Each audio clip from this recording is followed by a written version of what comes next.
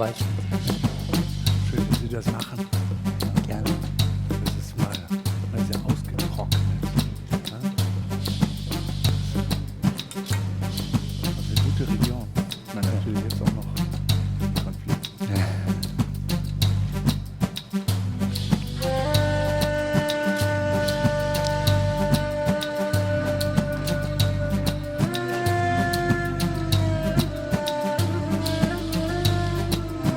Uhr.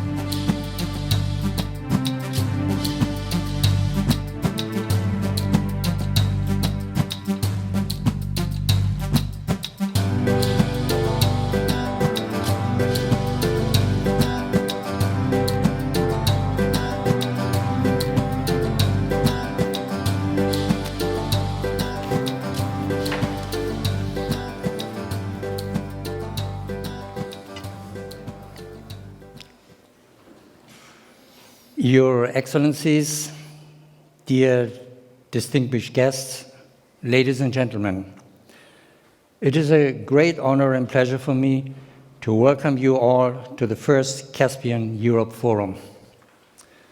I am more than happy and satisfied welcoming nearly 1,000 registrations from 23 different countries to talk about the Caspian region.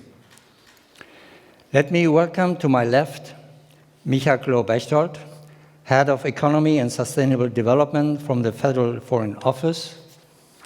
To his left, I would like to welcome Michael Harms, Chairman of the Board of the German Eastern Business Association. And to my right, I welcome Dr. Volker Treyer, Chief Executive Foreign Trade and member of the Executive Board of the Association of the German Chamber of Commerce and Industry.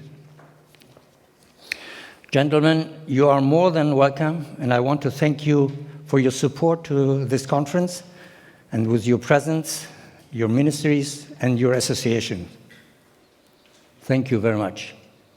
Now, why the Caspian region? The Caspian Sea is the largest inland sea in the world. It is known for its oil, gas, and caviar. But the sea alone and its resources are not the only reason why the Caspian region is geostrategically important and why it has to come into the sharper focus. The Caspian region, in the heart of Eurasia, has a corridor between Asia and Europe stretching from the Central Asia to the Caucasus and the Black Sea, from West China to East Europe, from the highland of Kyrgyzstan and breathtaking forests in Iran and the astonishing landscapes of Georgia, has a lot more to offer.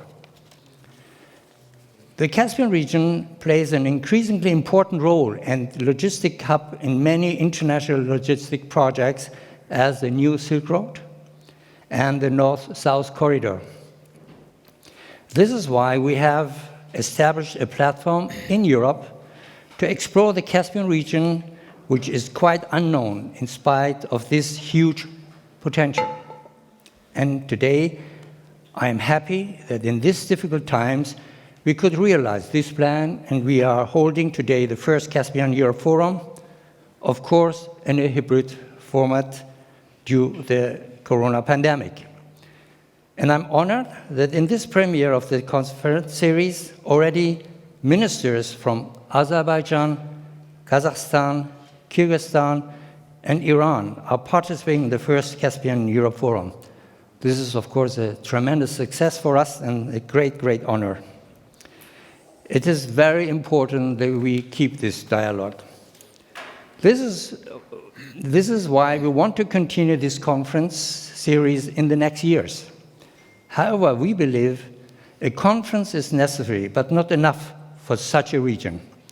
Therefore, I'm happy to announce that we are registering the Caspian Europe Forum also as an association here in Germany, and we are inviting you all to be part of it and take your advantage to the success.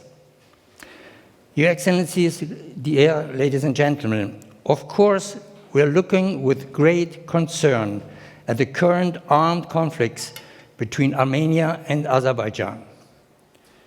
We hope that the conflict over the Nagorno-Karabakh region will soon be resolved with the help of Europe, Russia, and Turkey.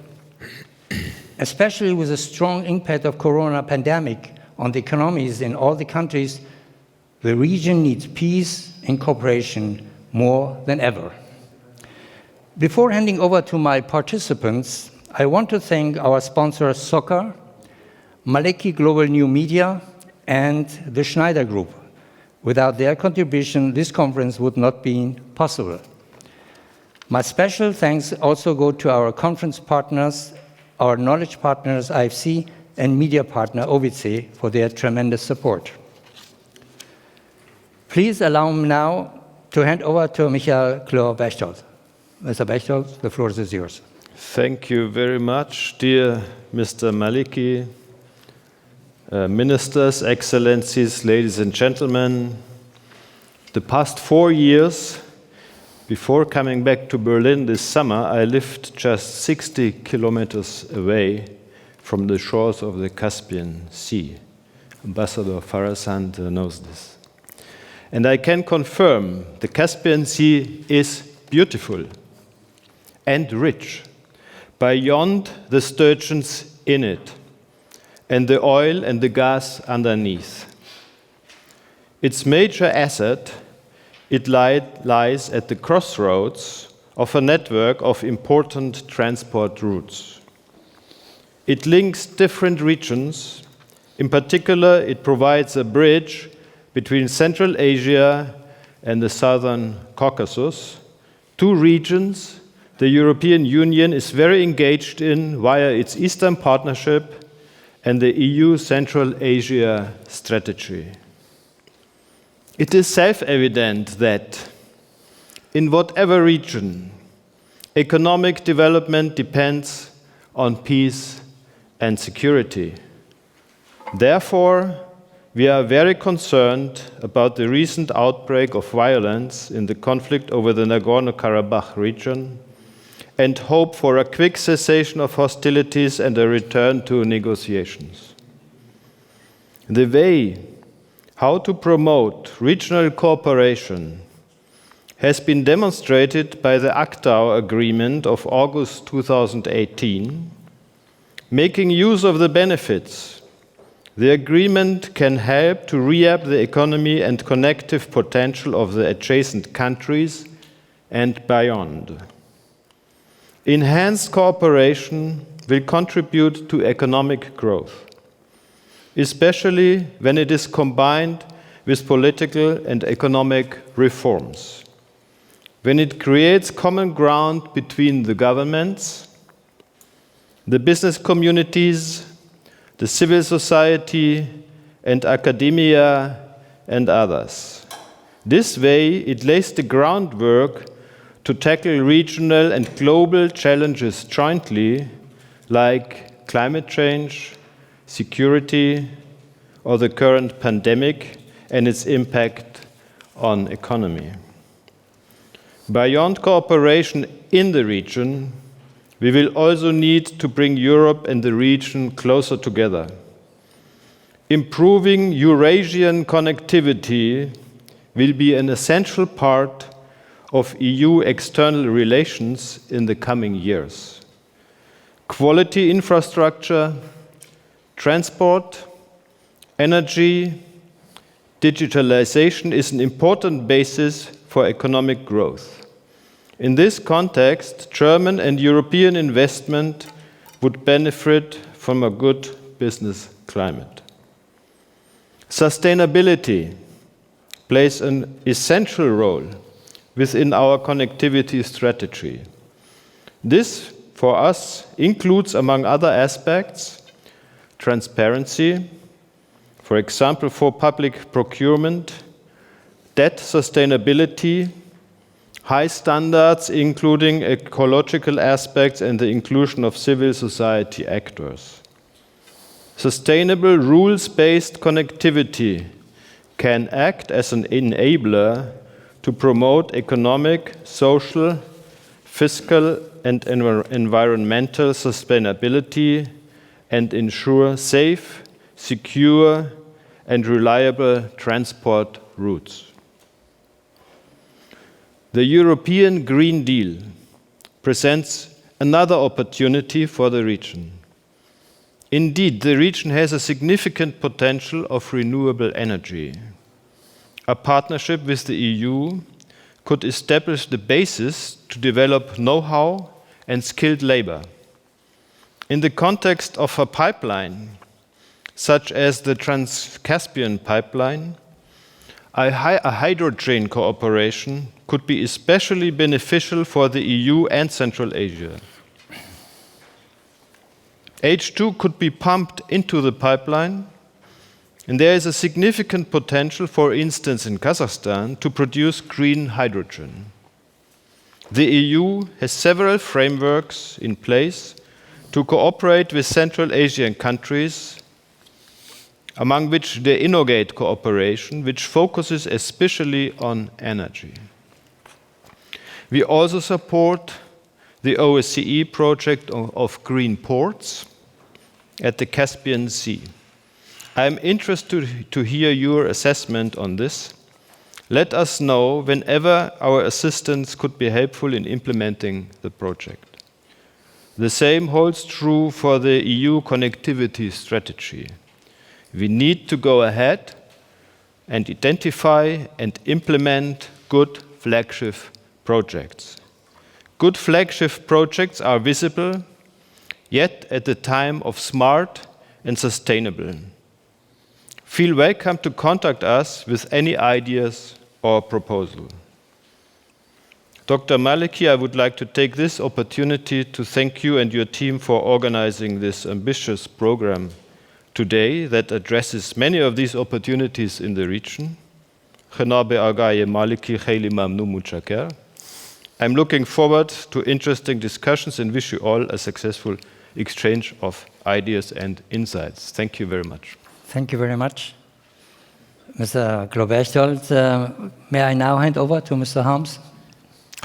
Excellencies, distinguished ministers and ambassadors, dear Dr. Maliki, also on behalf of the German Eastern Business Association, I would like to thank you for the invitation and the partnership at this very important conference. Dear Mr. Globerchtold, dear Volker Treyer, measures to contain the corona pandemic have already had a strong impact on social and economic life worldwide, so this is no news. The news is that after a strong first quarter and a historically deep slump in the month April and May, the signs in German trade with Eastern Europe, South Caucasus and Central Asia are pointing to recovery, and this is very good news. The same applies to the growth prospects of countries in the region.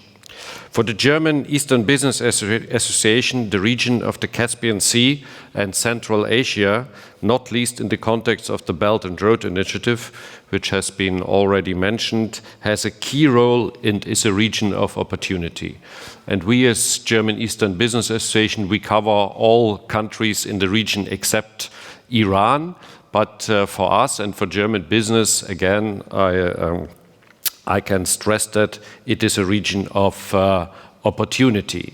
And we have been talking recently a lot about geopolitics, and if we remember one of the founding fathers of the geopolitical theory, Halford Mackinder, a British historian, he called this region, or this broader region, the heartland. And he wrote, "Who rules the heartland commands the world." And I would say that the region of the Caspian Sea is, so to say, the heart of the heartland. And I admit this is a very theoretical discussion, but nevertheless, I think also for business and for German business, this geopolitical dimension of economic activity is or has become more and more important. But again, region of opportunities of a very pragmatic approach and very pragmatic and clear economic chances. First of all, it's a region of opportunity as a logistic hub with the fastest land connection between China and Europe. And Mr. Jens Kräfer is among our participants today from Deutsche Bahn, and I discussed that recently with him, and I was absolutely amazed to learn how fast this transport corridor already has been developing in the last months, especially under the conditions of the pandemic. This is, I think, a very interesting and a very future-oriented development. Second, it's a region of opportunity through the energy potential, and especially important for Europe as a chance to further diversify the supply for Europe, especially with gas and oil. And above all, a region of opportunity through the modernization and diversification efforts of the countries in the region. And I think here we should have a much closer look also at German business to these tremendous changes in the countries through the modernization of their economies. This has been true not least since the historic agreement on the legal status of the Caspian Sea, which has been mentioned by Mr. Chlor-Bechtold. This agreement can become the foundation of a regional security system and form the international legal basis for establishing good neighborhood in the region. The agreement sets up rules for the construction of major transporter projects such as the Trans-Caspian pipeline and significantly reduces the risk of regional conflicts. However, successful realization of the emerging opportunities will largely depend on political will and the willingness of the participating countries and foreign companies to overcome many political, technical, and financial difficulties and constraints. The German business community looks with great concern, that has already also been mentioned today, at the newly flared up armed conflicts between Armenia and Azerbaijan. All relevant actors, such as the Minsk Group of the Organization for Security and Cooperation in Europe, the European Union, Russia, and Turkey, must now use all available instruments and channels of discussion to keep the guns silent and find a lasting, viable solution at the negotiating table. Peace and stability are essential, not least for economic engagement, of German business. The population and business in all countries need a reliable framework for their lives and sustainable economic perspective. Thank you very much for your attention. Thank you, Mr. Harms. May I hand over to Dr. Troyer. Thank you, Mr. Maleki, the host and idea spender of this wonderful conference. Dear Michael Chlor-Bechtold, dear Michael Harms, honorable ministers, excellencies, here in the room, but also out there in the virtual space, I guess. Dear members of the German Parliament, ladies and gentlemen. Also on behalf of the IHK, the Association of German Chambers of Commerce and Industry, it is a great honor to be here, and it is at the same time a great pleasure to see and meet at least some of you here physically. That's an innovation in these times, and I really appreciate a lot. The first Caspian Europe Forum was born from a remarkable initiative, creating an excellent platform, a platform for business and diplomacy for a region which is of huge importance for Europe.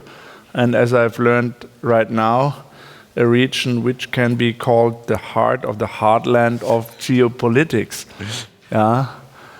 And this is true, and I do think it's a bit underestimated here in Berlin. So therefore, I really do want to reiterate my thanks and gratitude to Nada Maleki for this idea and the organization of this very important and promising event. And I want to extend my very warm welcome to you, ministers and representatives from the Caspian region, for being here with us today, or at least by joining us in this hybrid forum as well.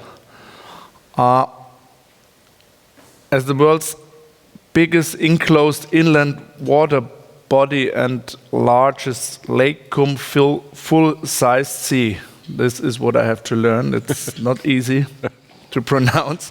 The Caspian Sea is well known, and for some more, for Mr. Claude Berchtold more than for me. I've visited the Caspian Sea only in Baku twice, but at least. But it's well known for its rich biological diversity. But I have been even much more to Tehran, Dear Excellency, the Iranian ambassador. But it's located at the border between Europe and Asia. It's bounded by Russia in the northwest, Azerbaijan in the west, Iran in the south, Turkmenistan in the southeast, and Kazakhstan, dear Dauren Karipov, in the northeast. You know it much better than me. It is, so to say, the interface between Europe and Asia. But apart from its attractive geostrategic location in the heart of Eurasia and in the heart of the heartland of geopolitics, the major economic importance, of course, of the region lies in its immense raw material deficits. There's no reason to hide this information.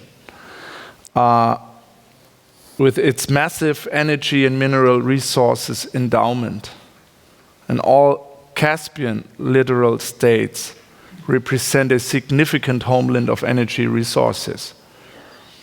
And this brought the region, of course, into the focus of the Europe and the European Union and its business sectors. Energy security still and will be a central issue for the European Union, since only 16% of European gas needs are produced in the EU 27. And there's no reason to hide this as well, and I do think there are some reasons to underline this message. Only 16% of the energy of the European gas needs are produced in EU 27. So that means we have a great dependence on gas supplies from third countries. The Southern Gas Corridor project, for example, was born out of the need for security of supply. The interconnected pipelines, 3,500 kilometers, transport gas from Azerbaijan via Turkey to Greece, Bulgaria, and Italy, so to say, to the heart of the European Union. And this is an important source of diversification for our energy supply. From the perspective of the European and the German business community, the Caspian Sea region offers a lot of opportunities, not only in the energy sector, but also in the field of infrastructure and in the diversification of the Caspian economies. And this is what we discuss quite a lot, and we should continue and even foster this discussion with our friends from the region. The positive development of the Caspian countries in the World Bank's Doing Business Index, as doing business became easier over the past years, is also pleasing from the perspective of German investors. The regions, I do want to point out one country, because the ambassador is among us with us today. The region's third largest economy behind Russia and Iran is Kazakhstan.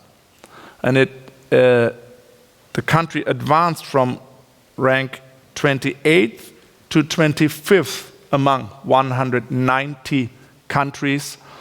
And from my perspective, this is a great success.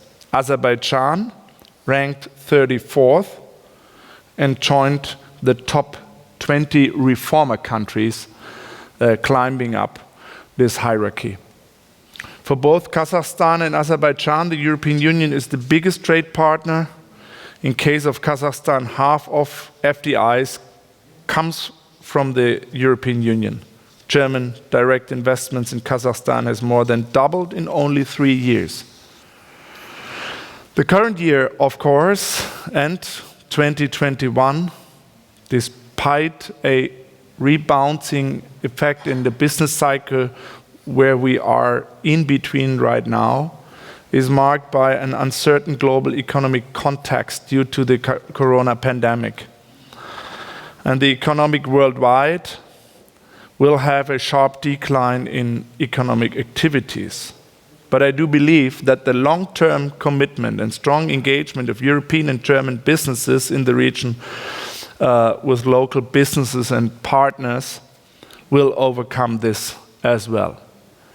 The same is true for our network. We have a network of German chambers of commerce abroad with 140 offices in 92 countries in the world. The first, we call them AHK, the first AHK in the region, in the Caspian region, was founded in 1975, and this was in Iran. Thank you, Ambassador, for your hospitality in your country for more than 40 years now, 45 years. Wow, half a century, one could say. Our youngster was opened in 2012 in Azerbaijan, and just a few months ago we opened a sales office in Uzbekistan. Alexander Stehl is with us in the virtual space. In order to build upon the already strong existing partnership and to further foster the bilateral economic relations, our chambers are a good link, maybe a fantastic link between us and the Caspian markets. I'm very glad that Hofsep Voskanyan, our delegate of German economy for Central Asia in Almaty, and Tobias Baumann, CEO of AHK Azerbaijan in Baku, are with us today as well. And we do run this system together with the Ministry of the Federal Ministry of Economics and Energy, and in close partnership, of course, with the Foreign Office represented by Mr. Claude Berchtold.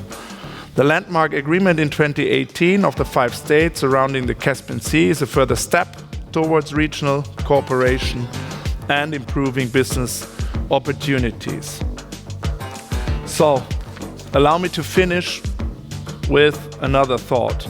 I believe that political stability and side conditions are necessary prerequisites to economic prosperity, and it is our duty to work towards the realization of such basic conditions as well as sustaining them. But great events like this and international business delegation visits with the support of our governments form another important milestone for our relations. In times of Corona, where face-to-face meetings are not or only limited possible, personal relations and travel opportunities matter more than ever. I have to admit, I used to be Berlin's most frequent travelers. Now I'm the Berlin's most frequent stay-at-homer, and but that's so wonderful to meet you once again physically today. So I'm looking forward to visiting the Caspian region soon and meet all of you personally. Thank you very much, and especially to you, Mr. Maliki. Thank you, Dr. Treyer. Gentlemen, thanks a lot. We are coming back a little bit to reality, and that's why we all together want to thank our speakers with a big applause.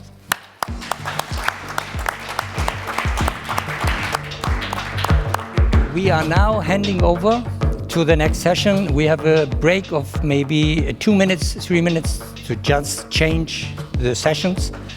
Gentlemen, take your seat, and thank you very much. And I do hope that this became a regular event in Berlin. Thank you very much.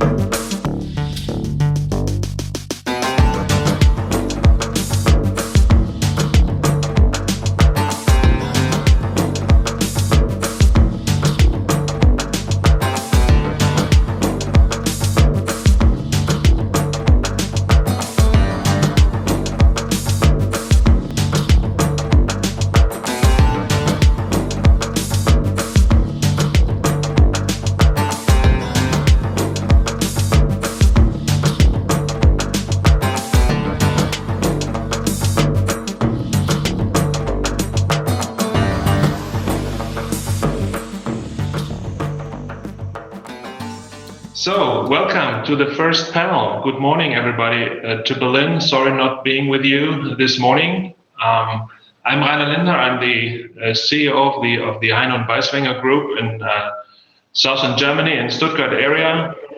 We are what the Germans call Mittelstand of the steel industry, and it's of course a great pleasure to host and to moderate this first panel. First of all, Nader, you did a great job with your team, having all of us here at the forum, and I think it's a great idea to just establish this as a kind of regular meeting for that very important region between Europe and Asia, which is something we need to focus more on, I guess, in the future. It's of course a pleasure to having all you in Berlin, of course, but also via the meeting here online in a hybrid kind of format. It's always in Corona times a challenge to do this kind of conferencing and discussing things over the continents. But I think on the other hand, it's a good opportunity to have all of us here into this room. The Caspian region, as you know, is a region of interest. It has always been a region of interest. Some talked about the Great Game in the 19th century. I think we are now back in a kind of geopolitical format about that region. And I think it's a good opportunity today to discuss things with high-level top officials of coastal countries of the Caspian region today here at the forum. What we are going to do this hour, we are happy to have at least one minister in a live mode. It's my great pleasure to welcome Pavis Shahbazov, Minister of Energy of Azerbaijan, a good friend of Germany. I think all of you in Berlin, the hotel, you know him over the years. He's been the ambassador of his country to Berlin for 11 years, which is actually very exceptional, I think, in diplomatics. But this talks about the quality of Minister Shahbazov. And from 2005 to basically 16, he's been the ambassador to Germany. We will have it in a minute here in the forum in an online mode. It's also a pleasure to have at least in a greeting word from Kyrgyzstan Minister of Foreign Affairs, Mr. Ayderbekov, Cengiz Ayderbekov, Minister of Foreign Affairs of his country. I think he's had a background in international law. He is coming from the protocol of the president in previous years, and has been appointed to Minister of Foreign Affairs in 2018. I think it's a great pleasure having his word of greeting in a minute to all of you. We also have, and this is I think a premiere, Mr. Reza Ardikanian from Iran, Minister of Energy from Tehran. He's as well a good friend of Germany, having spent some years here. He is always known as a scientist, a person who is coming from the kind of water science, also in the United Nations framework. Did a lot of things. He had a master and a PhD from Canada. An international person who is now the Minister of Energy for his country. I think it's a great honor for us having him here at this forum. And then I also would like to welcome, not in person, but in the framework of the program, Mr. Ruslan Baymishev, the Vice Minister of Industry and Infrastructure and Development of the Republic of Kazakhstan. And we all know that Kazakhstan plays a crucial role both in the Eurasian Economic Union, but also as a country in Central Asia with a great impact on the region in terms of bridging also the way from China, Russia, but also into the European Union. So it's a great pleasure having him. And finally, as I mentioned, Minister Shahbazov, who will join us for a discussion for this hour here at the forum. So now it's my pleasure to welcome, at least in a virtual mode, the Minister of Foreign Affairs of Kyrgyzstan, Mr. Adarbekov. He will give his word of greeting to all of us in a video message. Dear colleagues, dear ladies and gentlemen, I would like to cordially greet you on behalf of the Kyrgyz Republic and express my gratitude to the organizers, Maleki Corporate Group and German partners for the invitation to the first Caspian European Forum. The current unprecedented global crisis caused by the COVID-19 pandemic has shown how vulnerable and fragile the global trade, transport and logistics connectivity systems are. I believe that the Caspian European Forum might be an effective platform for exchanging views and find the common grounds for strengthening mutual trade and promoting mutually beneficial economic projects. Dear forum participants, the Kyrgyz Republic makes active and comprehensive efforts to promote democratic and legal reforms to ensure social and economic stability. The priority areas are the regional development of the Kyrgyz Republic and digitalization for sustainable growth of the national economy in various sectors.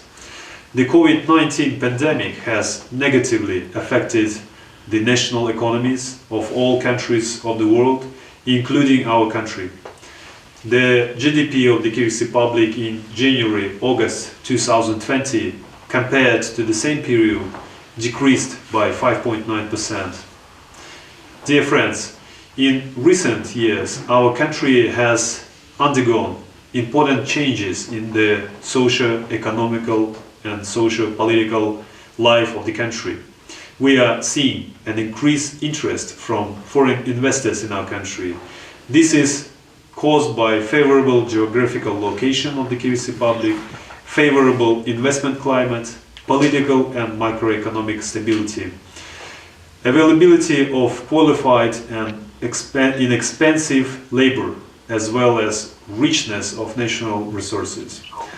The Kyrgyz Republic joined the Eurasian Economic Union in 2015 with a total population of more than 183 million population. Given to this membership, our region and particularly the Kyrgyz Republic is becoming more attractive to foreign investors, including German. We have large hydropower potential. Currently, we use only 10% of our capabilities in this area. The Kyrgyz Republic is ready for mutually beneficial cooperation in the construction of large hydroelectric power plants on its territory. At the same time, within the framework of the ongoing CASA 1000 project, it creates conditions for the export of electricity from Central Asia to South Asia.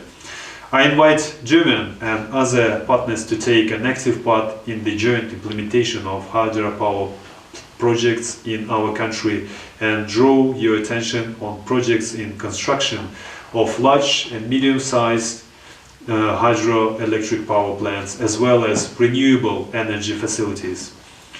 We are aware of the importance of transit and transport infrastructure development of our region, and we support and confirm our readiness to take an active part in their implementation based on our capabilities.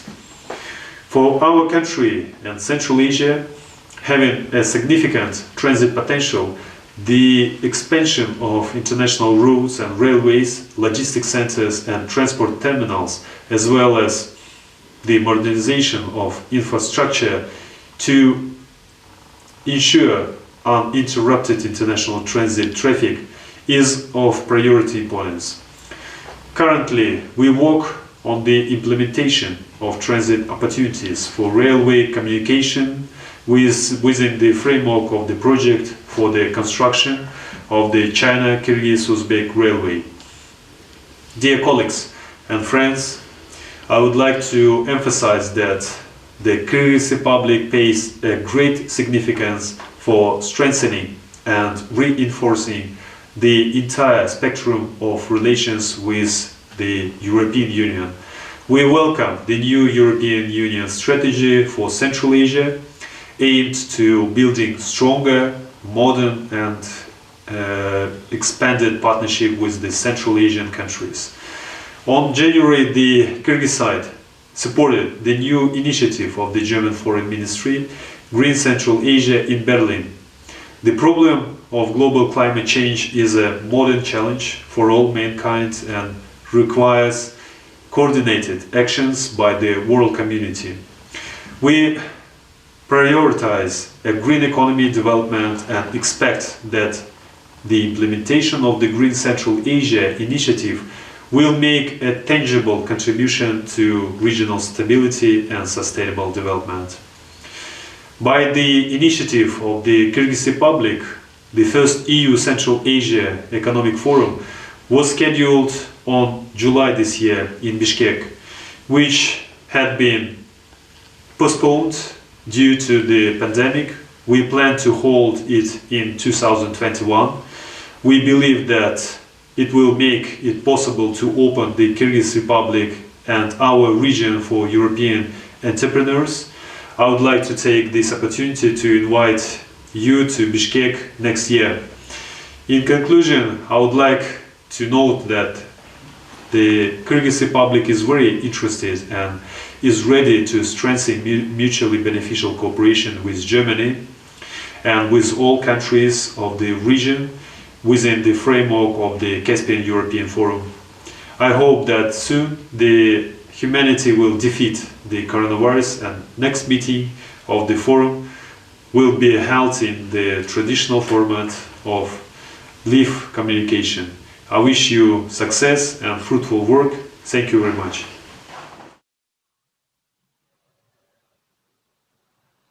Well, thank you to the Foreign Minister of Kyrgyzstan. I think that was a clear message also to us Europeans for strengthening the cooperation in the framework of the Central Asian Initiative of the European Union, which was actually the Juncker Commission still who initiated this kind of focus region as a hub also for cooperation with the European Union. I think there are more objectives and topics around at the moment. We have this initiative of the European Union, which is to be extended and enhanced.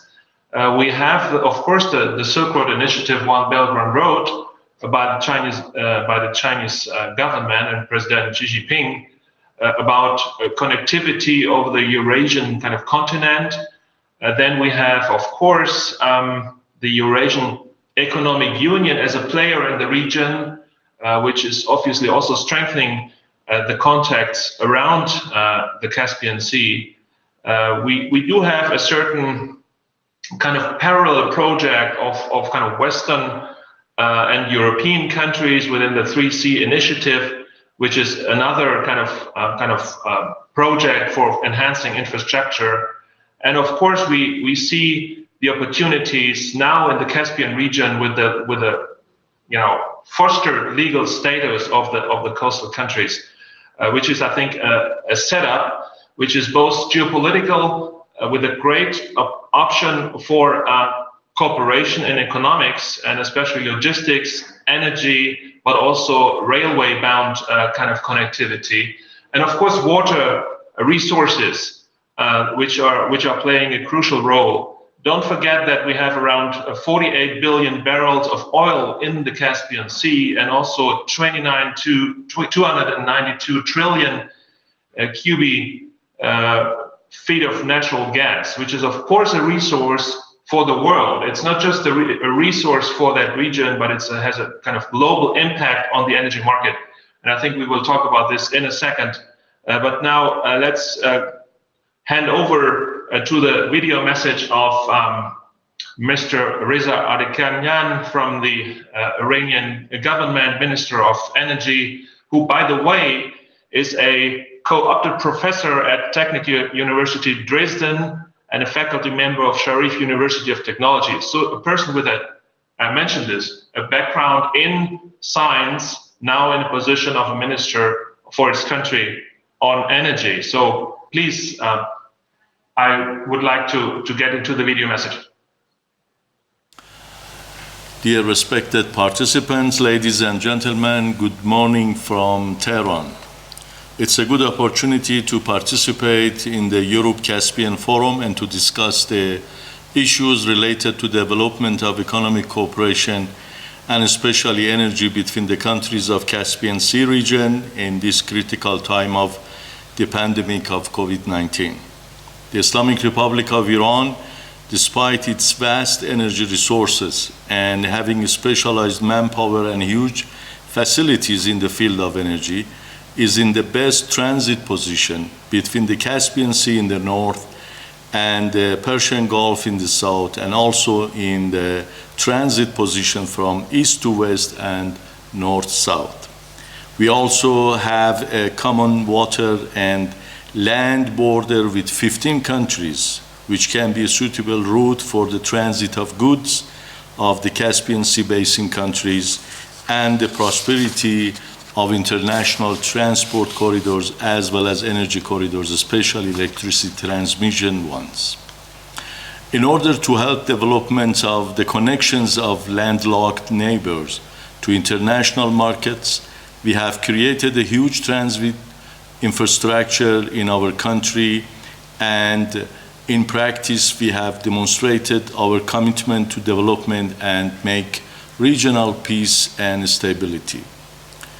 EU countries can join our regional cooperation in the framework of bilateral and or multilateral mechanisms such as ECO, Economic Commission organizations.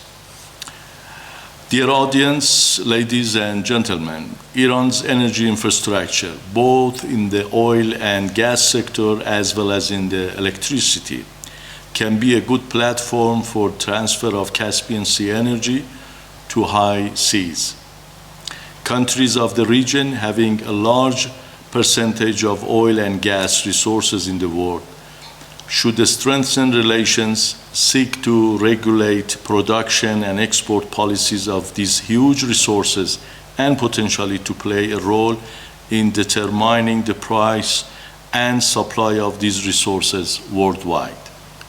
In this regard, the important point is Iran's electrical connection with all its neighboring countries with which it shares a land border, so that a significant amount of electricity is being exchanged with these countries annually. Beyond that, we are trying to activate the north-south and west-east electric corridors, and in the initial agreement have already been reached and are in the agreement stage for technical and economic studies. In this regard, we plan to connect Iran's electricity network to Russian Federation, and by taking advantage of the difference in peak consumption in the hot and cold months of the year in the two countries, while gaining significant economic benefits, we can be able to save new electricity generation capacity and also contribute to the sustainable development of the region. We are ready to connect Iran's electricity grid as the largest power generation in the Middle East to European countries and provide the basis for the exchange of electricity. Fortunately, the initial agreement have been reached, and we will follow it up on this issue seriously. In the east of Iran, in addition to Afghanistan and Pakistan, the connection of Iran's electricity network to Tajikistan and Uzbekistan, and then China, and in the southeast to India is under our consideration. Given the growing regional and global need for energy and insufficient investment to supply it in the region, as well as Europe's growing need for energy, this area can become a platform for sustainable cooperation. The Islamic Republic of Iran, with its vast resources of fossil fuels, renewable energy, and most importantly, skilled manpower, offers good opportunities for bilateral and multilateral cooperation. Europe can meet part of its future energy needs by investing in energy production in my country. The law on encouragement and protection of foreign investment in the Islamic Republic of Iran has created one of the most comprehensive laws framework for the protection of foreign investment in the region and has given foreign investors the same rights as domestic citizens. Supporting investments and investors is one of the important priorities of our country, and creating infrastructure and economic convergence has always been one of our priorities. In the end, I would like to thank all those involved in organizing and holding this conference, and I wish all the best for the success of this meeting. Thank you. So thank you very much. I think that that was a very important aspect of this conference, to discuss the question how we can overcome political issues in the region.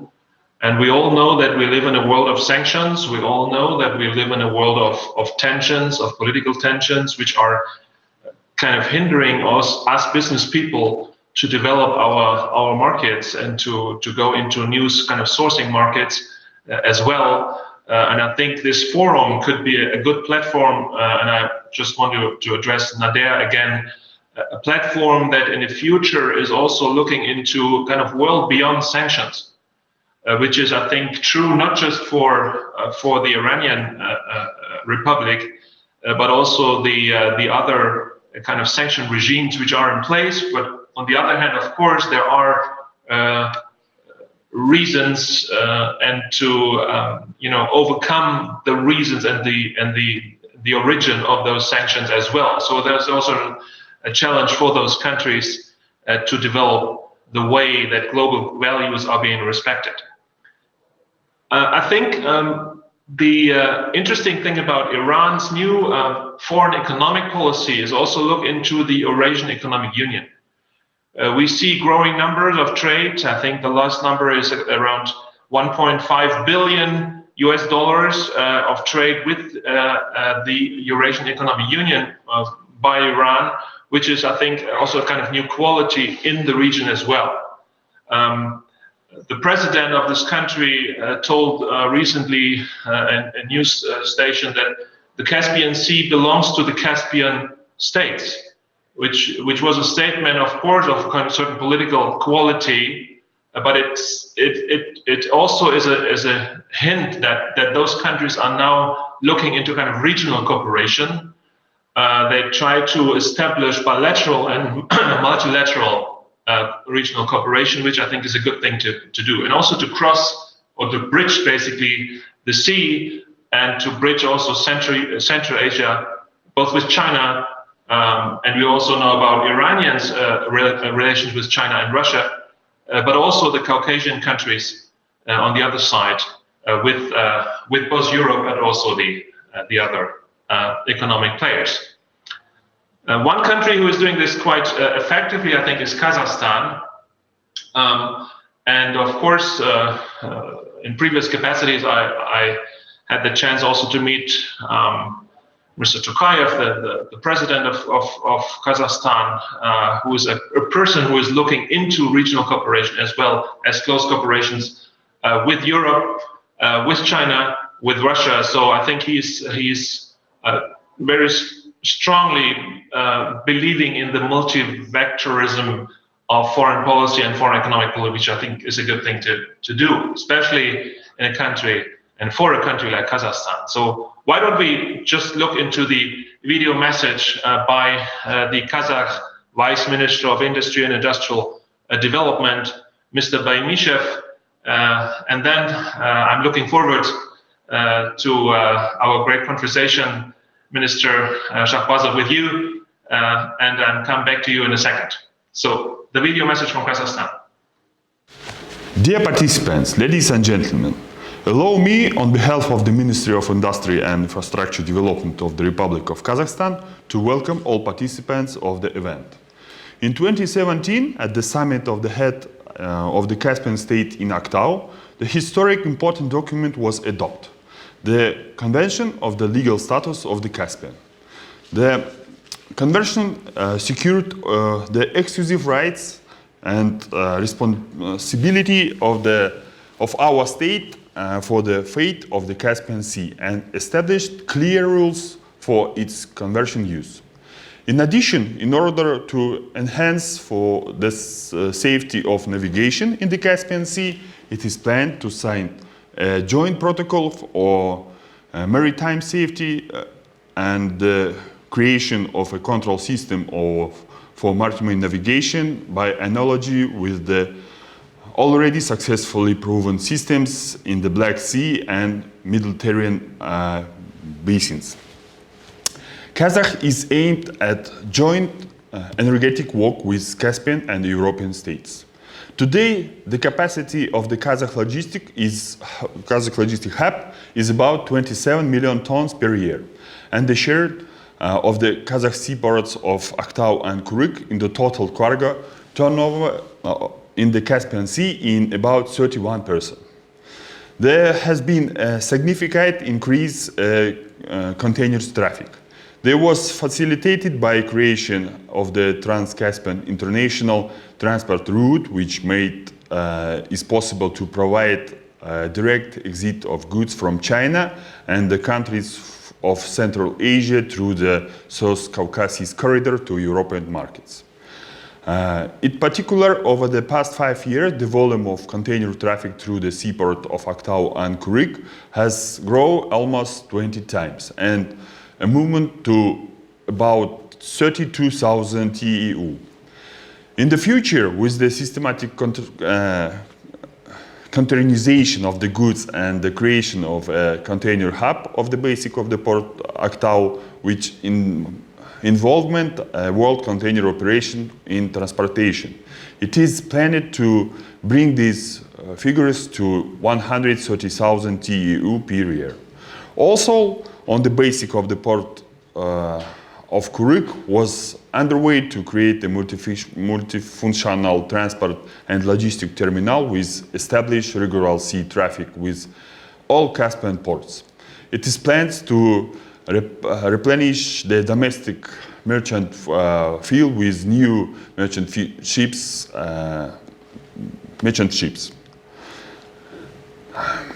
At the same time, in the future, to simplify transport processes, it is planned to create a single digital platform together with the maritime administration of the Caspian states.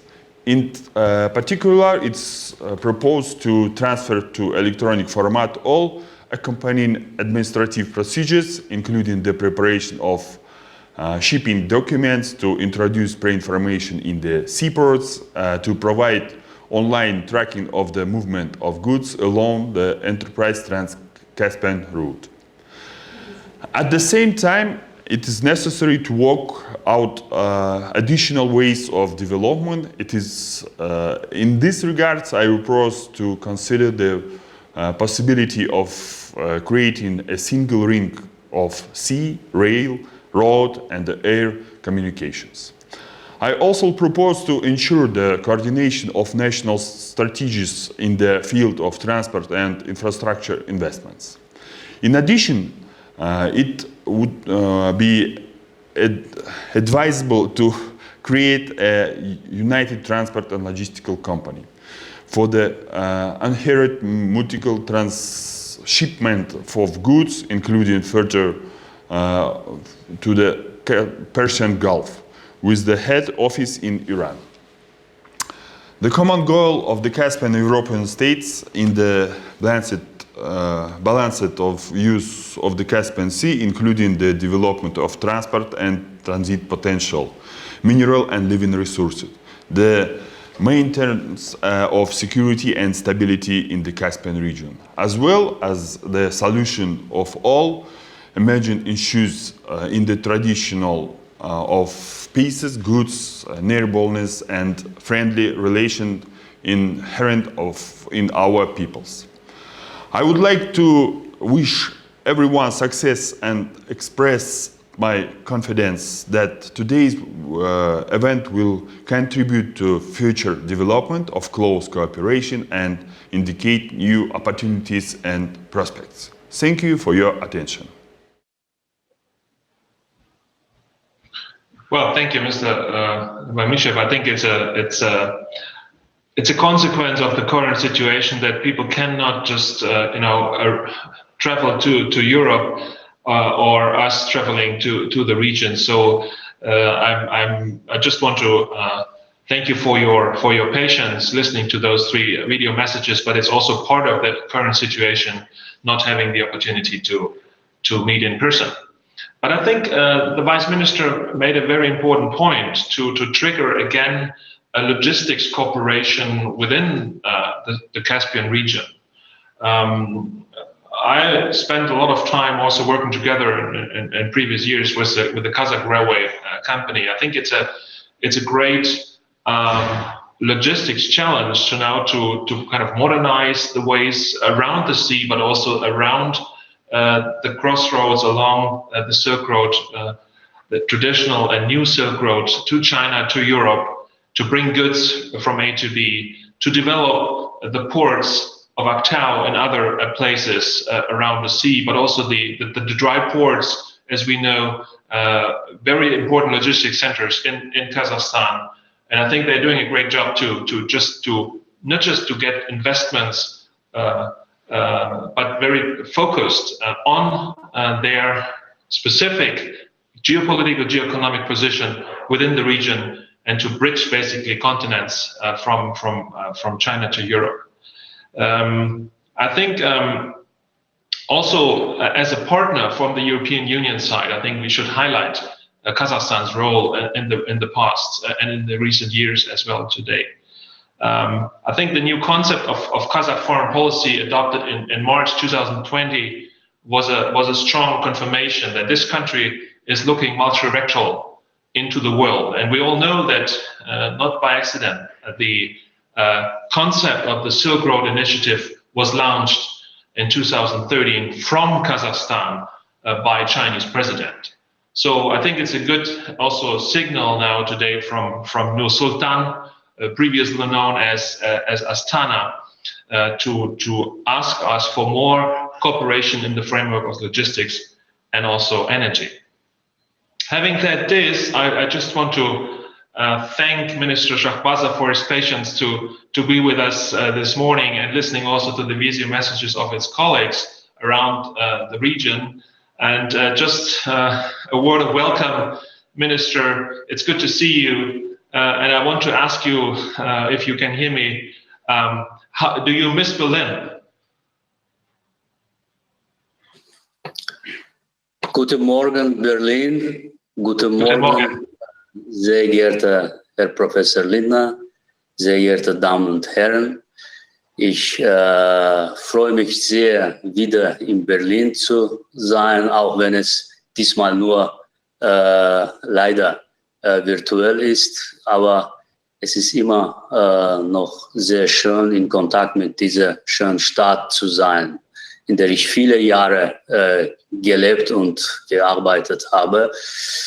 Und natürlich, es ist doppelt schön, bekannte Gesichter zu sehen. Sie, Herr Professor Lindner, Herr Dr. Maleki, Herr Harms und anderen Herrschaften. Ich grüße Sie alle ganz herzlich. Und natürlich, ich will diese Möglichkeit benutzen und gratulieren Ihnen zu dieser großartigen Initiative und wünsche Ihnen viel Erfolg bei der Umsetzung. Nun, jetzt werde ich ins Englische wechseln und meine erstmal Rede halten, wenn Sie einverstanden sind. Aber wenn ich das sagen darf, Ihr Deutsch ist nach wie vor ausgezeichnet, Pavis. Danke, thank you very much.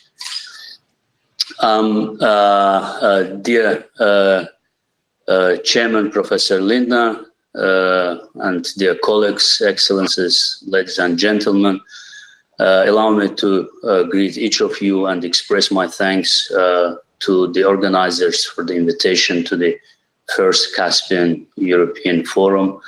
We welcome this great initiative as the increasing global economic and geopolitical significance of the Caspian region renders such a forum necessary. The discussion of such issues, the European platform, is especially relevant. I believe this initiative will provide a new format for cooperation between the countries of the Caspian region and Europe.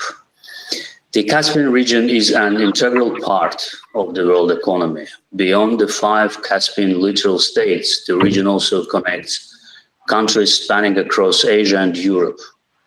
Among other things, the abundant energy resources and strategic location have always made the Caspian a region of global geopolitical interests. There is every reason for this trend to continue, and it is our common task to ensure that the great potential of the region serves the interests of all involved parties. Despite many difficulties in the Caspian, Azerbaijan has played a crucial role in integrating the region into the global economy through strategic projects. By signing and implementing world-class energy deals starting from the early 90s last century, Azerbaijan achieved an exemplary global cooperation in the Caspian Sea. Such projects not only have been essential for the development of then newly independent Azerbaijan, but also influenced the shaping of the much larger region to the benefit of cooperating parties. In the Caspian Black Sea region basin, with its fair share of conflicts, such energy projects were initiated also as a means of cooperation with Europe. Caspian energy resources have been flowing mainly in the western direction since 1997.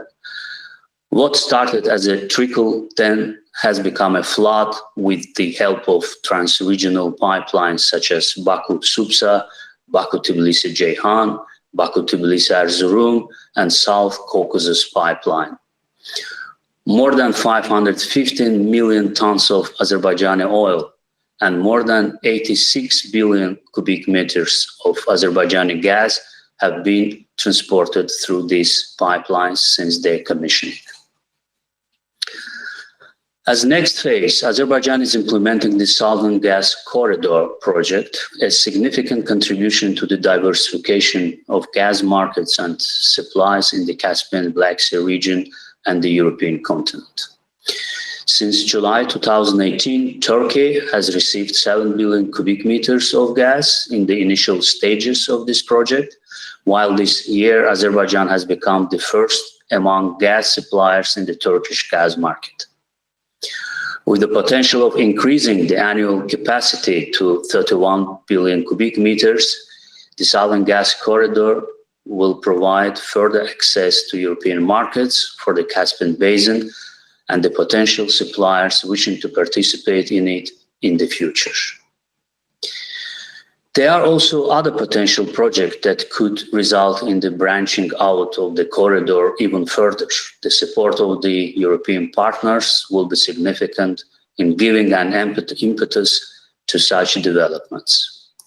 Such new projects will ensure Azerbaijan's position as a stable and secure energy supplier for Europe, at least until the middle of the 21st century.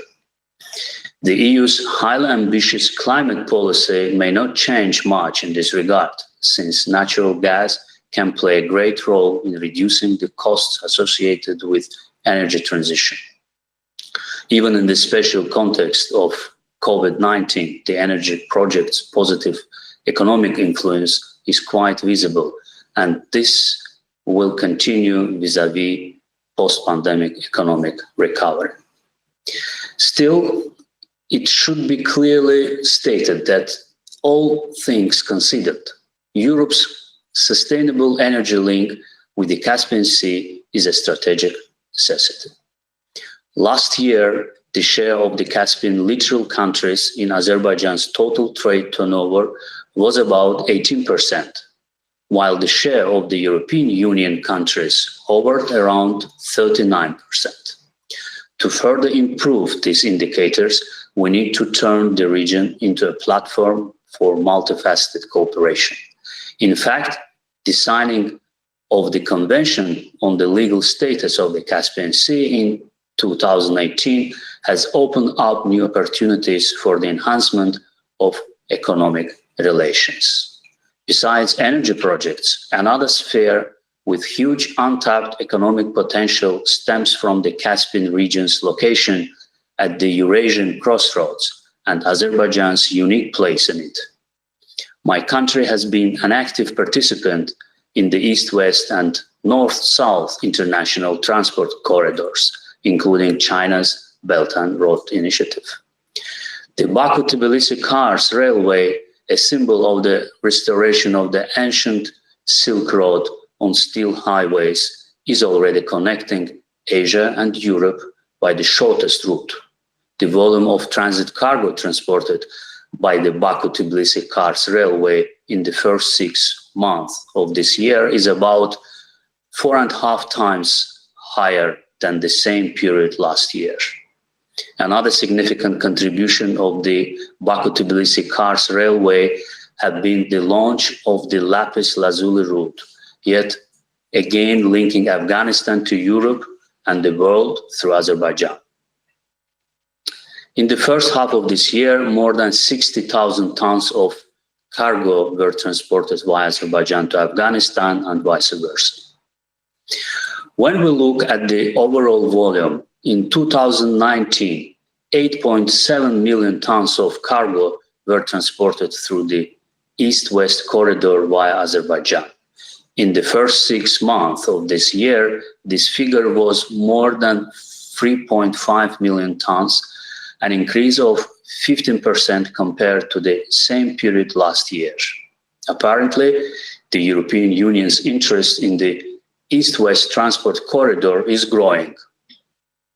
Another important infrastructure project contributing to the ever-increasing transit volumes is the new Baku International Sea Trade Port, the largest port in the Caspian Sea with a capacity of up to 25 million tons. The volume of cargo transit through the north-south route keeps going up as well. During the first 6 months of this year, it increased by 13% compared to the same period last year. In general, in the first 6 months of the current year, the non-oil transit traffic through Azerbaijan increased by more than 33%. These figures once again demonstrate that with its political will, cooperative approach, and magnificent infrastructure projects, Azerbaijan keeps strengthening the ties of the region to the global economy. During the fourth industrial revolution, global relations are continuing on a new digital level, and in this context, too, Azerbaijan is becoming a crucial hub in the Caspian region between Europe and Asia. One of the main projects in this context is the Trans-Caspian fiber optic cable line project. There are two directions for the realization of this project: Azerbaijan-Kazakhstan and Azerbaijan-Turkmenistan. The fiber optic line running between Azerbaijan and Kazakhstan is planned to be laid by the end of 2021. This 9,000-kilometer long line passing through the bottom of the Caspian Sea is considered to be the shortest and most profitable one connecting Asia and Europe. Azerbaijan's contributions to the realization of these fiber optic corridors elevate the relations across the Eurasian continent to new heights. Dear participants of the forum, with the support of the international community, Azerbaijan not only became a secure, stable, and flourishing country, but also contributed to the larger region along the same lines. However, I must say with regret that the continuation of Armenia's aggression against Azerbaijan poses a great threat to security and prosperity in the region. Armenia's military attacks in July this year at Tovuz district of Azerbaijan, which is far away from Nagorno-Karabakh and other occupied territories, where the Baku-Tbilisi-Ceyhan, the Southern Gas Corridor, the Baku-Supsa, Baku-Tbilisi-Erzurum, the Baku-Tbilisi-Kars Railway, and other lines connect the region with the world are a clear example of it.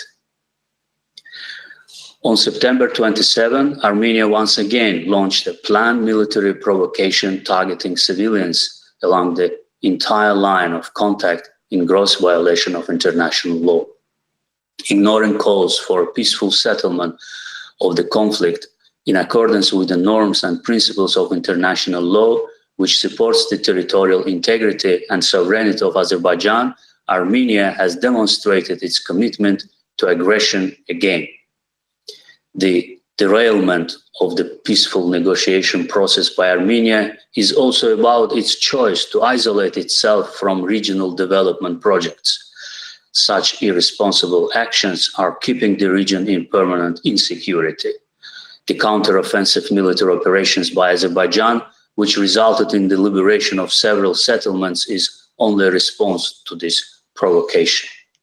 Nevertheless, as a country that has been devoting all its energy and opportunities to development and stability in the larger region, our fundamental approach is to solve the conflict peacefully. In my opinion, 30 years have been quite a long time for Armenia to comprehend this fact. Apparently, it is failing to do so. Armenia's continuing occupation and aggression are aimed not only at Azerbaijan, but also at regional prosperity and security. Therefore, when talking about the role of the Caspian region in the world economy, we must also draw attention to the necessity of solving the long-standing problems therein. We must stop the aggression. As we look to the future, we should speed up, widen, and deepen our joint efforts for the efficient, sustainable, and equitable utilization of all types, resources, and corridors connecting Asia and Europe through the Caspian region, and enhance the environment of mutually beneficial global cooperation. Thank you for your attention. Thank you, Minister Shahbazov, for your message from Baku. I think there is today a meeting of the heads of the state in Brussels of the European Union. I'm sure they will have a statement also on the conflict that you described. We business people, of course, we try to believe in peaceful business climate wherever we go with our investments, and that's why I hope also your region will stabilize in the framework of what you described. I'm thankful also for your comments on the connectivity role that Azerbaijan plays in the region. I want to ask you one question, because I see in the papers that you also invest and look into renewables. So also you modernize your country having those huge resources, but nevertheless you look also in the future, also the commitment to climate change. So what is your perception on that issue? Yeah, thank you for this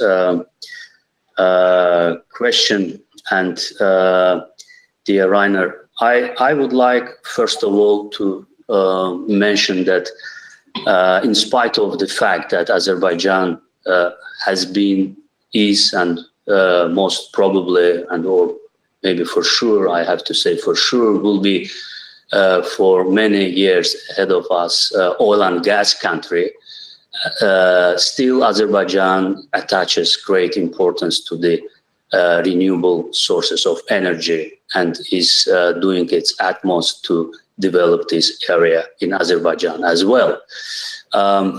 As you have been many times to Azerbaijan, you very well know that Azerbaijan is also the land of winds and sun.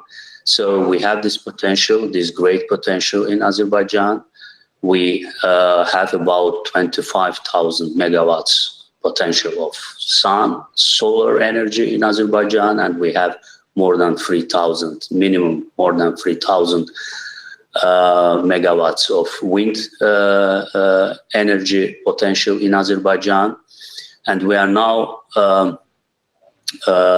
exploring the Caspian Sea, the sector of Azerbaijan, for this specific the issue, trying to get also to understand how much wind capacity we have in the sea. Certainly, we have much more capacity in the sea than on shore in Azerbaijan. Yeah. So our policy is to develop this sphere, and we have very recently developed the new draft law on renewable sources of energy, and we are working at the moment on different other documents in order to provide the best conducive conditions for the development of the sphere. And what was an important decision in Azerbaijan in this regard, it was decided to attract to Azerbaijan specifically for these purposes the foreign investments, the foreign direct investments. And we have initiated the first pilot projects in Azerbaijan. We organized a tender, so the two companies, two world famous companies, won in this tender, and they have been proclaimed as the winners and started already. We signed the implementation agreement with those two companies to develop 440 megawatts of wind and solar energy. But it was just beginning, so we have as a next to develop this area through auctions, again with the participation of the foreign direct investments.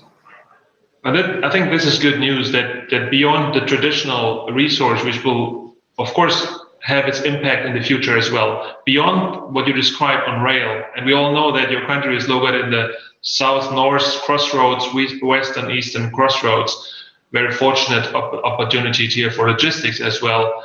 And I think this forum and this panel basically described, you know, the conditions, the climate also for investments in the region quite strongly. And I would like to just to thank you, Minister and good friend, for your participation in real person, which is very welcomed. And once we have the opportunity to travel, I hope to get back to your country, but also, of course, having you here I would with great pleasure show you our company as well. But also to the other ministers, even in a virtual kind of way, thank you for participating in the first Caspian European Forum. I have to get back to the moderators and to the organizers for that conference now. We look into the subjects more in detail over the day. And so thank you for your interest in this early morning session. And I think the Caspian region should become a region of economic cooperation, of free trade, and also of kind of peaceful cooperation in the future. Thank you very much, and goodbye from Stuttgart, and a good greeting to all the Berlin colleagues we haven't seen in a long time. Thank you very much. Thank you, and all the best. Auf Wiedersehen. Auf Wiedersehen. Ciao. Grüße nach Baku.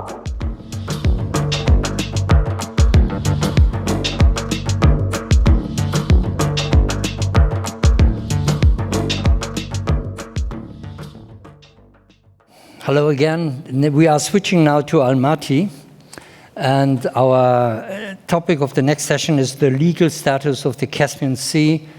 And I'm very honored that Dr. Barbara Janusz-Pawleta has accepted our invitation, and she is pro-rector of the International Cooperation at Kazakh-German University. And please take it over, and again, to all our speakers, whenever you hear the music, we have to come to the end. Thank you very much. Barbara? Thank you. Thank you very much, sir. Thank you for the invitation. It's indeed a great pleasure to try to introduce to you today the complex legal framework over the world's largest inland body of water, which we never knew whether it's sea or a lake. It was always a big discussion, but now we have reached the status where the legal status have been fixed in the previous convention. And I'm glad to be able to speak about this because it has an immense impact on the issue related to territorial sovereignty of the countries within the Caspian Sea and all subsequent issues related to the use of the natural resources and their transport. If you could switch the slide, please. Yes, next slide. Thank you. I will be speaking briefly to you about the history of the history of the cooperation between the states. What happened before 2018 when the new convention has been developed, and it was very important in terms of the delimitation, submarine pipelines, navigation, and the protection of the environment. Next slide. Here we draw back our attention a little bit to the history where there used to be two states until the 1991, Soviet Union and Iran, and they have been settling their legal regulations on the Caspian Sea in the couple of different agreements. What was important that the navigation in terms of moving through the Caspian Sea or fishing, they were regulated, but actually never the question of use and usage of the natural resources. The question of the territorial sovereignty was not really an issue because the Caspian Sea was in the common use under the regime of the common use. Next slide.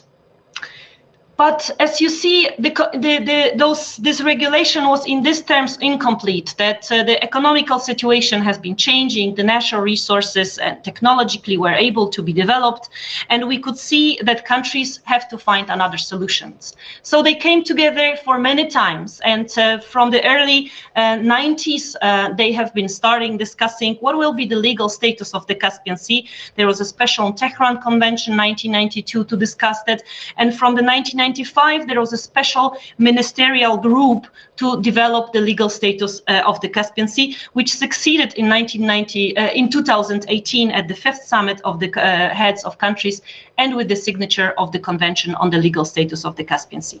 But what you can see throughout all of those years, almost 30, from the dissolution of the Soviet Union, there was a number of international conventions which were of a sectoral character, which could show that the countries are interested to solve this problem, but it was not easy. And for the long time, the Caspian Sea was called, is it a sea, is it a lake? What kind of legal regulations shall we find for this, and which one should we follow? Today we know from the Caspian Sea Convention that Caspian Sea is the body of water which is surrounded by the countries. So which dissolves this question of is it a sea or is it a lake? It's just a body of water with a very interesting and complex set of regulations. Next slide, please.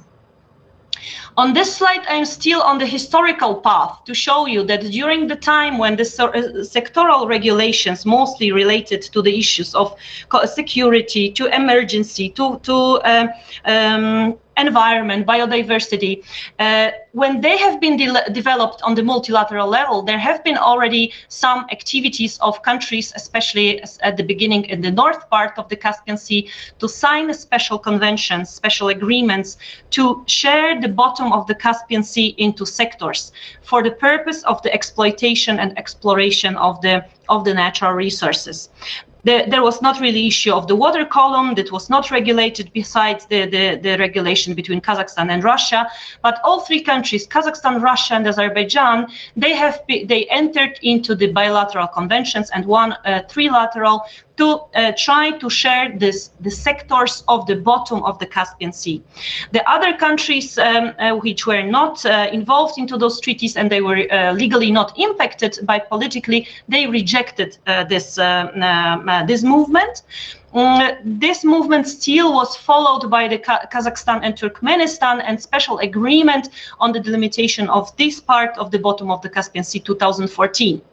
There is of course a big question whether if those, that was probably the purpose that they need of the policy and of the economy of the countries to move towards bilateral relations as long as there was no multilateral relations.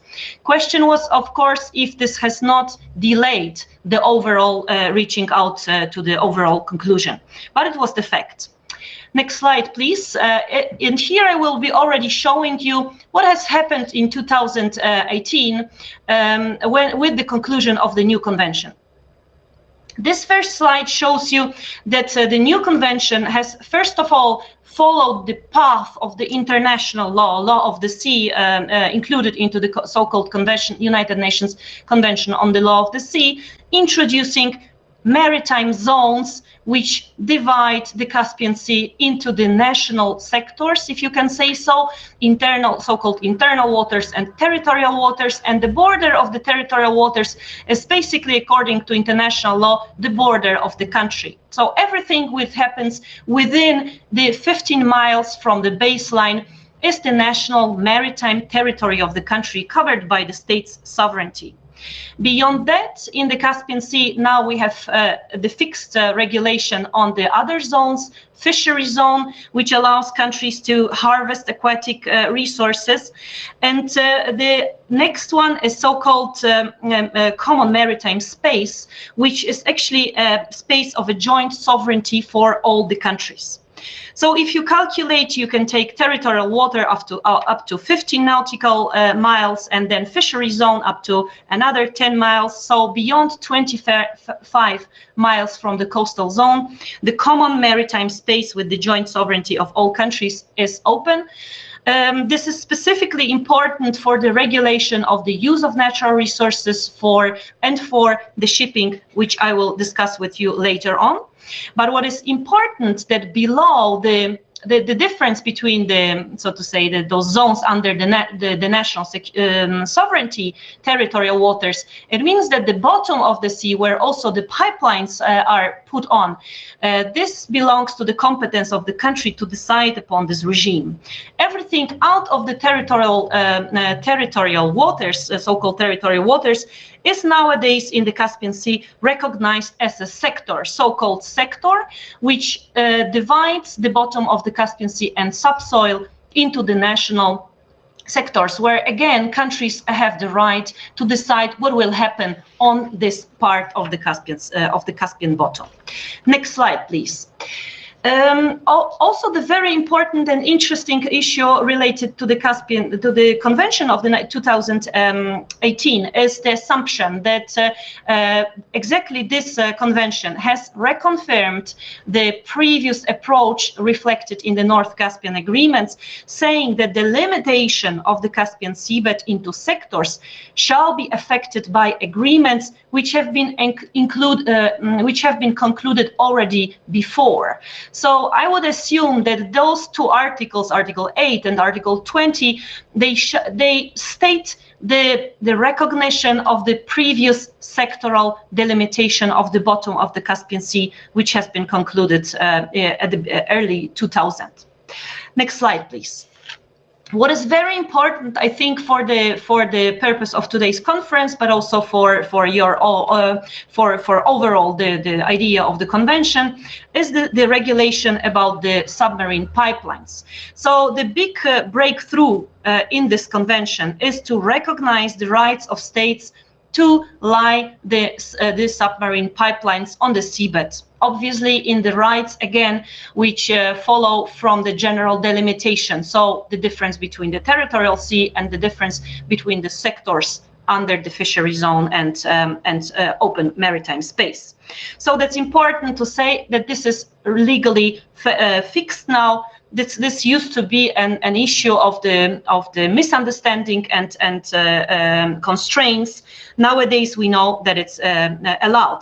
The question is that the route of the pipeline should be determined by the agreement of those parties. So which sectors or which territories this pipeline should cross.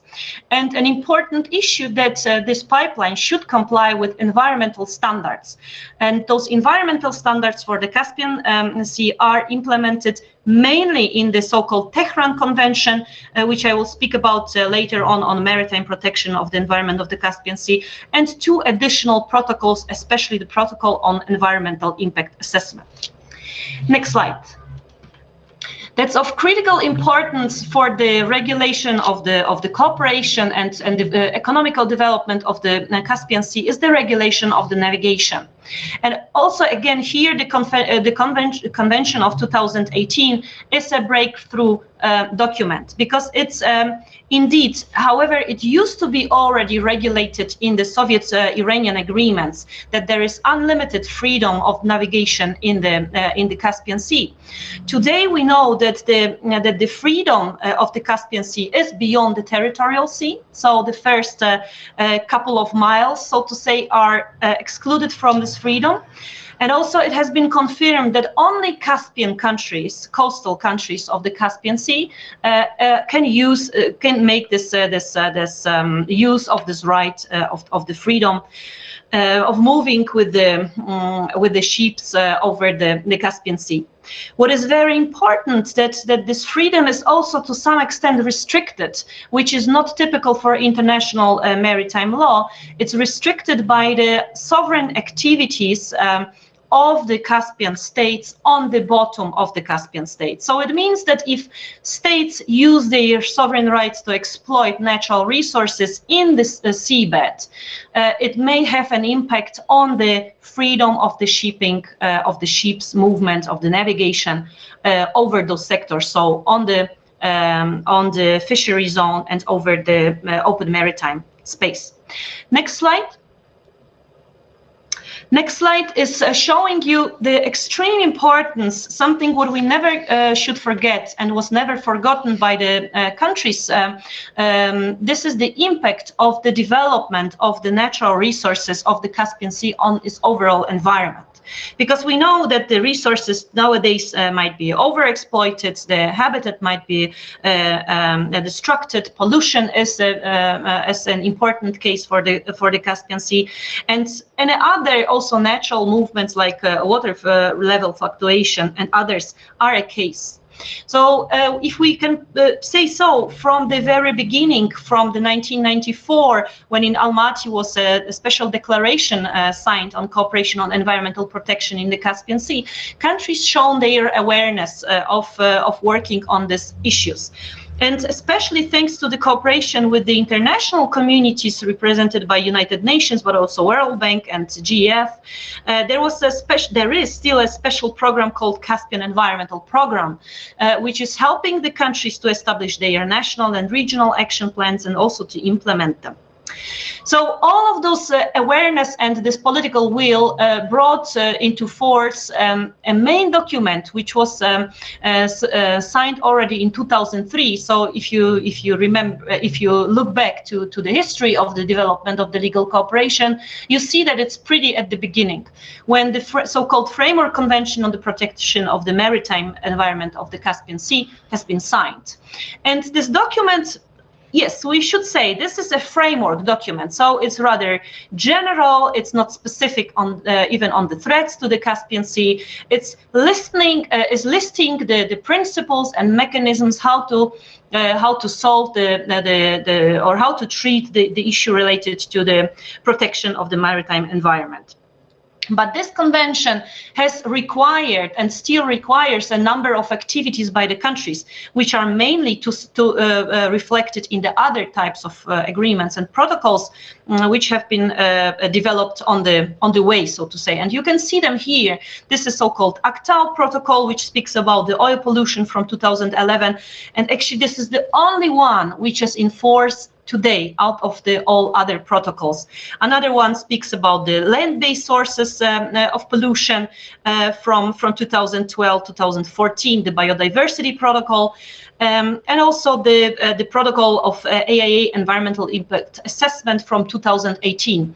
None of them is in force, and nowadays the legal works are proceeded to develop a new protocol on monitoring and assessment of information exchange. Next slide.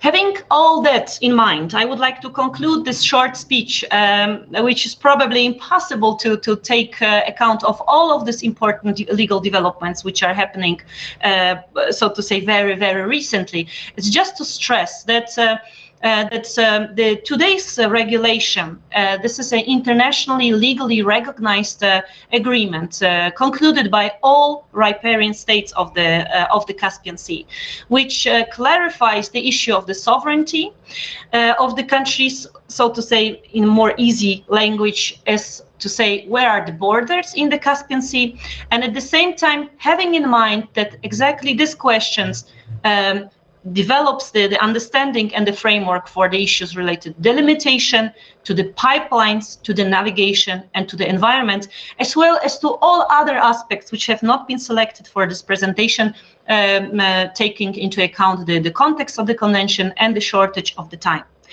I would like to stress that this convention is a very big step ahead. It follows international maritime law solutions. It amends them. It does not follow them fully because the countries were also not obliged, so to say, to do so. But they have followed the international recognized standards to adopt it. And now the last slide is just to say that I wish that nowadays we will have the opportunity to see that this convention is successfully implemented, because it will take a will of the countries and the need into account the need of the economical development of the region to implement it in the peaceful and collaborative way. Thank you very much for listening. Well, thank you, Barbara, for the information you give us. We are more than happy to promote your book. So let us stay in touch, and I do hope to see you also next year. As we have a real conference here, we also have a break. Unfortunately, only a short break for about 15 minutes. So we see each other in 15 minutes sharp at 11 o'clock. Where we are going to have a power talk with a representative of the IFC. So thank you so far, and then maybe applause again for all of us, okay?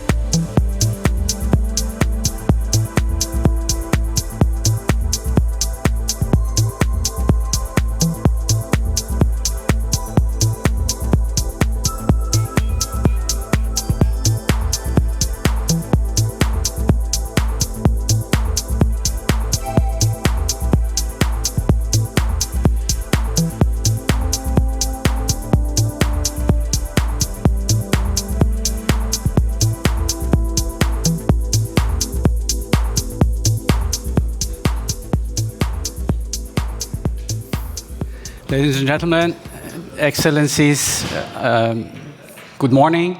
My name is Amir Alizadeh. I'm from the Maliki Corporate Group, and I'm delighted to lead you into our power talk with Ms. Wibke Schlömer from the IFC. Ms. Wibke Schlömer is the Director for Europe and Central Asia at the International Finance Corporation, IFC, a member of the World Bank Group. Ms. Wibke Schlömer, welcome to our conference. Thank you very much. Can you see me and hear me? Yes, we will hear you very well. Good. Welcome.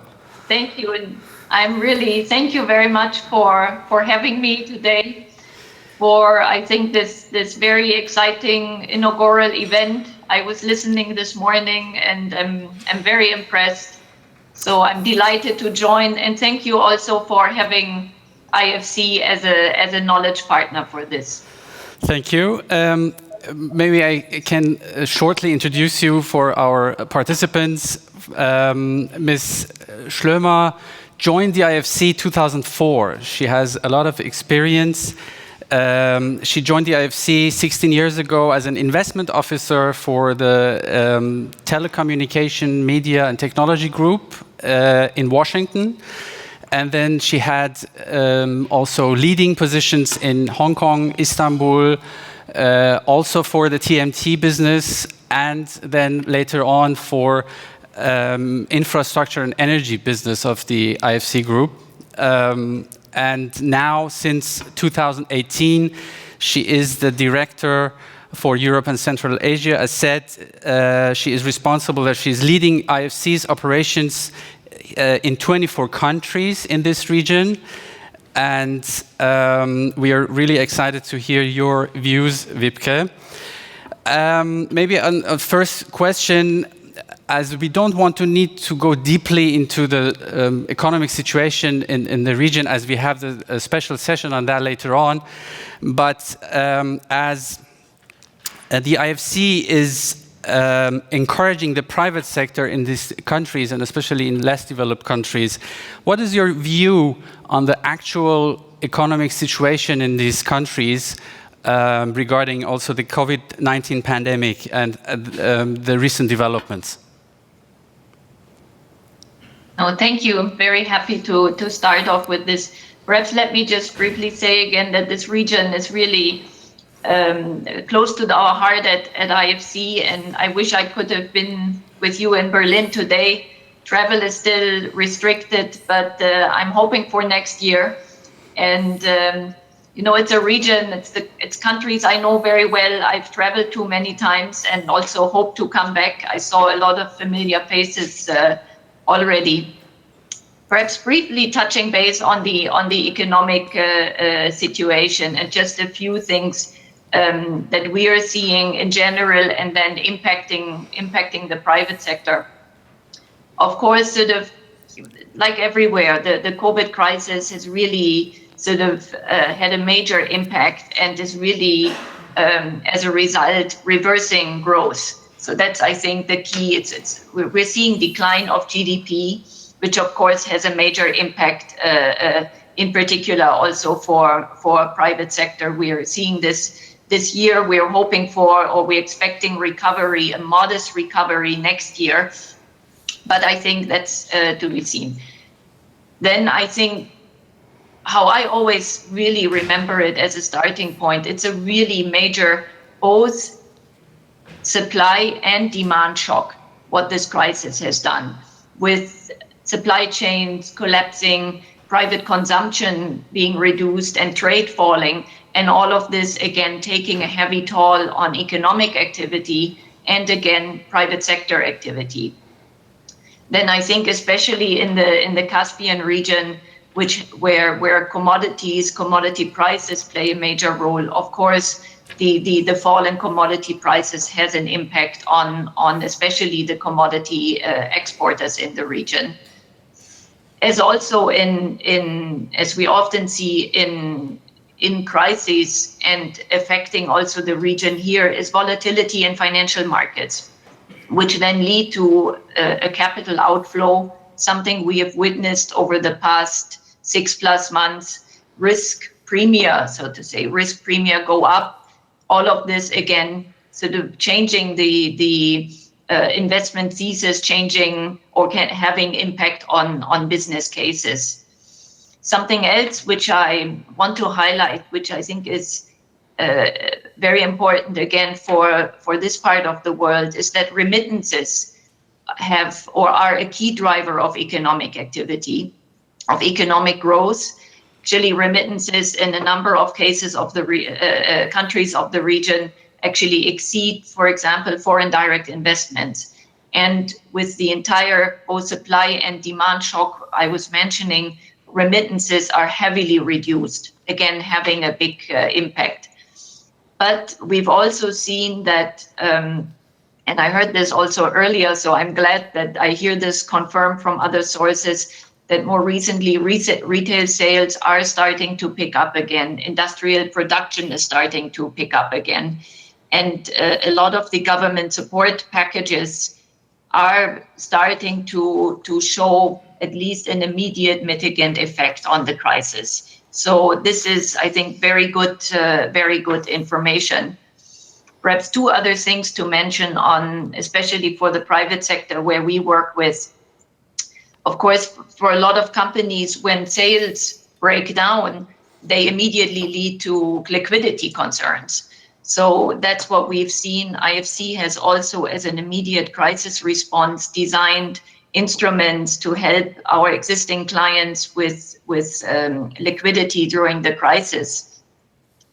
But I think what I find interesting, and this is something I'll keep picking up, we often see that a crisis can be an opportunity.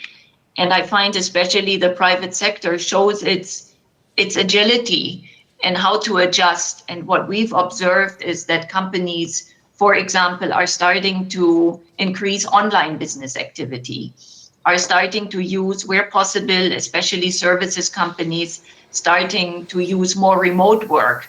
So really responding quickly. This has shown, though, and I think to many of us everywhere, the importance, of course, of digital infrastructure in the countries. We've seen there some constraints, something again that I'll be picking up again. And we've seen that the online economy is still nascent in a number of countries, but again, ultimately showing us, pointing us to opportunities. Yes, thank you very much. As we want also to be more optimistically and look into your good news, how, as I said, you are responsible and leading IFC's operations in 24 countries. What is the role of this region, this greater Caspian region in Eurasia, in IFC's policies, and how does IFC in general sees this region in its policies? Mm-hmm. Thank you. No, and I would agree with you. It's good to be optimistic. I always say I'm an optimist at heart. I think that has helped me sort of weather through a number of crises that we keep experiencing. But coming to the Caspian region, for us it's very clear there's great economic potential. We've heard this, and I want to repeat this because it's really something to take in. The region is strategically located in the heart of the Eurasian landmass. It's so rich in natural resources. It has a dynamic population, and of course, it's an area of geopolitical importance. So really, a lot of opportunities that sort of stem from this. We've also seen that over the past few decades, the region has become more integrated into the world economy. Europe is an important trading partner. There is increasing interest actually in the region also from Europe. For example, we've also seen this with the EU's new strategy in Central Asia. But I want to perhaps highlight a few areas where we see that more can be done. Yes, again, please. Where the potential sits and really how to use this potential. It's a region that, of course, heavily lies on commodities. But the opportunities sit very much in shifting and moving to a more diversified and with this a more competitive economy. This is a big theme, and there are a number of sort of sub-themes and areas for this. But this is really a very important message, and it's actually a process we see starting in a number of countries. This will then also allow and create conditions for greater private sector development. IFC works with the private sector, so it's really our mandate to support private sector in countries, and we are a firm believer in the importance of having a strong private sector to achieve sustainable and ultimately inclusive growth. So opportunities for this really, and I was touching a bit upon it, is around stronger integration, and that's regional and interregional integration. And we've heard already it's around connectivity, it's trade, but I think it's really important to take in that this is a region where the connectivity and connections within the region are underutilized, are untapped. You know, Russia, of course, is a substantial both investor and trading partner. But we see that, I find it interesting, I looked at it and saw that Kazakhstan top 5 export destinations only include Russia from the region, and otherwise it's outside the broader region. We also see that especially Central Asian countries have a fairly low participation in global and regional supply chains, so offering huge opportunities. Likewise, and with a focus here out of Berlin and the EU, there is more scope for trade integration with Europe. And all I've been hearing this morning from the various participants is that this is a big focus. I was pleased to hear this and really want to encourage all of us, and we stand ready to support, to really strengthen the trade there with Europe.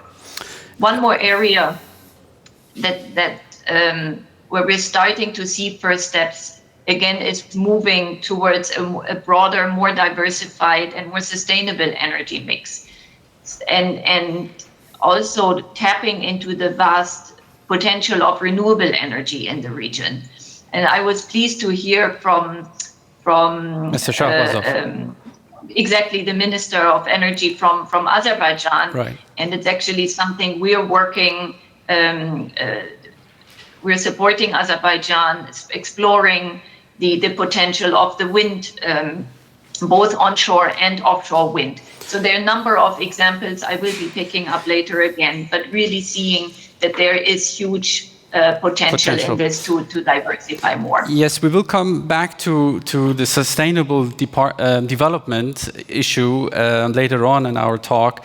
Let me, you have touched some important issues now.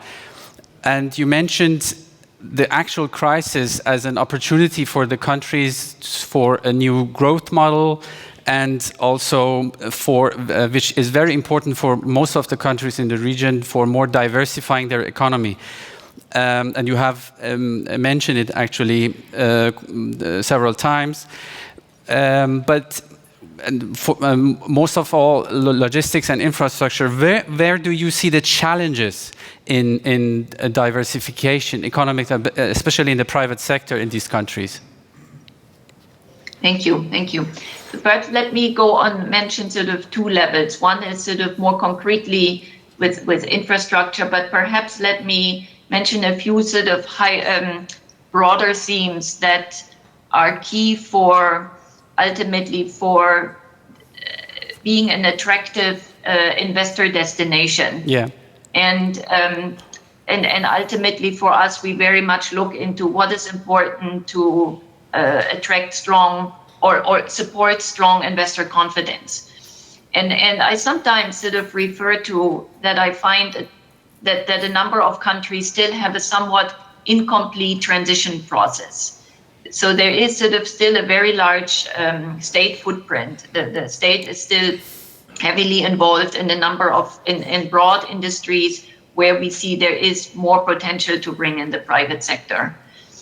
Weak governance. It can be a delicate topic, but it is a critical topic to attract investors. Weak institutions are a challenge. Oversight in the public sector, weak corporate governance, transparency, we see remains a big challenge. We are working both with the companies where we work. We always help support and adhere to highest corporate governance standards when it comes to transparency in, for example, bidding processes, award processes. This is something that's critical and is what provides confidence for investors. So that's an area where we see there are still challenges. Likewise, and again, to attract investor interest, having a sort of well-functioning and well-diversified financial sector is also important. Having access to capital, developing capital markets. So this, I'm just mentioning this as a bit of sort of broader themes or broader topics that are important for the investment climate. And then perhaps a bit more specifically, like you said, there are challenges still in infrastructure. We see energy, at times outdated infrastructure, hard infrastructure, and that's where we see a strong potential, be it with airports, be it with roads, be it with telecommunication. And again, I think we are, along with a number of our partners, we're already engaged, and we see that really strong, efficient, and modern, reliable infrastructure are key ingredients to attract investment. And you mentioned the issue of local capital markets as also one of the main duties and goals of the IFC, and your specific focus on improving the capital markets and strengthening them, and also as your wide experience as a global emerging market investor, how do you see the issue of access to finance and the local capital markets in this region? Thank you for bringing this up, and it's actually one of the key priority areas for us. We support in providing access to finance. For example, it is one where we see there are still constraints, and we work with banks and at times micro institutions to really address quite broadly access to finance. And there again, often with a specific focus on providing access to finance to small and medium-sized companies, because these are, in many countries, these are the backbone of the economy and often have a harder time to have access to finance. So what we do is, in working with local banks or local institutions, that we provide funding for to be on lend to some of the particular groups that, as we call, would be unbanked. Let me give you also one example. That what we're working on in Uzbekistan. We've been working with one of the largest state-owned banks. So while we have of course a private sector focus, but we do support in help prepare state-owned companies, state-owned banks for privatization. So we've started to work with Ipoteka Bank actually a couple of years ago already through an advisory program, and preparing the bank, supporting the bank in its transformation into a commercially viable private sector bank with a strong focus on SMEs, and have now also complemented the advisory work that we've been doing with what we call a pre-privatization investment. Again, with the goal ultimately to prepare the bank for privatization. So this example, I think, tells you both how we help support the financial sector, the banking sector, and also help ensure access to finance or to funding for particular target groups. This is actually your example. Yes, please. Yeah, let me just mention Yes. one other, if I may, one other sort of another side of capital markets, which is sometimes not as known or not as focused on, is that we also, as IFC, we issue bonds, we issue local currency bonds, and we've sort of issued the first local currency bonds, one in Uzbekistan, one in Armenia, again, a different side of helping to develop capital markets. Sorry. No problem. Yeah, your example of Uzbekistan takes me to my next question, actually, because well, the IFC is mainly has the goal to encourage the private sector in these countries, but we see different infrastructures maybe in the region. But all in all, I think in most of the countries, the private sector is very maybe young and narrow. And how do you work with the governments to change their approach or strengthening their approach for privatization and the growth of the private sector? Thank you. No, excellent question. Perhaps let me just say, just for those who may not know IFC that well, you'd mentioned that we are the leading global development finance institution. We're focused really on the private sector. So for the private sector, and I can pick this up again later, we really provide the whole financing instrument range from long-term debt through guarantees through equity. So that's sort of, in a way, one part of our business. But then, and as you are pointing to, we're also working with policymakers directly through advisory work we're doing with governments. At times we do it together with the World Bank. We're one World Bank group. And there we work to develop, say, joint reform roadmaps and recommendations to governments how to strengthen the private sector, how to attract private sector investments. And one way how we're doing this is that we are often what we say a first mover, that we come for the first time into a new sector or a new business line, and to demonstrate really the bankability of our projects. So they have a big demonstration effect and manage to bring other investors along. For example, we're a core investor in the first private equity fund in the Kyrgyz Republic.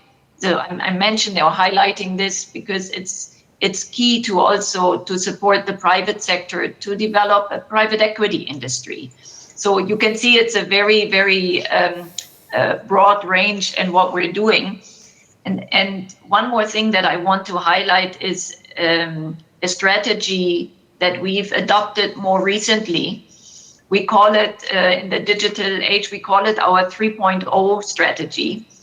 And here it is really that we do not only sort of work with our clients on existing or sort of already designed projects, but that we go, so to say, upstream and work with governments, with private sector clients to really develop investment opportunities. So we start earlier on. We see where can be investment potential, and then what steps, what reforms are needed. There we work with the governments to help create really new markets and to help create investment opportunities. Thank you. And this goes very much, I mean to say that because we see at the core, we usually see there is a lot of interest from investors, from companies. There is funding available. What often, in most cases, is missing is really sort of sustainable, financeable projects. The last question, as we are running out of time, is actually a very good keyword that you mentioned in your last word, sustainability. And this is actually also one of the topics at our conference, which will be covered after the lunch. But as your special focus also of the IFC is increasing the effectiveness of agribusiness and supporting climate-friendly innovations in manufacturing, and we know that this is a huge challenge right now in the region, in the Caspian region. How do you see that, and how do you enhance this and support climate-friendly innovations and sustainable development? Thank you. No, it's. I was very pleased to see that, like you say, sustainability is a core theme of this conference. It's being picked up, and it's really to the core of what IFC does. Sustainability is sort of a critical ingredient to the success of any company. That's what we is really our starting point. And actually, what we see is that we are all not alone anymore, but about 90% of our clients really do believe that it's our environmental, social, and governance support that's key in helping them reach their long-term business goals. So I think that's a very key theme, so that's really a key theme. And I think with the environmental, social, and governance tools and guidelines that we have developed, how we sort of help companies we work with assess the risks that relate to this, that's where we sort of add a lot of value. And when it comes to sort of climate smart, climate business, it's actually a core priority for us, not only in the Caspian region, but we do see huge potential there, but really generally for IFC. And we see when it comes to opportunities for energy efficiency, for innovation around, bringing in digital services or a digital approach into manufacturing, into the broader agri sort of value chain. There are huge opportunities. And this is really something, and I know it'll be picked up later this afternoon in the panel, where I'm very grateful actually that you have a particular focus on this. And maybe as the last, maybe short question, do you have? Can you tell us how large the long-term investments of the IFC has been in this region last year, and in which sectors? Of course, no, with pleasure. It's perhaps to say give you the broader region that I cover, so that actually is really it's the Caspian region. It also includes the CEE region. We invested around $2.5 billion, of which part on our own balance sheet, and then it's also part of our role that we bring in other investors and mobilize financing from other investors. Thank you very much, Wiebke. As we hear this beautiful Azeri music, unfortunately as beautiful as it is, but we have come to an end. So thank you very much again for your participation, and we look forward to the next panel discussion. Thank you. Thank you so much. Thank you. All the best.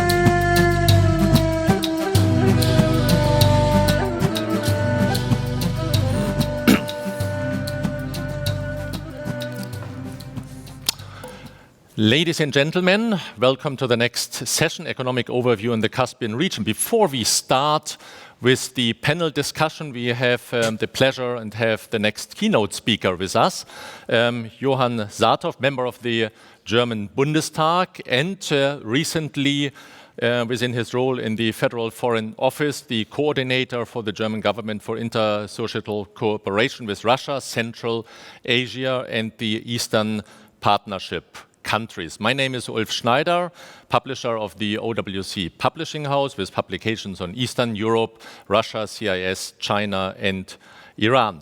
I hand over to Johann Saathoff, who will speak in Hochdeutsch, not in Plattdeutsch, I do hope, although he is quite experienced. As a northern German guy from Hamburg, I would understand it, but well, we anyway speak in English here. So we're brothers in mind, but I prefer speaking English because I think not everybody understands Plattdeutsch in this room. And Mr. Schneider and ladies and gentlemen, it gives me a great pleasure to speak to you today as the federal government's coordinator for inter-societal cooperation with Russia, Central Asia, and the Eastern Partnership countries, especially since this is the first time that I get the chance to address topics related to South Caucasus, Central Asia, and connectivity publicly. I would like to thank the organizers for giving me the invitation and giving me the chance to talk to you. Unfortunately, our meeting today is overshadowed by recent events in the South Caucasus. Azerbaijan and Armenia have been clashing along the entire line of contact for days. Civilian casualties have been reported from both sides. I would like to reiterate the call by Federal Foreign Minister Heiko Maas on the parties to the conflict to immediately stop all acts of fighting and especially the shelling of villages and cities. The conflict over the Nagorno-Karabakh region can only be resolved through negotiation. The OSCE Minsk Group and its 3 co-chairs stand ready to facilitate this. Armenia and Azerbaijan must refrain from violent acts immediately and move on to substantive negotiations. These are special times, ladies and gentlemen. The COVID-19 pandemic has affected not only this forum, but of course also the countries we are speaking about today. Some have managed the challenges rather well so far, others less. I don't want to go into details, but speaking as the German government's coordinator for inter-societal cooperation, I would like to underscore the key role of information, transparency, and accountability of government when a nation is faced within the pandemic. The Caspian Sea region has great potential in many respects. At the crossroads of Europe and Asia, and North and South, the Caspian Sea lies at the heart of many potential trade routes. At the same time, its wealth in natural resources has made the region an important supplier of energy. In this perspective, the agreement among the 5 bordering countries on the legal status of the Caspian Sea in August 2018 was a historic milestone. Through some work still lies ahead, the agreement was a strong signal. It showed that the 5 littoral countries gave regional cooperation precedence over narrow-minded egoism. It proved that they see more potential and value in long-term common interest than in short-sighted nationalism. Strongly committed to the rules-based international order, Germany appreciates the spirit of cooperation in the Caspian Sea region. Together with our European and international partners, we foster regional cooperation as well as connectivity between Asia and Europe with multiple initiatives. Let me briefly highlight some of them. The European Union strategy on connecting Europe and Asia stands for sustainable, comprehensive and rules-based connectivity between the European Union and Asia. The OSCE project promoting green ports and connectivity in the Caspian region aims at boosting sustainable connectivity and trade among the seaports of Baku, Aktau, and Turkmenbashi, and at driving digitalization of transport and logistics. And As a son of a harbor worker, I know about the importance of harbors, and I come from the outer northwest of Germany, from Emden, which is a harbor town too. Azerbaijan is a member state of the European Union's Eastern Partnership, while Kazakhstan and Turkmenistan are European Union partners within the framework of the European Union strategy on Central Asia. Both European Union policies pursue the goal of fostering regional cooperation, prosperity, and stability, as well as strengthening ties with the European Union. Western and Central Europe's ties with the Caspian Sea region will soon become more tangible once the southern gas corridor is completed. A further extension of this pipeline across the Caspian Sea remains to be discussed. Central Asia is one of the regions that have been most severely affected by the climate change. The new German initiative, Green Central Asia, addresses this issue with a view to fostering regional cooperation. At the same time, Central Asia states have giant untapped potential for renewable energies. Having acquired relevant expertise in the German Bundestag, I would like to raise awareness and promote cooperation in the field of renewable energies and storages in my new role as the federal government's coordinator for inter-societal cooperation. But let us return to the Caspian Sea. My fellow panelists will certainly be able to speak in more detail about business, opportunities, and bottlenecks in the region.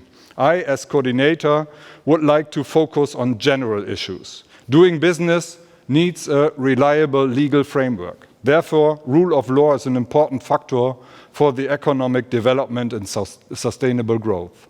Fighting corruption credibly, as well as committing to good governance, are crucial in order to inspire confidence for both investors and consumers.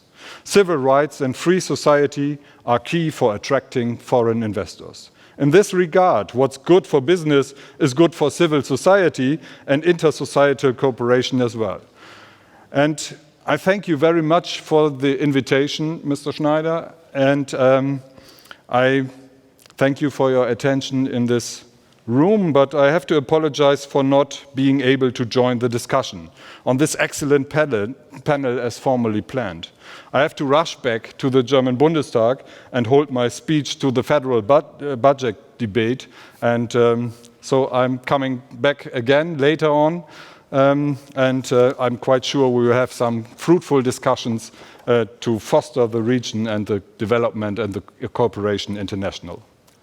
Mr. Saathoff, thank you very much for your keynote. We very much appreciate this. We do understand you have to run to the parliament now for another discussion. It's on budget, I understand. Yes. Your position, I think, that you take over plays a very major role for the future. Not only when we look at all these unfortunate conflicts we see with Navalny, with Belarus, with Nagorno-Karabakh, and I could mention a couple of others, but also as someone who has a vision also for this region, the vision of a common economic space from Lisbon to Vladivostok, which actually in the coalition agreement of the government parties is also included.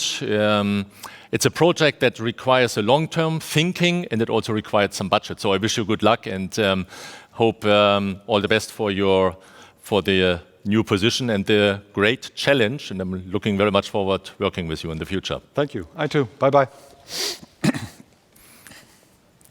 Good. Ladies and gentlemen, we now start our panel discussion, and I welcome online Tobias Baumann, the Managing Director of the German-Azerbaijani Chamber of Commerce, located in Baku. Tobias Baumann, hello. We can't hear him yet. Now you hear me. Now Good we can test. hear Thank you very much. Hello to everybody. Good. I welcome Hovsep Voskanyan, the delegate of the German economy for Central Asia, located in Almaty. Hovsep, hello. Hello, Ulf. Greetings from Almaty. Greetings to everyone. Yeah, I welcome Thomas Mundry, who is live here, and I ask him to join us. Thomas Mundry, for almost 30 years in Russia and Moscow, partner in the office of Schneider Group. Thomas, please. I welcome Bill Thompson, who is online with us, the head of the Eurasia division of the OECD located in Paris. Bill Thompson, hello. Good morning. And I welcome Klaus-Jürgen Hedrich, the chairman of the German Turkmen Forum and former Secretary of State in the Economic Cooperation Ministry. Klaus-Jürgen Hedrich asked me to sit and come here when he speaks, and we certainly have full understanding for that. We now want to talk more about business opportunities, and how business has new chances with the Caspian Sea Convention.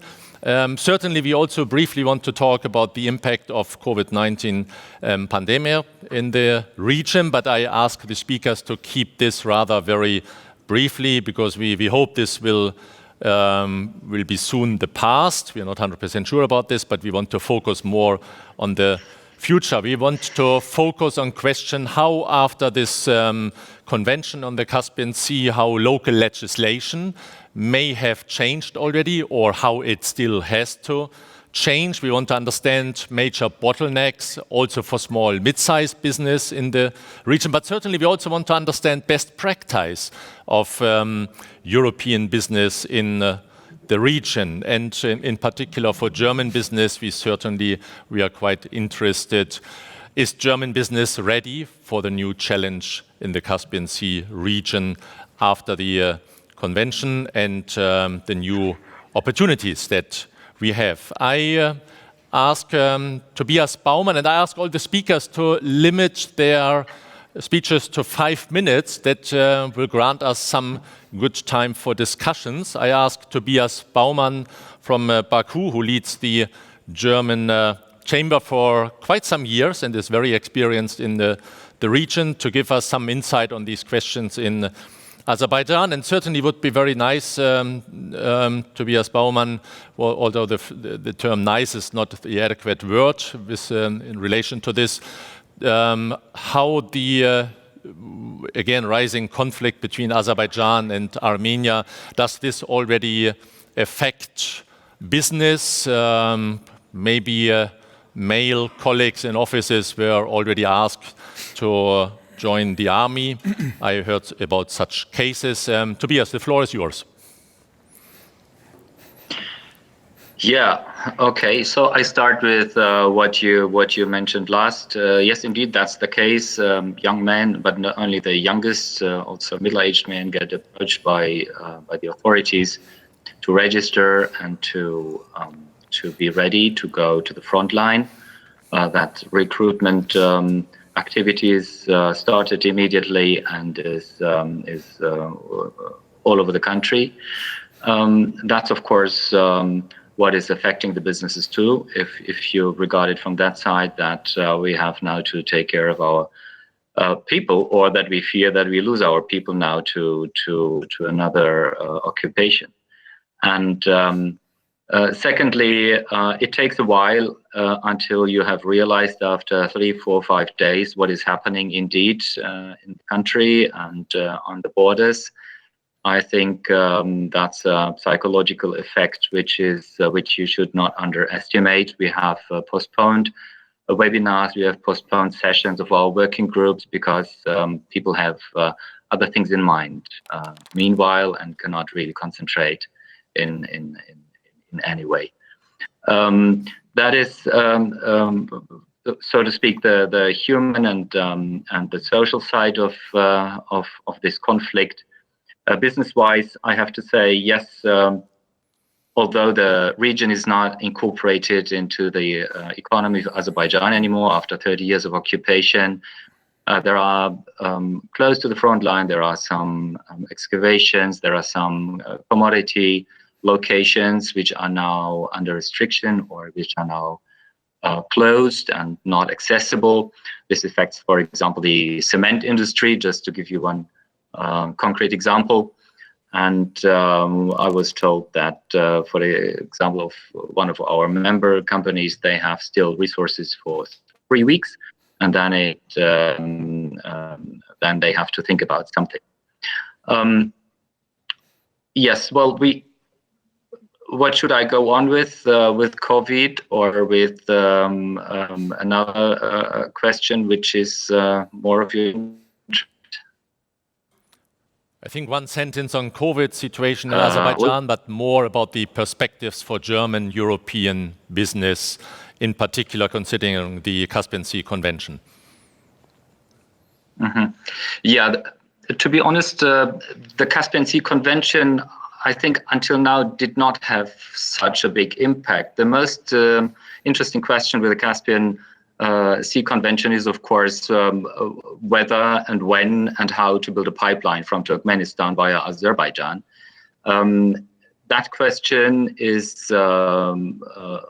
still of major interest, and I think that would be, of course, also one of the most interesting topics to clarify for our energy partners in Germany and for the energy partners in Turkmenistan and Azerbaijan, of course, to strengthen the southern gas pipeline streams. From that aspect and from that question, I have, to be honest, no news. We just checked it again, but there is not yet concrete plans and concrete decisions. Alat, the port is not only active as a port now, it's also a free trade and free business zone now. The rules are clear, the management is appointed, and so it is a business location free of customs, free of any charges, where you can locate production or where you can make complementary production or completing production on the way from Europe via Azerbaijan to China. This is indeed an opportunity which may unfold its potential in the future. Thirdly, I must say we had, over the last 3-4 years, major reforms in the country. I think that had been perceived also by the business community, meanwhile, which is active in Eastern Europe or in the Southern Caucasus region. On the regulatory front, customs, tax, that is quite known already in the business community. We have major improvements, and public administration improved dramatically. Insofar, I must say, the country is on its way to reforms, and it is on its way. It has understood that oil and gas is not the end of the story, and that they have to improve and to change their approaches to be fit for the future. We have opened several industrial zones. We have, for example, a textile industry center in Mingachevir. We have a pharmaceutical center cluster in Piralahi Peninsula. We have 45 agro parks under construction or implementation or under planning. We have the infrastructure to be modernized, railroads, autobahns, and north, south, east, west, you name it. You named the crossroads. So on the way from China and the famous Silk Road over Azerbaijan, easier Southeastern Europe, that is the perspective, the realistic perspective. And I have to say, the management here and the decision-making people, they are realistic of Azerbaijan's role. Nobody expects that the whole Silk Road now will turn over Azerbaijan, but it does make sense to imagine that the way from China over a well-functioning container service in the Caspian Sea and with their respective ports may have some advantage if the terminal destination is, let's say, Turkey and Southeast Europe. These are the major opportunities. I have named the textiles and the pharmaceuticals, infrastructure, health industries is a topic here. That's what we saw also over the COVID-19 crisis. We have several well-established and well-equipped hospitals in the country. But the main story is, of course, playing in the public health service. We have in the future, should have been implemented already, but I think it was delayed, obligatory health insurance for all people of Azerbaijan, and this needs, of course, major investments also into the health sector, which is still a task for the upcoming years. Agroparks, I mentioned, connected to agroparks is, of course, food production. That is something where German SMEs are quite strong. We have the biggest companies here already well equipped with German techniques, and I expect there is more to come. Maybe that's for the start. Maybe at the end, I would like to mention that overall the communication culture towards the public sector, towards administration, towards government has improved over the last 4 or 5 years dramatically too. So we find open doors, we find open ears. We had several formats, dialogue formats with ministers open to discussion and to explain the reform process, to also explain the deficiencies and what's still lacking of. So everybody here is quite aware not only of the potential, but also of the deficiencies, and they talk about it. And that's, I think, the good news from Baku. Yeah, thank you very much, Tobias Baumann. I think this is really good news. Communication culture improved, diversification. I think we perceived Azerbaijan very much as a country extremely depending on oil and gas, but you mentioned agro business, pharmaceuticals, textile business, special economic zones. I think this is all very good news, including also that bureaucracy is going down. Thank you very much, Tobias Baumann. We move to Kazakhstan, to Hovsep Voskanyan, who before was in Belarus and moved beginning of this year to Almaty, being responsible for the German Chamber Network for Central Asia. He will focus on Kazakhstan. I think, Hovsep, maybe it's also interesting, a couple of words on Uzbekistan, although it does not have a direct border with the Caspian Sea, but as we see quite some reforms, I think will be interesting for our participants to also hear a little bit from the country with most of the people, more than 30 million inhabitants in Uzbekistan. I think it also will be interesting to hear from you a little bit about the influence of China in Central Asia. And to me, it very often looks like the Road and Belt Initiative in Central Europe, Central Asia, when I compare it with the Central Asia strategy of the European Union. It's like you compare a skyscraper with a small house. And the question is, in the Caspian Sea region and after the convention, will China play the major role, or do we Europeans also have a good chance in the region? Hovsep, the floor is yours. Thank you very much, Ulf. Well, okay, these are several questions to answer. I'll try to pack it all in 5 minutes. Actually, yeah, let's start with Kazakhstan maybe, and very briefly touch the COVID-19 issue or the current situation in the country. Yeah, actually, I think we can come back to a quote of President Tokayev, who told us at the beginning of the year that Kazakhstan is facing a perfect storm. Actually, he meant the COVID-19 situation combined with the historically low oil prices, which is was for sure a huge problem for the country. And I think now, after having 6 months passing after this quote, we can say that the Kazakh ship got quite well through the storm. So actually, the latest forecasts say we will end the year with minus 3% GDP. These are only forecasts. We have to see what will happen during the last months of the year. We get a so-called second wave. Then, of course, these figures can worsen. But for the moment, we have 2 lockdowns behind us. Life is not really getting back to normal, not yet, but a lot of measures are lifted again. And I think it's quite symbolic. Our office will partly reopen in the upcoming week after 6 months in home office. So we're coming forward.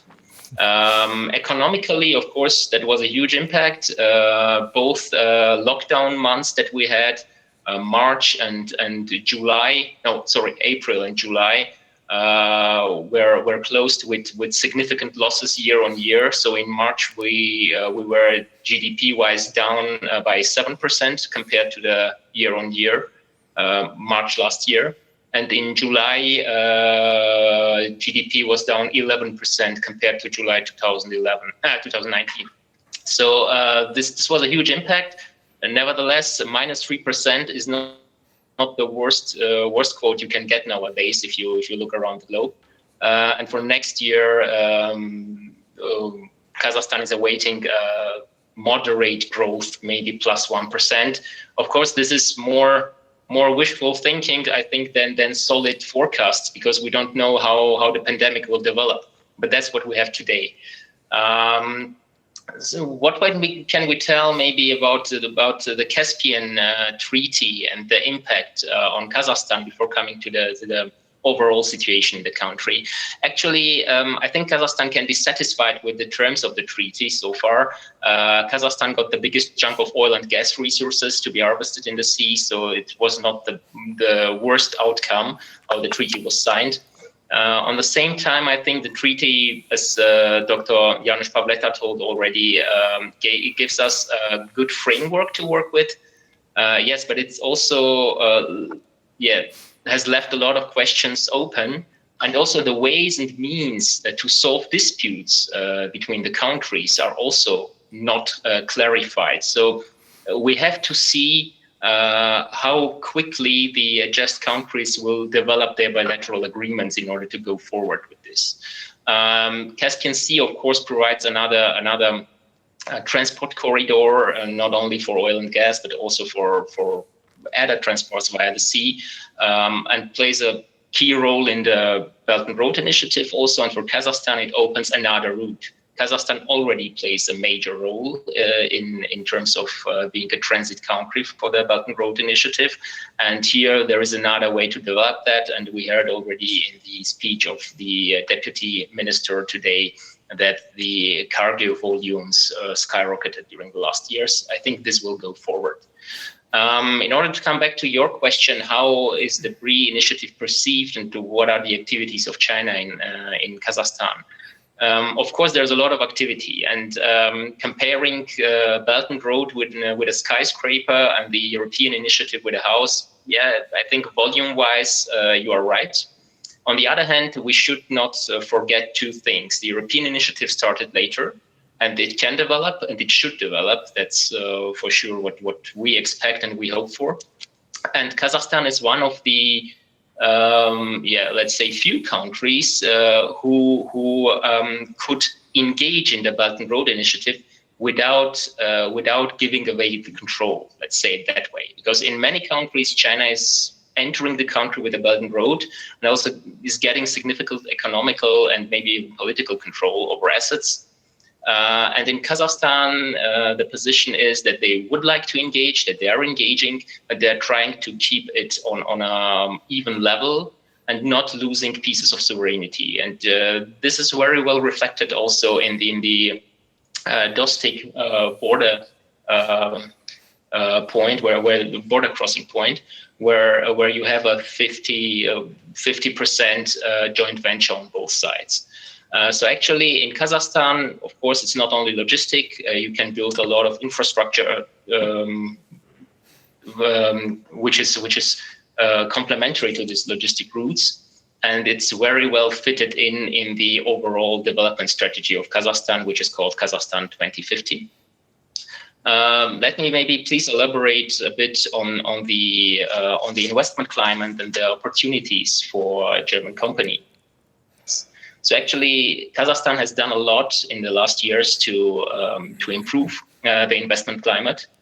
And you can also see that in their ranking in Doing Business Index, being number 28 in 2019 and climbing further, as mentioned by Dr. Dreyer today. What are the reasons? We have an advanced legal framework in the country. Kazakhstan implemented the investment activities. Investor register process has been simplified. We have improvements in the customs and tax regimes, and we have a multi-layered infrastructure of the investor support. Especially for German companies, we have a vice prime minister in charge for supporting German investments in the country with Mr. Roman Skляr. I don't know any other country in the world which has such high-ranked official responsible directly for supporting German investments. So the country is doing a lot in order to intensify economic ties with Germany. Dominant investments flow aims are in high potential sectors. So we have ore mining, we have mining processing industries, chemistry and petroleum, food industry, machine building industry, and metallurgy. So these are the sectors that get the most investments at the moment. On the same time, we have a lot of prospective sectors of economy that German companies should keep an eye on. One of these sectors I would like to highlight is renewable energy. In Kazakhstan, we have very good conditions for solar power and wind power generation. A lot of space, very good sun and wind statistics, and also good pilot projects which show the way to go. And on the same time, we're talking about pipelines. Some pipelines are already in place and go through the country towards Europe. Other pipelines are planned and can be a possibility in the future, like the Trans-Caspian pipeline. We should also talk about green and blue oxygen, which is now a huge issue in Europe. We have already German companies who are working on setting up the infrastructure here, producing green and blue oxygen in Kazakhstan for further export toward Europe. And I think this can be a huge sector that can develop during the next years. Also, of course, we have to keep an eye not only on the integrated processes with China via Belt and Road, but also on the Eurasian Economic Union and on the local integrated processes in the region in Central Asia. And that's, let's say, a good link to Uzbekistan. Uzbekistan, being in the center of the five Central Asian countries, for many years was blocking integrative processes. During the last 3 years, this completely turned around. Uzbekistan is forcing further integration, regional integration, and I think that we are at the beginning of a Central Asian market developing here. Many companies, German companies, already are covering whole Central Asia from Kazakhstan, and I think this will get even stronger now. The only exception is Uzbekistan itself, because it will get soon as much important that so important that many companies will open their offices directly in Tashkent or in Uzbekistan. This we'll also see already happening. What can I say about Uzbekistan? So Uzbekistan is a kind of Cinderella story in the moment, not only in the region, but I think globally. After 20 years of isolation and backward economic politics, the country now is developing very quickly. Economical and social reforms are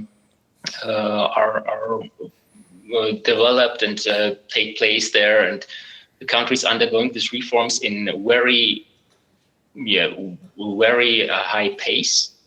And for me, it was interesting to see if Kazakhstan, but even more Uzbekistan, will maybe stop the reform processes due to the difficulties the COVID-19 pandemic put on the countries and the restrictions it put on the budgets, especially. But both countries kept their reform agendas on track and didn't let's say, slow down the pace of the reforms. And this is, I think, a very promising sign for German companies interested in entering these markets. Hofsep, I'm very sorry, I have to watch time a little bit. So I ask you to come to the end. If you're interested in best practice investments, I could drop another word on that. Otherwise, I am already finishing. Yeah, best practice, 1 minute would be great to hear. 1 minute. Okay. So actually, best practice, then I will talk only about Kazakhstan in order to save time. you should enter the market with a local experienced partner in order not to get into the problems and obstacles that the local market can offer.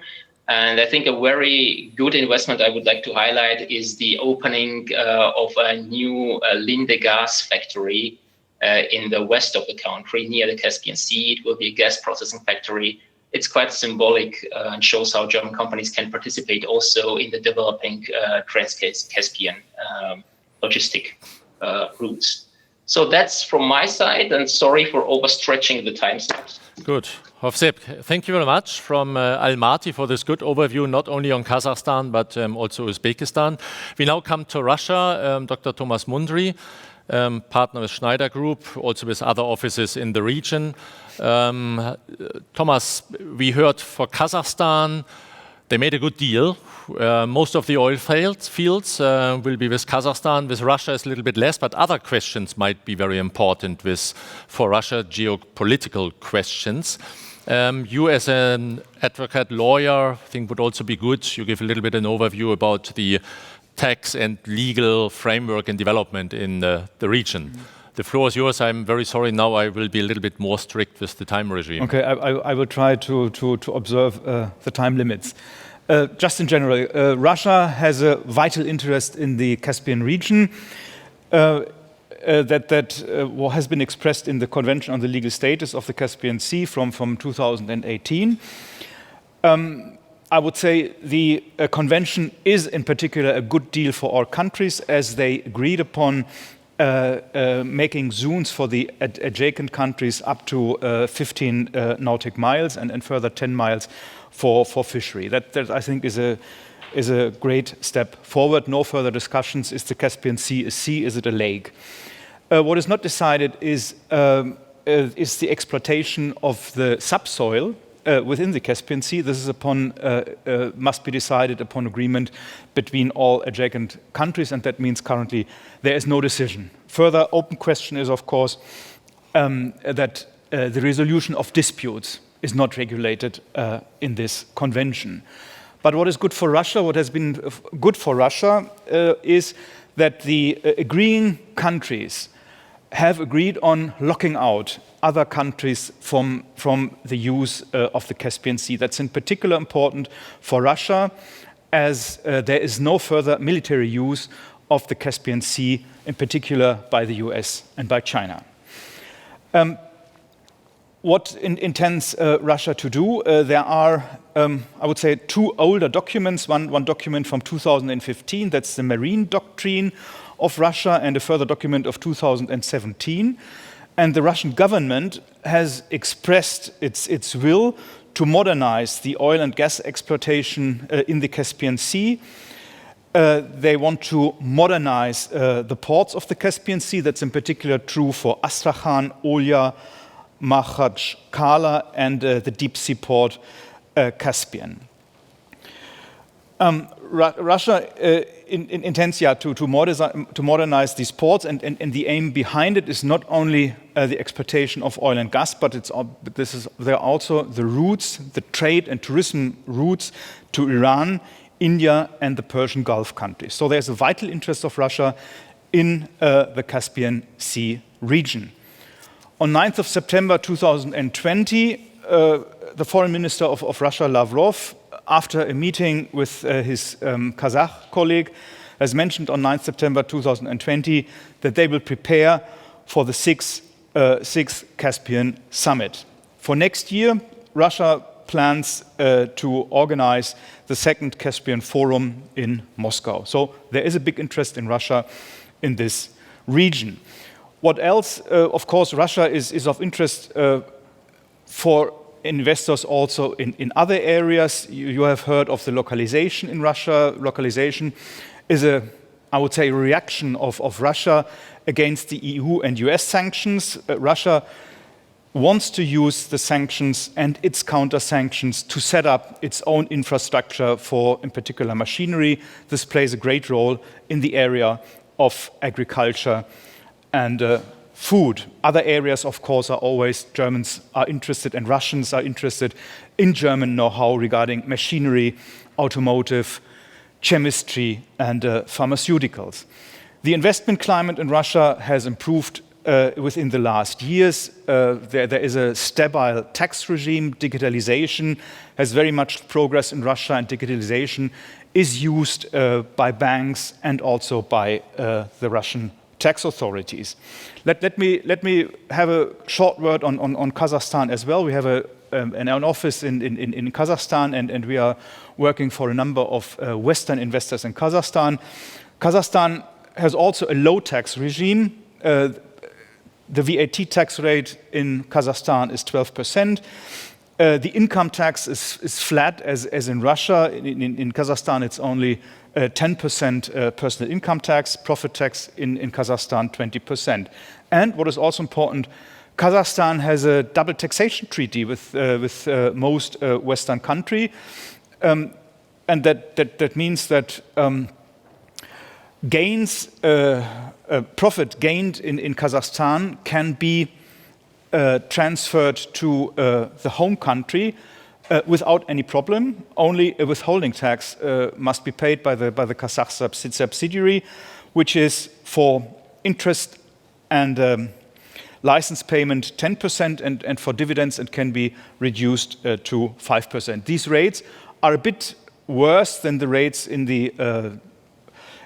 Russian double taxation treaties. In Russian double taxation treaties, there is usually no withholding tax be paid for interest and license payments, but for dividends, it's similar. It's 5 or 15%. As you may have heard, Russia is currently reviewing all its double taxation treaties all over the world, because Russia wants to make sure that countries which have been used by Russian entrepreneurs for capital flights must be taxed, and the tax rate should be 15%. And Russia has sent letters to some countries, for example, to Cyprus, to the Netherlands, in order to adapt the tax rates.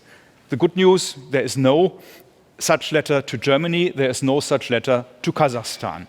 And what is also important for Kazakhstan and Russia, when investing in Russia or Kazakhstan, you can make use of the Eurasian customs zone. Both Russia and Kazakhstan are members of this customs zone, and that means that trades between Russia and Kazakhstan are not subject to customs.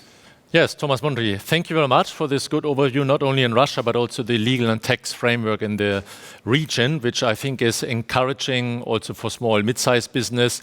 Question certainly is a little bit the German business in particular. Is it ready to majorly benefit from the developing oil and gas projects in the region?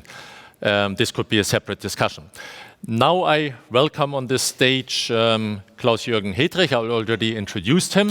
He will speak about Turkmenistan as the chairman of the German Turkmen Forum. Turkmenistan, when we talk about COVID, we perceive as a country in a permanent lockdown.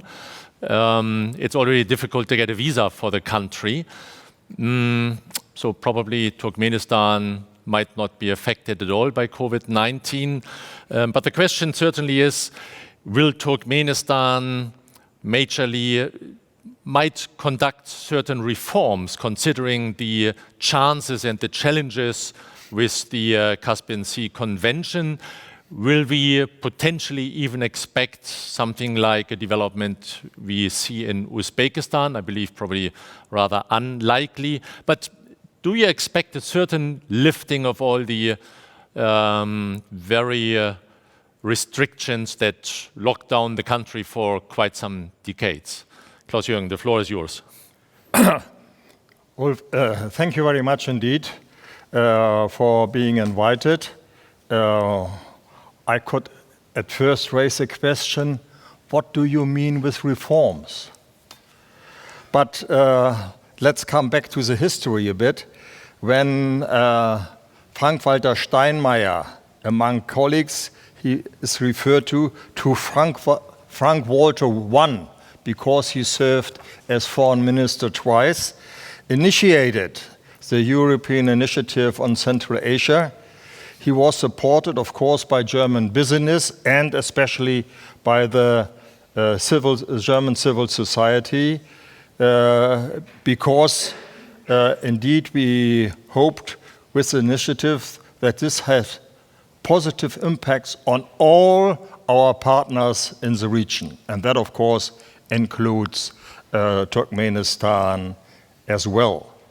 In this context, one has to refer to the fact, unfortunately I should say, that the Foreign Office in Germany has always had a much deeper understanding for the region than, for example, the Ministry on Economic Cooperation, which is my former ministry.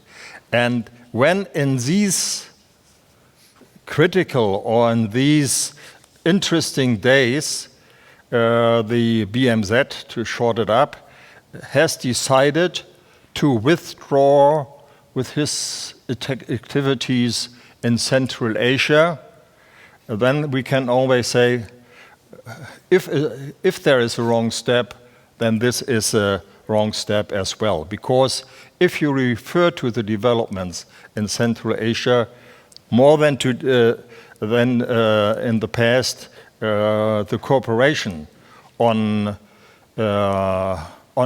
economic issues, of course, but as far as science, as culture, stipends of students exchange is concerned, all these should be improved instead of cutting down.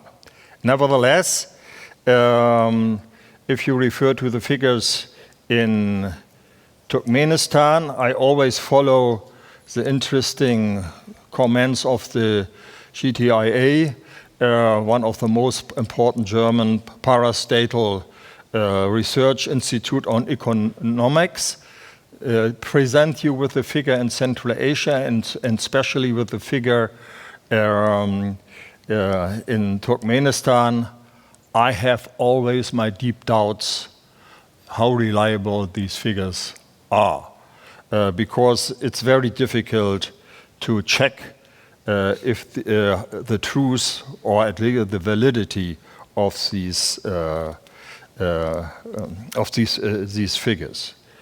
Nevertheless, we appreciate very much and that has been referred to for several times, the efforts of the seas bordering countries for improving the multilateral cooperation.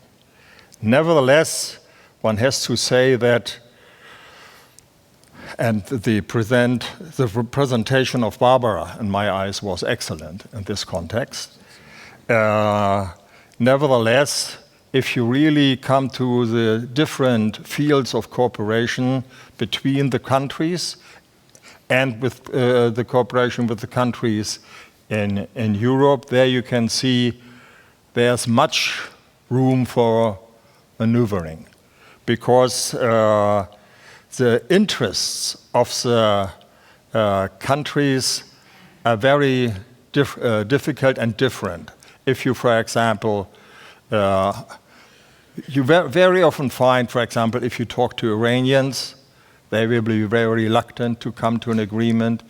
If you come to Azeris, they are very restricted on that, not to speak of Turkmenistan. Nevertheless, that means much more could be done. Nevertheless, I should refer to the fact that Turkmenistan is going to become a member of the WTO, which I believe it's a very interesting step. On the other side, if you want to appreciate or if you want to judge that country fairly, if you refer to the decisions of the United Nations, there are only two countries, members of the United Nations, Switzerland and Turkmenistan, which are given the status of neutrality. Only these two, no others in the world. And that has indeed very positive impacts. Switzerland is always a case in itself. But if you restrict yourself to Turkmenistan, there has been just mentioned the fighting again between Azerbaijan and Armenia. Incredible, but it happens. If you refer to the defense budgets and the security budgets of all the countries in the region, and if you compare these budgets with Turkmenistan, Turkmenistan by far is a country which speaks less than all the others on defense. It could be an example for other countries as well, and even that famous president Turkmenbashi, Yasov, member of the Politburo of the UdSSR, said he would not spend money on defense because Turkmenistan and the Turkmen people, we are peaceful people, so we know we need no weapons. I will end up with a comment which is very important for Turkmenistan as well. The first one to raise that question was Rainer Lindner in the morning when he referred to the question of renewable energy. Here again, we can only encourage all the Central Asian countries to go on with these developments, because the demand for natural resources, even if the economy worldwide will recover dramatically, the demand for natural resources will decrease. And if we, as a political comment, if we today had to decide the question of Nord Stream 2 again, we wouldn't build it. It's quite clear. But today, treaties have to be fulfilled. And so far, I'm very much appealed for the question that that it should be implemented and completed because it's a question of the reliable of international treaties. As the Roman says, pacta sunt. Thank you very much indeed. Thank you very much, Klaus-Jürgen. You just mentioned the question about pipeline. Maybe one short question to you. The Caspian gas pipeline planned from Turkmenistan to Baku. Will this be potentially a project, if realized, that contributes the country will be more open? Well, very often we had the experience that economic cooperation leads to a certain opening up a country. If a pipeline like this you have been referring to, I have my deep doubts. And again, I raise up the question again, will this pipeline in the years to come really build? There again, I have my deep doubts again. When I started, well, my interest in Central Asia started when I was a young boy. But as a member of parliament and then later as the chairman of the German Turkmen Forum, one of the first questions we discussed was, of course, the pipeline between Azerbaijan and Turkmenistan. And we heard so often from so many people, including presidents, that they will start tomorrow. But tomorrow, good. So mañana, when we meet in 1 year from now, maybe we do know more. Thank you very much, Klaus-Jürgen Hedrich. And certainly you're allowed to take a seat again, if you like. We have 7 minutes left, and I'm very happy to have Bill Thompson with us. Bill Thompson from the OECD, I think, will give us an overview now about the entire region and what economic perspectives he sees. Is this a kind of game changer, a big deal for entire Europe or Eurasia? Who will benefit most? Bill Thompson, the floor is yours. Thank you. I've got an eye on the clock, so I'll try not to eat all 7 minutes. Very quickly, I will start with the bad news. Let's be realistic. The economies of the Caspian Sea region were performing in rather less than stellar fashion even prior to the COVID crisis. There have been 3 big shocks to hit the region in the last 11, 12 years: the great financial crisis, the end of the commodity supercycle, now COVID.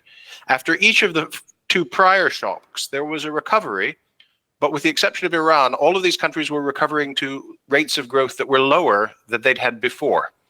The trend has been downward. Convergence of per capita income with the advanced economies has more or less stalled, and in the last half of the teens, most of these countries actually lost ground in per capita terms vis-a-vis the advanced economies. It's not been a great decade. A lot of that is down to Russia, which is 2/3 of the kind of Caspian littoral economies. But even if you take Russia out, the picture's pretty grim. The second bit of bad news is that it isn't really yet a region. That is, of course, an opportunity as well as a problem, and I'll come back to that. But if you look at trade in the region, the trade relations are extraordinarily low within Central Asia, but particularly among the Caspian littoral states. Russia is an important source of imports for Kazakhstan, to some extent for Azerbaijan, but to a much lesser degree. But most of the trade relationships are not, for any of the partners, particularly large scale or dynamic. Now that in turn is linked to a third problem, which is the lack of diversification. The fact that these economies continue to be heavily concentrated in primary commodity exports, they have very similar endowments and export baskets. That's a part of why they don't trade enough. But our work on connectivity, trade and transport connectivity shows they also don't work enough because they have very thick borders. Customs procedures, visas, trade facilitation arrangements, trade policies. There's a tremendous amount that could be done at very low cost to make trade across that region much easier and much more efficient. Now, the last bit of bad news before I brighten things up is that COVID has, of course, made all of this worse. Whatever the numbers of cases and the public health impacts in these countries, we've seen a commodity price shock, which has had a powerful effect across the region. And we know what that means from past experience. Moreover, all of the evidence of our work at the OECD suggests that the output losses that commodity exporters suffer when there's a price shock are persistent. They don't simply recover all that lost ground quickly.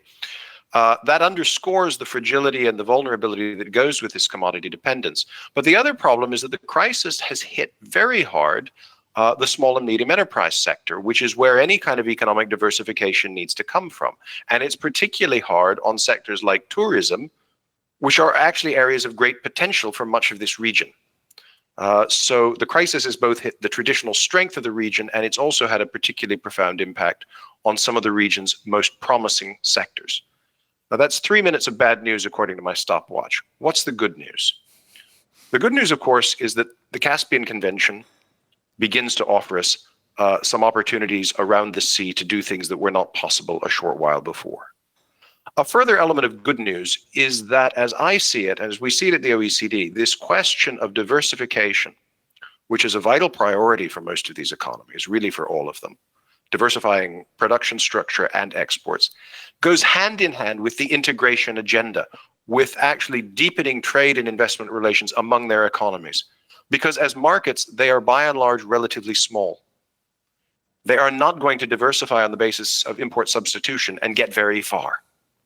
But they have a lot of potential if they begin to open up to one another and to create better conditions for private sector development, for entrepreneurship, to start to emerge as much more regional markets. So integration and diversification, in our view, very much go together, and they go together with a diversification agenda that has to be driven from the bottom up. And that's reflected in OECD work. What do we work on in the region? Many things, but primarily conditions for entrepreneurship and private sector development, trade and transport connectivity.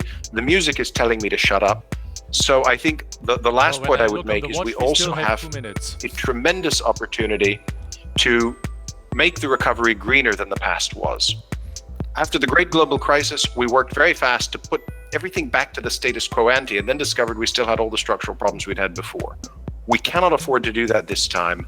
The convention, various other developments, including the work we're doing with German support on green infrastructure in the region, offers an opportunity to make sure that we not only build a more integrated region as we seek recovery and take advantage of these opportunities to strengthen the recovery, but that we will also build a recovery that is greener. Thank you. Bill Thompson, thank you very much. I think this was a very balanced view on the development of the region with 3 minutes negative and 3 minutes positive aspects, and quite an appeal what to do. And I think this is very important to show more entrepreneurship in the region. I think this was a good appeal for the end of the morning session. I understand we now have a networking break with lunch, and I'm asking the organizers very quickly. I think we restart exactly in 1 hour, 1:30 again here in the hall. The lunch for all those who are present here is on this floor or 1 floor up? 1 floor up. Okay, so I think you will probably show us where to go. Thank you very much to all the panelists, and thank you very much for all the participants. Bon appetit, priятного аппетита, and I'm sure during the break we have good and interesting discussions.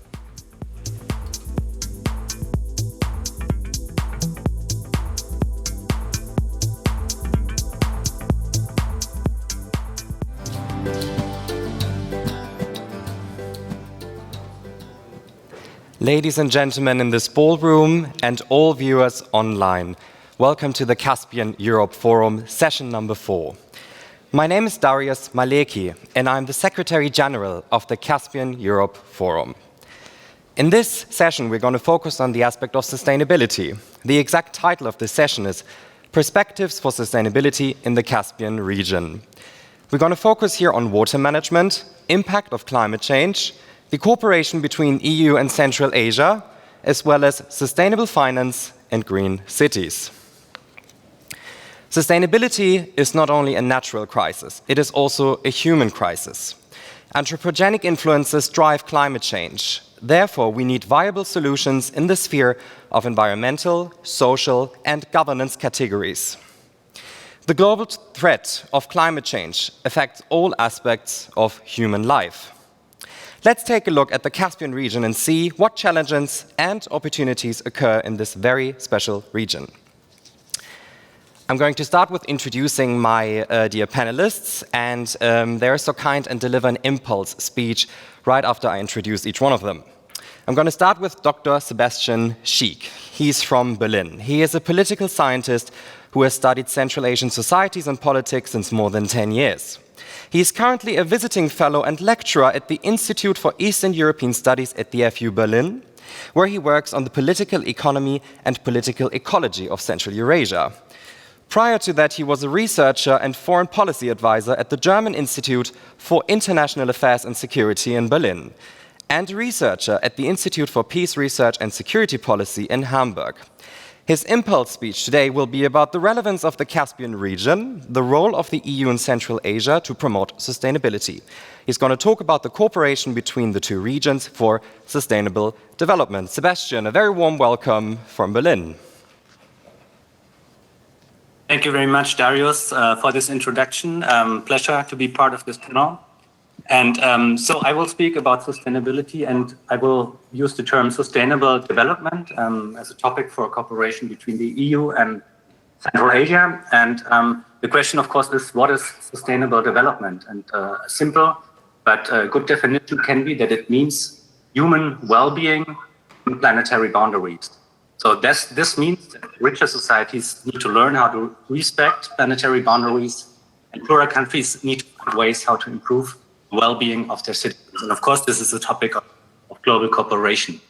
And if you talk about human well-being in Central Asia, then in all 5 countries, there's of course some lack of various aspects of human well-being, but it varies across the region. I mean, Tajikistan and Kyrgyzstan as poorer countries have their own problems. Uzbekistan right now is aiming at extensive economic transformation, has its own problems.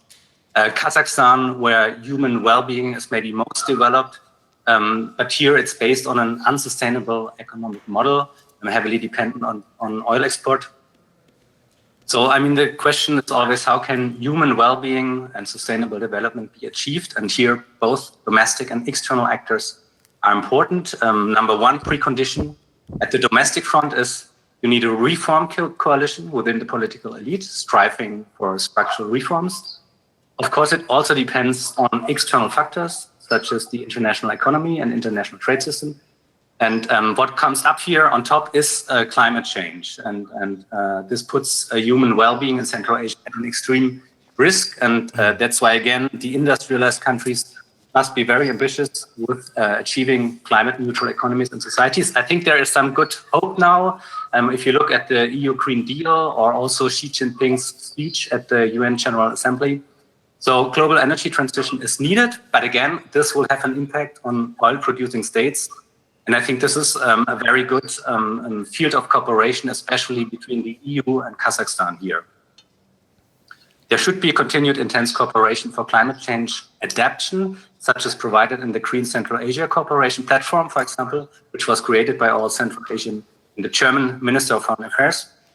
And now comes my last and my main point, actually. So I think that the challenges we are facing are so huge and they unfold in so many economic sectors and also on so many levels of the society that we need always to get the feeling that we can control the situation to some extent. And what we need for our cooperation between the EU and Central Asia, I think it's the 3 Ds. It's data, dialogue, and doing. So data means that we need, of course, reliable scientific knowledge about environmental threats in Central Asia. I think there has to be done a lot. Dialogue means we need to take time also to understand the data through domestic and international exchange, and not only between experts, but also between the societies. And what does this data mean for the goal of human well-being? And doing means, of course, joint action and developing solution together. So how to bundle the 3 Ds? I would like to propose 3 ideas for EU Central Asian cooperation. First is getting civil society and young people in this process. Second is bringing together creative thinkers from Europe and Central Asia, for example, architects, designer, artists. And third is encouraging startups to find solution and encouraging exchange and cooperation between Central Asian startups and European startups. Thank you very much. Thank you very much, Sebastian. You talked about very important factors here, especially about energy startups. I'm going to come back to that later. My next panelist from Nur Sultan is Aygul Kusalyeva. She's the director of the Green Finance Intelligence of the AIFC Green Finance Center. Aygul is a strategic and analytical professional with 10 years of success in analytics, statistics, and finance. Prior to a recent appointment, she has spent 4 years as senior manager as the Green Finance Center of the AIFC Authority. Previously, she worked at the National Statistics Office, responsible for the implementation of the 2008 SNA in terms of financial account.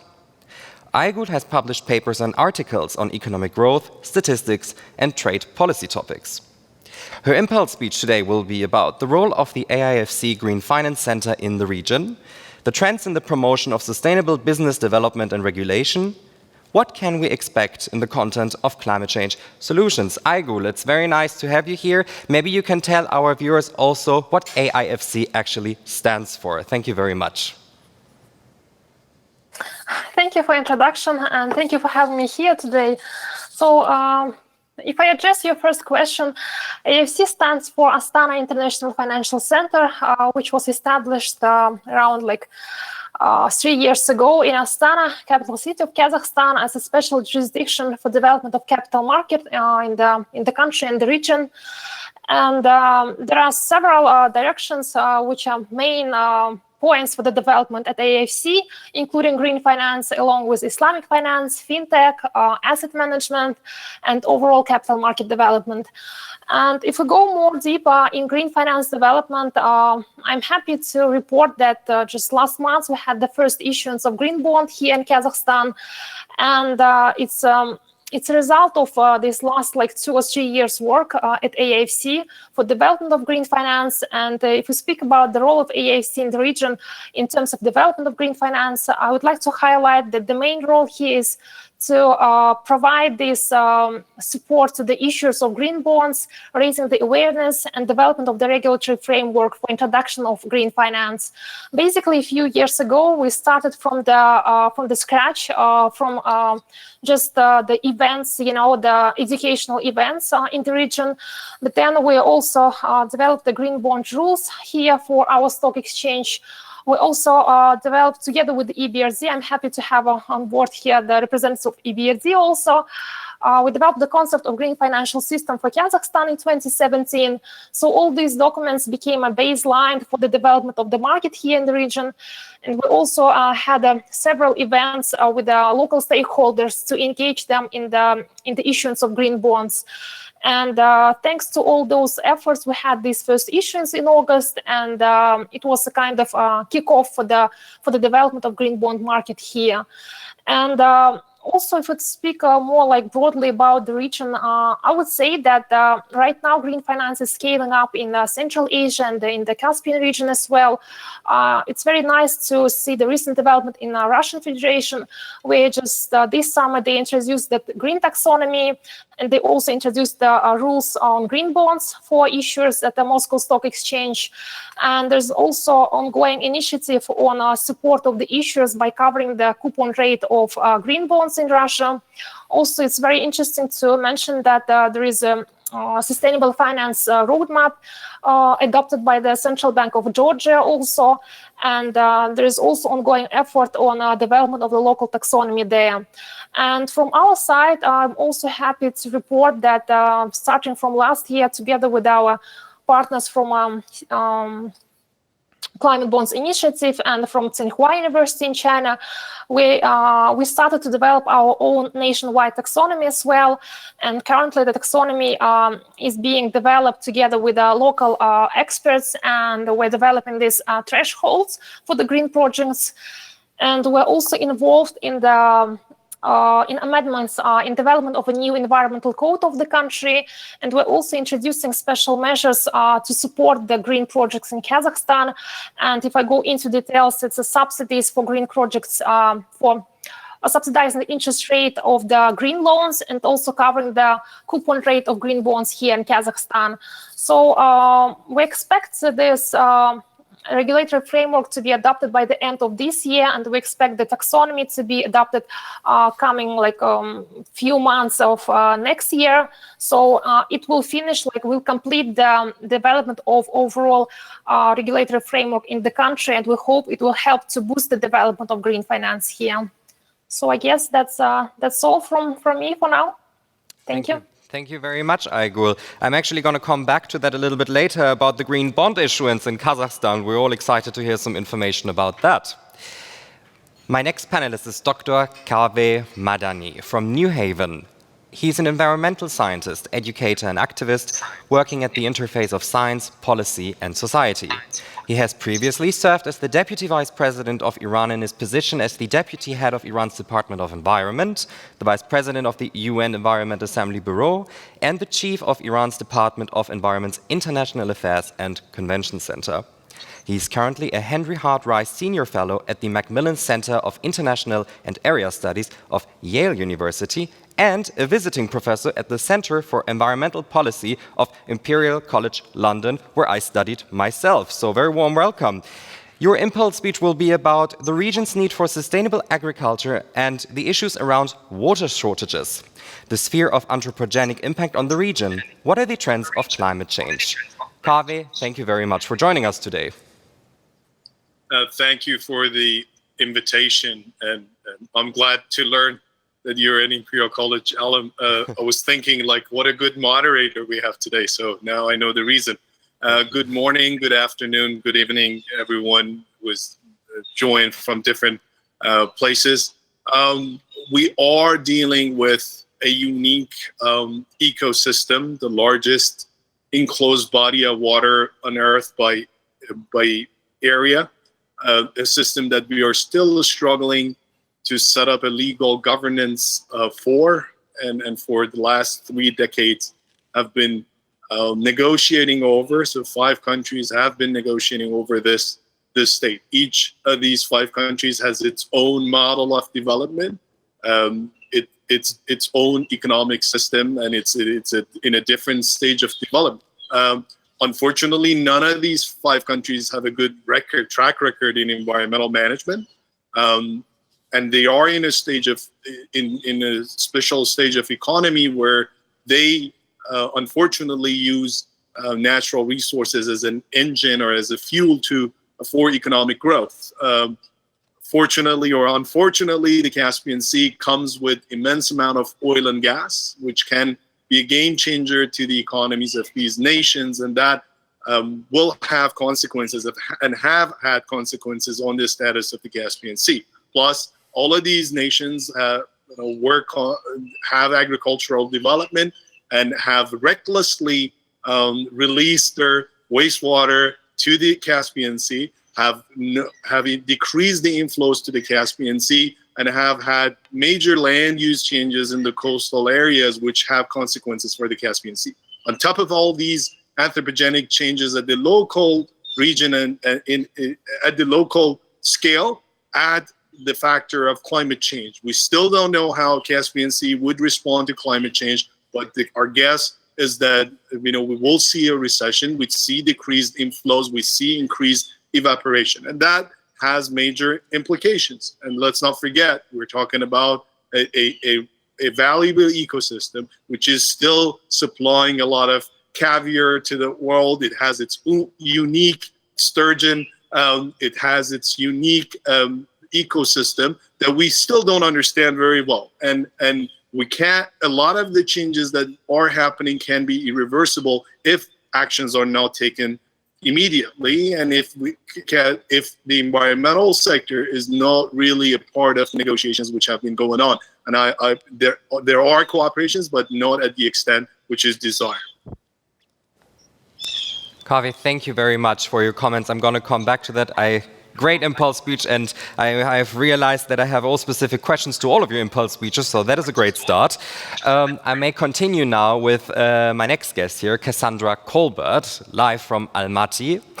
Cassandra is the regional manager for Central Asia in Almaty, Kazakhstan, for the IFC International Finance Corporation, which is a part of the World Bank Group.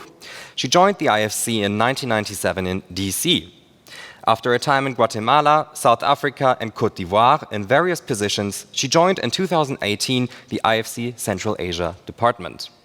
Her long experience at IFC makes her an expert in the field of what the IFC stands for: creating markets and opportunities. Cassandra, your impulse speech will be about exactly this topic: creating markets, creating opportunities. The role of the IFC in the never-ending effort to promote and execute investments in emerging countries, and the role of sustainable finance. What are challenges? What are opportunities? Cassandra, a very warm welcome from Berlin.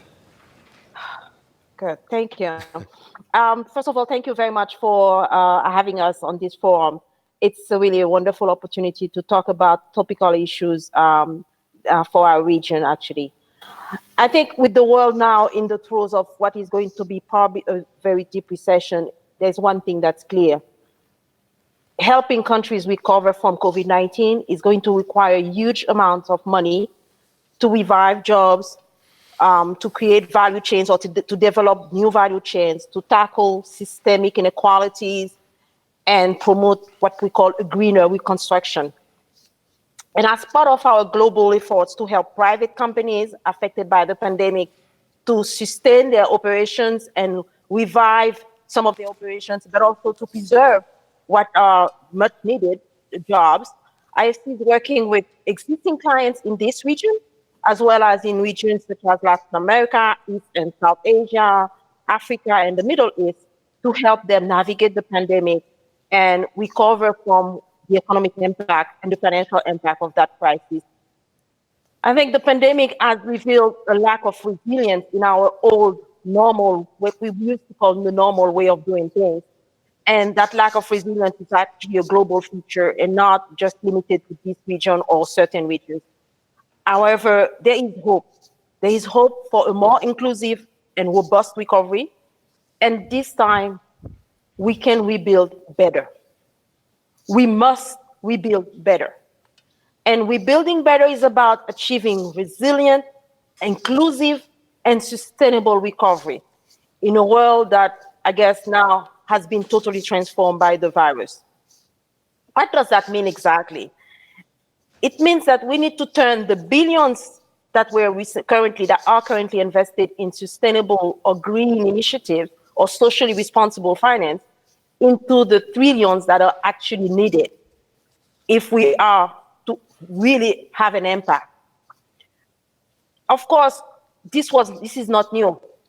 But what does it mean for countries in Central Asia or in this region? It means that we need to invest in systems and technologies that are energy and resource efficient.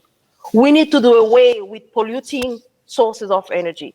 We need to develop clean energy solutions with lesser dependence on fossil fuels. And this is really the crux of the matter for this region. I think one of the interveners were talking about how some of these countries have huge fossil fuel resources. And I know it's important to develop the economy, and I know it's important to bring some of these resources into productive use, but we have to set a certain limit. We need to rebuild, and we need to move away from the dependence on fossil fuels. We need to build green homes. We need to build green cities that rely on greener infrastructure. And for decades now, IFC has been building the necessary foundations for that and positioning itself at the intersection of finance and sustainability. We first launched the performance standards for which most of the, actually I would say all the extractive industries have been following. Our approach in what we call now IFC 3.0, creating markets, creating opportunities, is to work with investors, governments, partners, NGOs, to work more proactively to unlock the private investments in environmentally and socially sustainable ways. So if countries are to attract investors, they will need to create opportunities.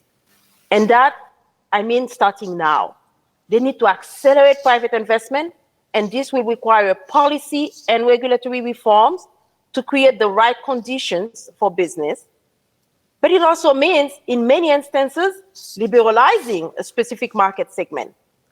That means removing monopolies to foster competition.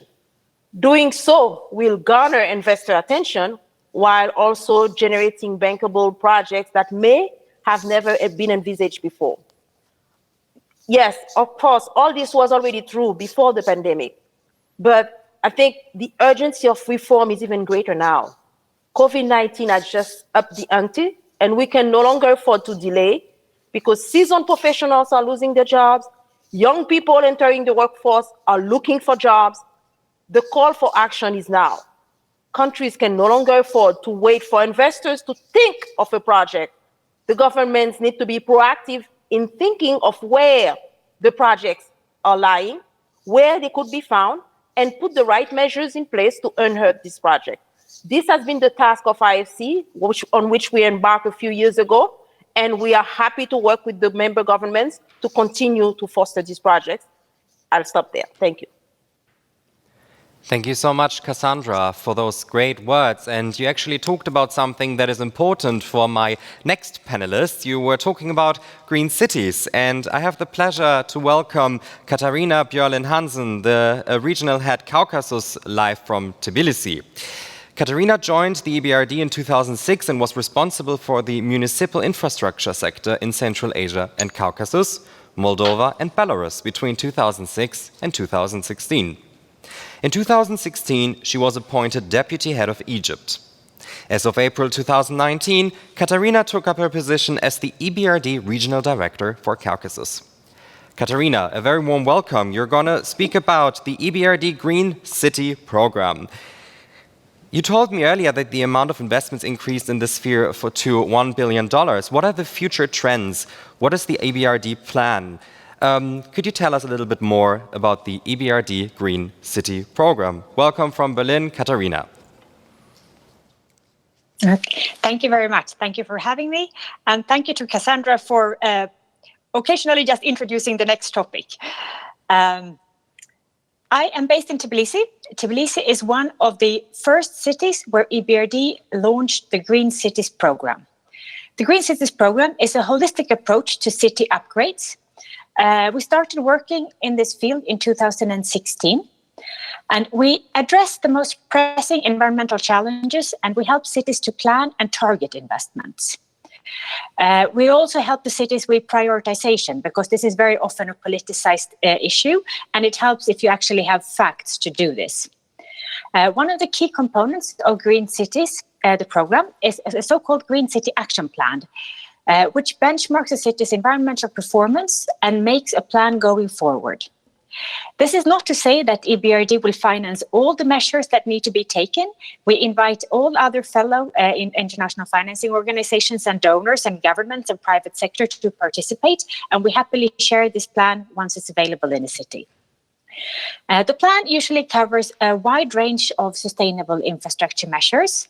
This can include district heating, where it's cold, district cooling in warm countries, green buildings and building retrofits, renewable energy, urban transport, streetlights, urban climate resilience, water, wastewater, solid waste, you name it. Anything that has to do with improving the environmental situation in a city. To date, we have signed up 43 cities and we cover approximately 40 million people. And we do a number of sub-projects under these cities, and we have to date committed approximately 600 million in actual investments. This is combined with donor funds many times, and we have recently presented to our management committee an increase of another billion of financing because there is such a great uptake of this project. So we have cities in line to join. Just to say something about the achievements. In these 43 cities where we work, we have now done projects that reduce the CO2 emissions by 600,000 tons, which is approximately equivalent to remove 130,000 cars from the roads. This is, of course, only the beginning because all infrastructure projects, as we all know, take a very long time to implement. But it's a very good start, and I really look forward to continue working in all our countries of operation to proceed with the Green Cities program. Thank you so much, Katharina. Last but not least, my final panelist for this day is Dirk Stratmann. He's the Director CIS at John Deere Walldorf, with a combined leadership and sales function for the CIS countries, responsible for all agricultural equipment sales. Dirk Stratmann joined the company in the commercial department at John Deere Export in October 1990. Since then, he has held various marketing positions with increasing responsibility, including Territory Manager, JD Export, Country Manager, Poland, John Deere International. He is also the Central Asia representative of the German Agribusiness Alliance at the German Eastern Business Association. Reliable, sustainable, fair? Agriculture in the region. What are viable solutions to undeveloped agricultural practices, challenges and opportunities of the industry in the region? A very warm welcome. Dirk, off you go. Thank you very much for joining us today. Yes, thank you, Darius, handing over the word to me. So good morning, good afternoon, and good evening to my colleagues on the panel, of course, and everyone who has joined the session today. I think the first thing, it's great that we talk about agriculture, because some years ago, I think the image was maybe not the most popular one, because people would think about dirty shoes, field work, and maybe some smell every now and then. That would not be very popular. I think in today's world, and I think Cassandra talked a lot about the pandemic, agriculture has seen not only the famous word of being system relevant, but it has changed a lot for also in the context of feeding the world. Now, how do we bring this back to the Caspian Sea region, where not a typical breadbasket of the CIS countries is? Kaveh made a very good statement that I liked. Fortunately, unfortunately, most of the countries around the Caspian Sea are resource rich, but not in terms of agricultural production, but because of energy, minerals, and other goods. They can be harvested, but harvested in a different way than we harvest commodities or agricultural produce. And so what we have seen, and I'm talking on behalf of the German Industry Association here, mostly, so it's not only machinery, it is seeds, chemicals, fertilizers, all what makes an agricultural production, is that after the collapse of the Soviet Union, most of the countries surrounding the Caspian Sea have been focusing on other economic activities than on agriculture. So we have an innovation gap to fill. There is higher efficient production systems available today. And on one side, we could look at it in a pessimistic way. We could say, oh, wow, they're so far behind. On the other side, look at mobile phone systems. They work better in Ukraine than in Germany.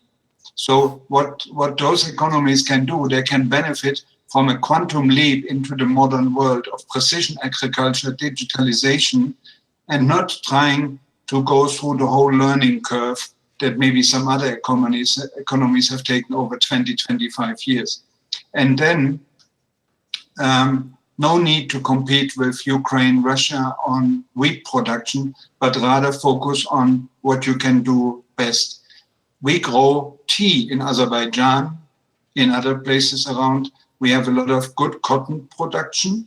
We have citrus fruits. We have other vegetables that are in high demand all around the world because they are still very tasty coming from this part of the world, and they're not coming necessarily from a Western European greenhouse. So I would say, to give it a judgment, more opportunities than downside.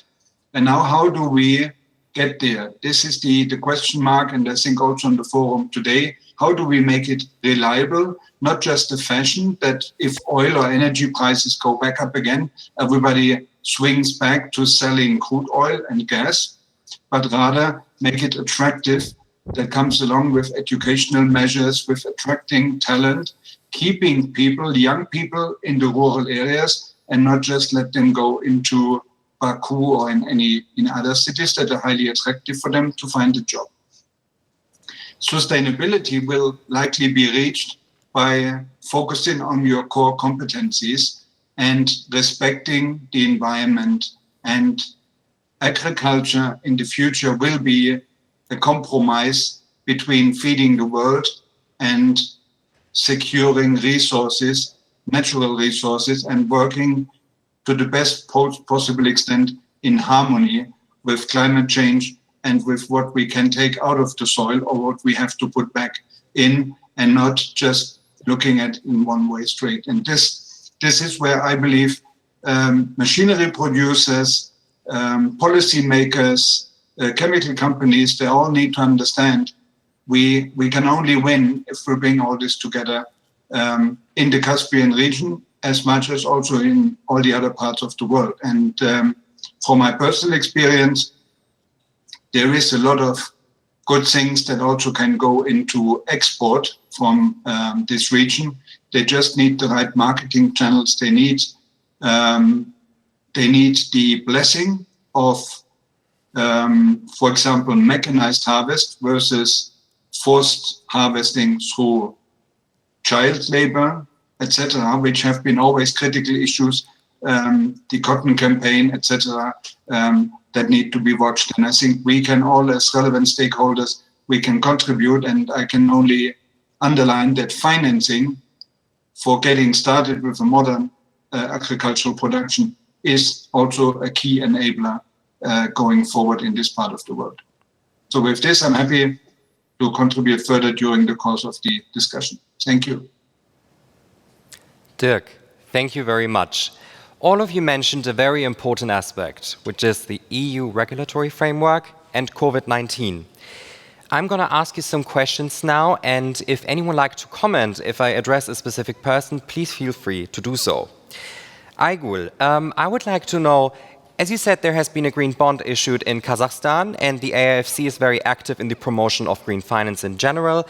How do you think has COVID-19 changed the sphere of focus on green finance? I mean, we have on one side COVID-19, all the issues arising from that. On the other side, we have rapid changes in the EU regulatory framework, such as the Green Deal, which will have hopefully an effect on accelerating actions in the region. What do you think can we expect from the future? Well, thank you for the question, Darius. I think it's an excellent one regarding the COVID, actually. We were following the news on the European Union deal and just recent announcement by China about the carbon neutrality by 2060. And the countries in the region also have their own goals on renewables, on sustainable development, and in a way they are aligned as well. But coming back to the European Union, just recently when the COVID pandemic actually started, there were some countries, even in Europe, which were having some hard times, to keep that sustainable development goals, in a place when the situation was that difficult. Let's say Poland, which is in a way dependent on the coal. There were some cities where the coal plants were still in a place, and there were like consideration to build the new plants to support the economy in these difficult times. So there are like some situations, some places where the countries or like the governments, let's say, cannot still manage and follow those sustainable development goals because of the pressure they have from the economy side, right? And we also saw these COVID bonds being issued in certain countries to support this, to support the economies and support the actually social projects in the regions.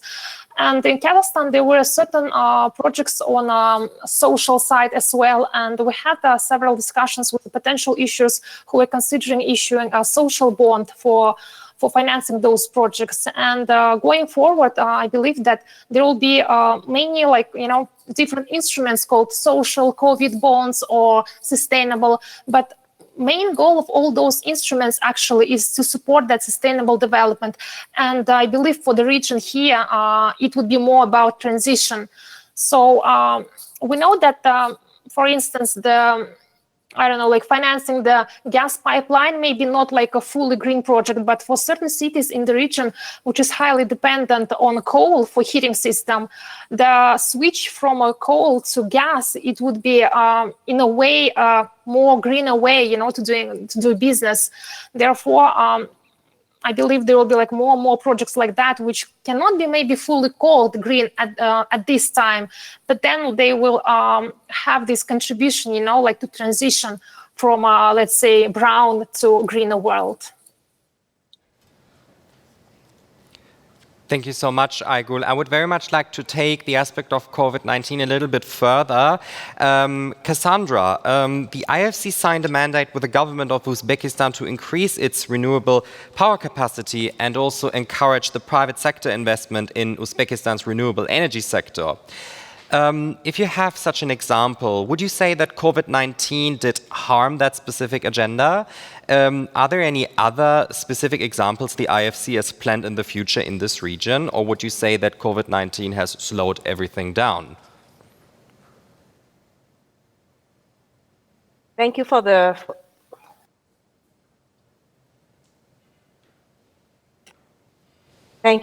question.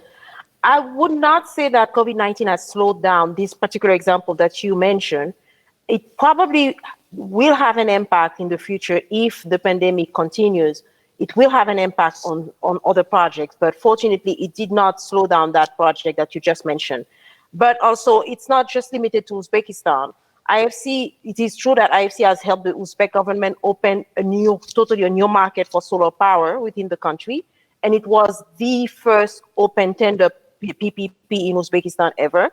And this plant is coming up in the Navoy region, and it will supply renewable energy to the Uzbek grid. However, IFC is working also in Armenia, where it supported the country's first grid-scale solar photovoltaic project to bolster energy security and ensure the supply of reliable power.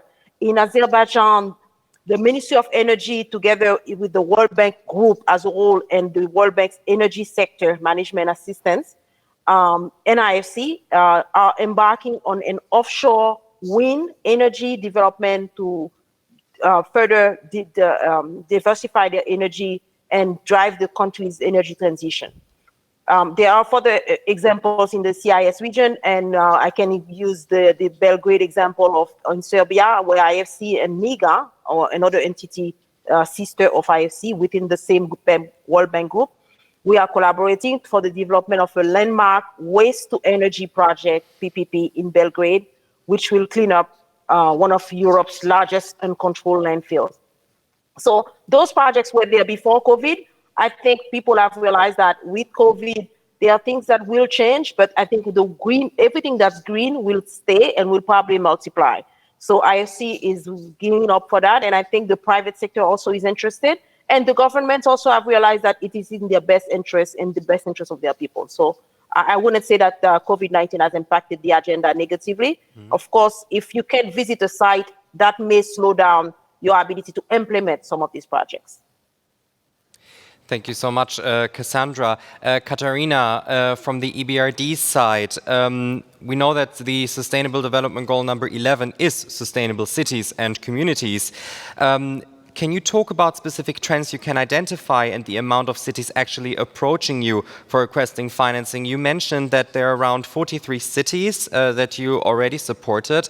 What do you think is the trend, also taking into consideration the aspect of COVID-19? The same that I asked Cassandra, I would very much like to know how this had an effect on the EBRD. Okay, thank you very much. First, I very much agree with Cassandra that I don't really see too much of a negative impact. I would actually say possibly the contrary, because there are a lot of cities who have had plans for the medium term who have now decided to front load their plans and implement projects faster than previously. This has led to quite a high pressure on the IFIs. We have all worked very, very hard to approve whatever needed to be approved to make this happen. But I think in general, the story is good. And since these were projects that were in the pipeline for maybe implementation in 2-5 years, the fact that they happened earlier, for me, this is a very positive development. What cities ask for under the Green Cities? First and foremost, most cities start by asking for buses to be able to transport people to and from work, to get rid of a very old fleet of polluting microbuses. There is also huge requests for vehicles to get the solid waste out of the streets, solid waste collection vehicles, and upgrades to landfills. This is also very, very welcome because, of course, for public health, also COVID-related, it's once the garbage can get off the street quickly and efficiently and in a reliable manner, that clearly improves the public health. Another thing that cities often ask for is street lights, rehabilitation of the street lights.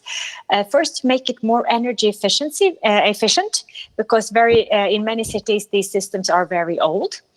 Not only LED lights, but also exchange of the wiring and basically lighting of the outskirts of the cities which may not yet have street lights. This is for safety and security of the population and makes the cities much more pleasant to live and move around in. With regards to water supply, once the Green Cities program was launched, there were ongoing water projects in many cities. So we haven't seen all that many water projects under the actual program of Green Cities, but obviously the projects have been done. Thank you so much, Katharina. You mentioned that within the Green City program, the aspect of transport is really important as well. There are many water projects. Maybe it would be interesting for our viewers online to know how the process, the program is exactly organized. What are the different steps a city will need to do in order to get the financing to become a green city? Do they just approach you and then you have specific measurements that you look at and say, this is what we're going to invest in because we see that there is an actual need? Or what are specifics that you look for? First, we prefer to work with cities we have a population over 100,000 people. We review the cities approach us and we meet with them, and if they are keen to work with us, we are very happy to work with them. There are no particular eligibility criteria. What needs to be done, cities need to commit to develop a Green City Action Plan, which is an analysis of their existing situation and their needs going forward over a medium to long term, with a medium to long term perspective. As long as the cities are happy to do this work with us, then we are very, very happy to get them into the project, into the program. Once specific measures have been identified, we are happy to finance some of them. very often cities say, well, we can do this with our own budget. We don't need any external financing. And sometimes cities find measures that need to be done that can easily be outsourced to the private sector. So there isn't a commitment to take any financing from us. The only commitment there is to actually do the proper analysis to be able to plan ahead. Thank you so much, Katharina. I would like to go now a little bit more into the environmental aspect and specifics about nature, natural hazards, etc. Kaveh, sources say that the region suffers from, as you also mentioned before, oil entering the sea, heavy gas extraction, overfishing, ocean acidification. So the sea level is also decreasing. While economic progress has made the area very meaningful on an international scale, what do you think will be the long-term effects on the ecosystem specifically? Have we reached a tipping point of no turning back? Well, that is a very hard question always, like if we have reached the tipping point. I don't think we still have got there. Even if we have got there, there are still things that we can do, and we shouldn't give up on those. What we have learned from the past, from other countries, is that economic development with short-sighted plans can have long-term consequences, which will affect the well-being of the people in the region. So, as precious as the oil and gas should be the ecosystem of the Caspian Sea. The problems you mentioned are serious. The sources are right. Add to that many other problems. We have done a recent study which will be published very soon, probably in environmental research letters, and it shows the satellite data show to us that the water quality of the Caspian Sea is doing horribly, and one of the main sources of that is agricultural sources, essentially the agricultural wastewater and fertilizers and all the things we have used. Streman mentioned that, agriculture has been in place and is happening, but what has happened is that the agricultural sector has not been modernized through the income that has been created through the extraction of resources. So that sector needs major investments. These countries need food. These countries have capabilities of exporting food. Of course, they shouldn't, as Streman mentioned, they shouldn't compete over special some certain crops, but they have the potential to even have a major contribution to international market and can do major investment there. But as long as they want to go with the traditional model, subsidizing the agricultural sector through the oil and gas income and keeping that sector inefficient, this is what we are going to see. And we see all other problems like saltwater intrusion and the things that we are not thinking about today. At the end of the day, this is an enclosed body of water. We're not dealing with an ocean. It seems like immense amount of water, but that amount of water is finite. And at some point, you will see a failure. You don't have to go too far. Look at Aral Sea. Look at Lake Rumia. These are not too far. Look at Persian Gulf. These are places where similar problems have emerged because of not thinking about the future. The tipping point is not there, but if you don't take the situation seriously with the problems we see with climate change, the tipping point will come soon, and that would be a disaster. Thank you so much. So if we look about solutions, as you say, solving one problem somewhere can create a new problem elsewhere. What do you think is needed for knowing how to solve problems efficiently in this sphere? That thing happens. So there are trade-offs, but it doesn't happen for the smart people. So if you solve one problem, you should make sure that your solution doesn't cause other problems and that it would not backfire. So that is something for a smart planner who understands that dealing with complex human environmental system, it understands that sustainable development involves economy, society, and environment. So you would come up with balanced plans.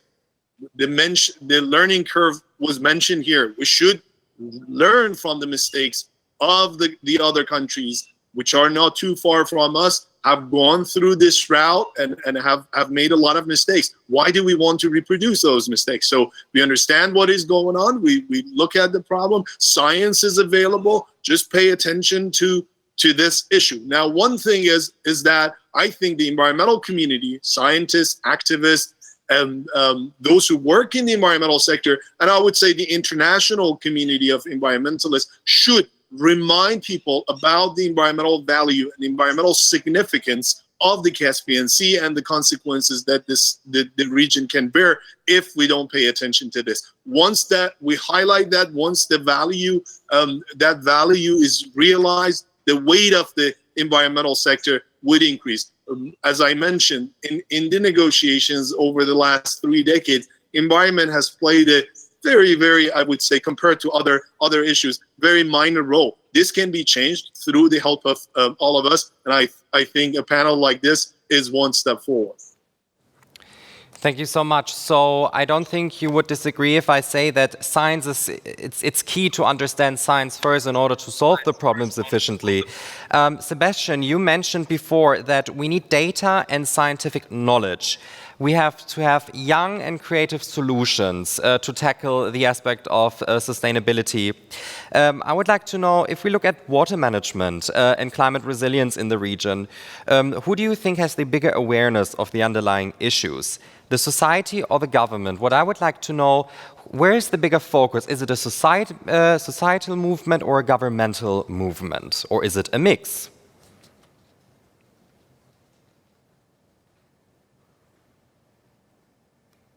Yeah, so first of all, I have to say, I don't know, I don't have the data on this question. So there's not so much research here, but I would say definitely both, because I think what we have seen in the COVID crisis is that those countries did very well. There were awareness by the society and then also government action. This combination was very helpful to solve the urgent problems of the COVID crisis, and I think the same applies to the environmental crisis. And yeah, so the question is, of course, still how to get there and how to get from knowledge to action. I was mentioning startups. Actually, I'm not only into startups, and this is only one little part of economies. But for me, startups are very interesting, not, as a method, let's say. Yeah, it's also a method of designing something, of finding a problem, or finding a field where a solution is needed, and then to think about it and to try to create solutions. And I mean, I'm working with Central Asia for about 15 years, and I know that there are many experts, Central Asian experts working in Central Asia. But still, at least from the European perspective, also from the Western perspective, it's often like this, that we know the problems and we give you the solutions. And I think also we have to overcome this. I think it's very important that our vision is, in the long run, that knowledge transfer goes in both directions. Not only from the West to Central Asia or other non-European countries, but also in the other side, other direction. Thank you so much, Dirk. And now I would like to come back to the aspect of agriculture and food security. Dirk, Sustainable Development Goal number 2 is zero hunger. What specific actions is John Deere taking in order to tackle these SDGs, which I suppose are very important to you, Marken? And do you think that Central Asia will have the capacity to become an agricultural exporter one day? About the Sustainable Development Goals, I believe feeding the world and making sure that 9.5 billion people have enough food in 2050. This is not only a task that a company like John Deere, with all its merits, maybe around supporting agriculture, can support. It's a global commitment that we have to take. And what we are trying is to offer future-oriented technology that can be applied around the world. And of course, in India or in Africa, the smallholder has a different starting point than the North American large family farm or the agro holding in the CIS. Where we try to make a difference is certainly putting intelligence in the solutions that we are selling. So the hardware remains important, but today it is no longer, and it used to be for a long time, selling horsepower.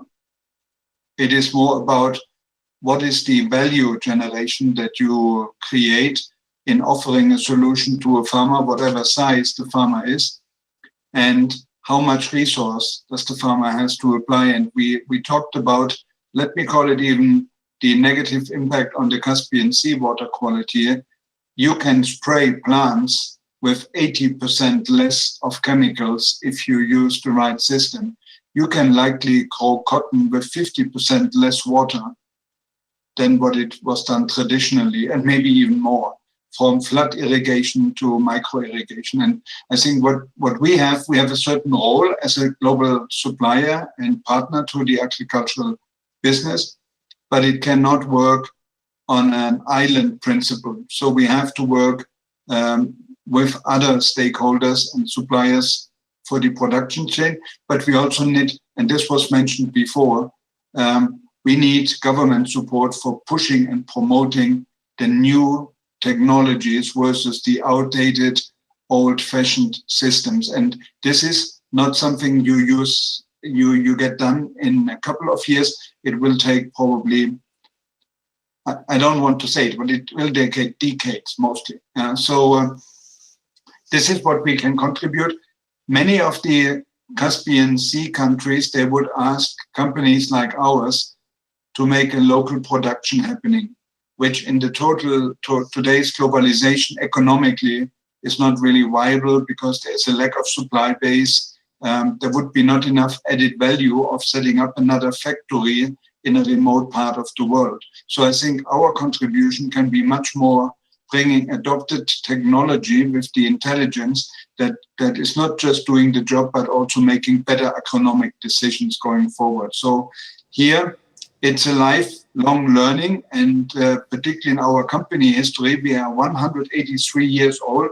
We also went through many development steps, and I think moving to our 200th birthday, we will talk about far more. We will talk only intelligence and how to preserve resources while create a higher output to feed these 9+ billion people in the world. So your question is pretty comprehensive, and I would say we are one gear in a large transmission that can make it happen, but we cannot turn the world around.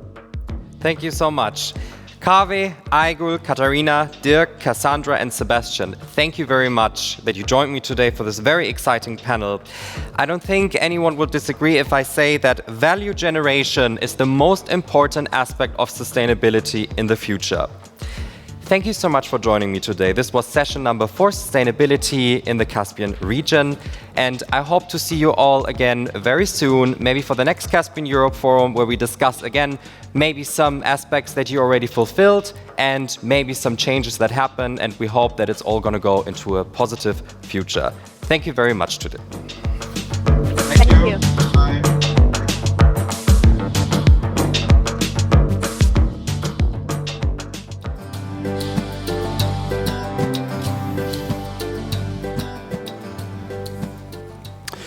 So good evening, ladies and gentlemen. We go into our last session. I hope you have enough energy and actually enough caffeine in your tanks to hold through this last session. But it's, I think, one of the most important topics in this region, and that is infrastructure and logistics. We have heard many times in our from morning until now how important it is for the countries to develop their infrastructure, logistic infrastructure, and also the second priority maybe after energy, to diversify more their economies.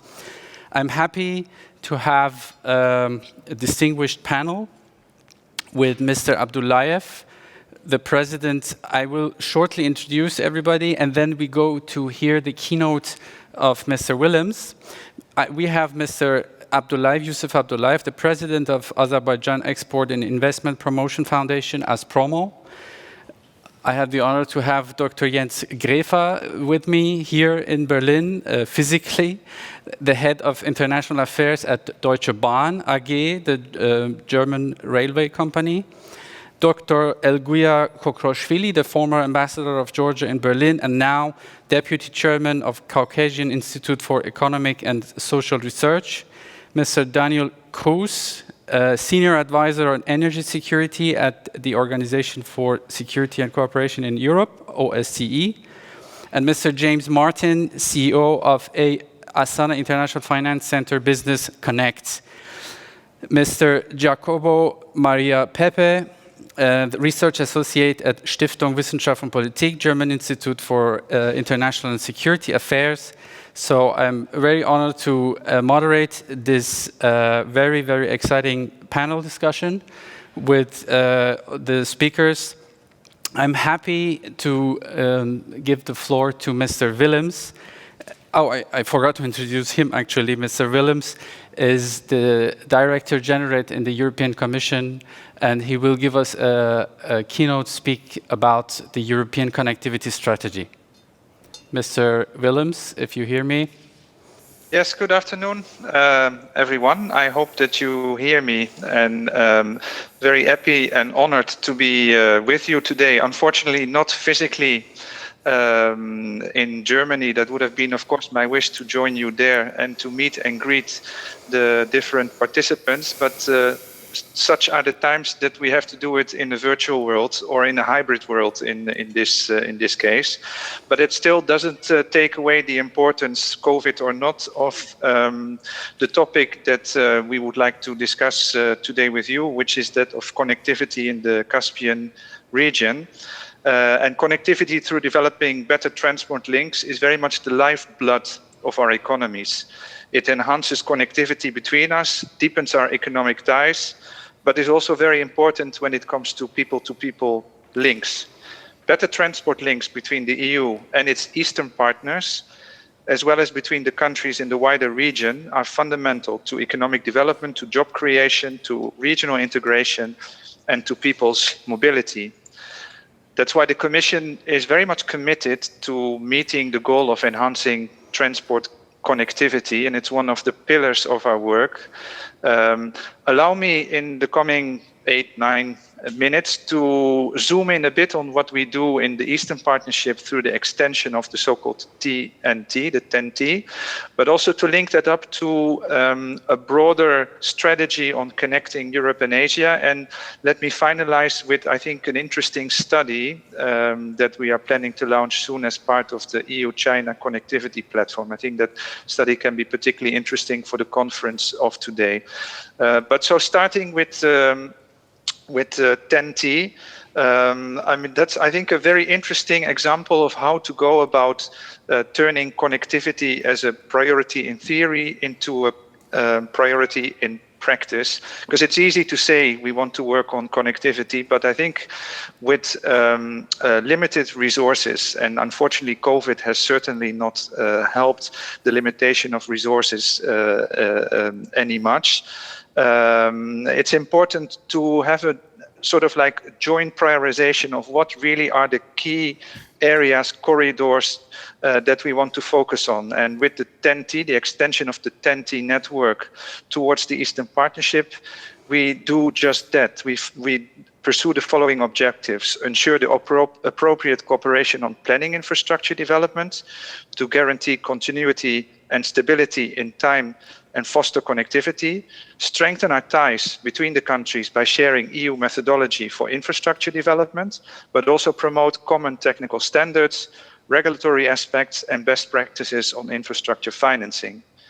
And it defines a reference network to allow to develop a regional approach of connectivity, better target resources available to neighboring countries on jointly established common priorities.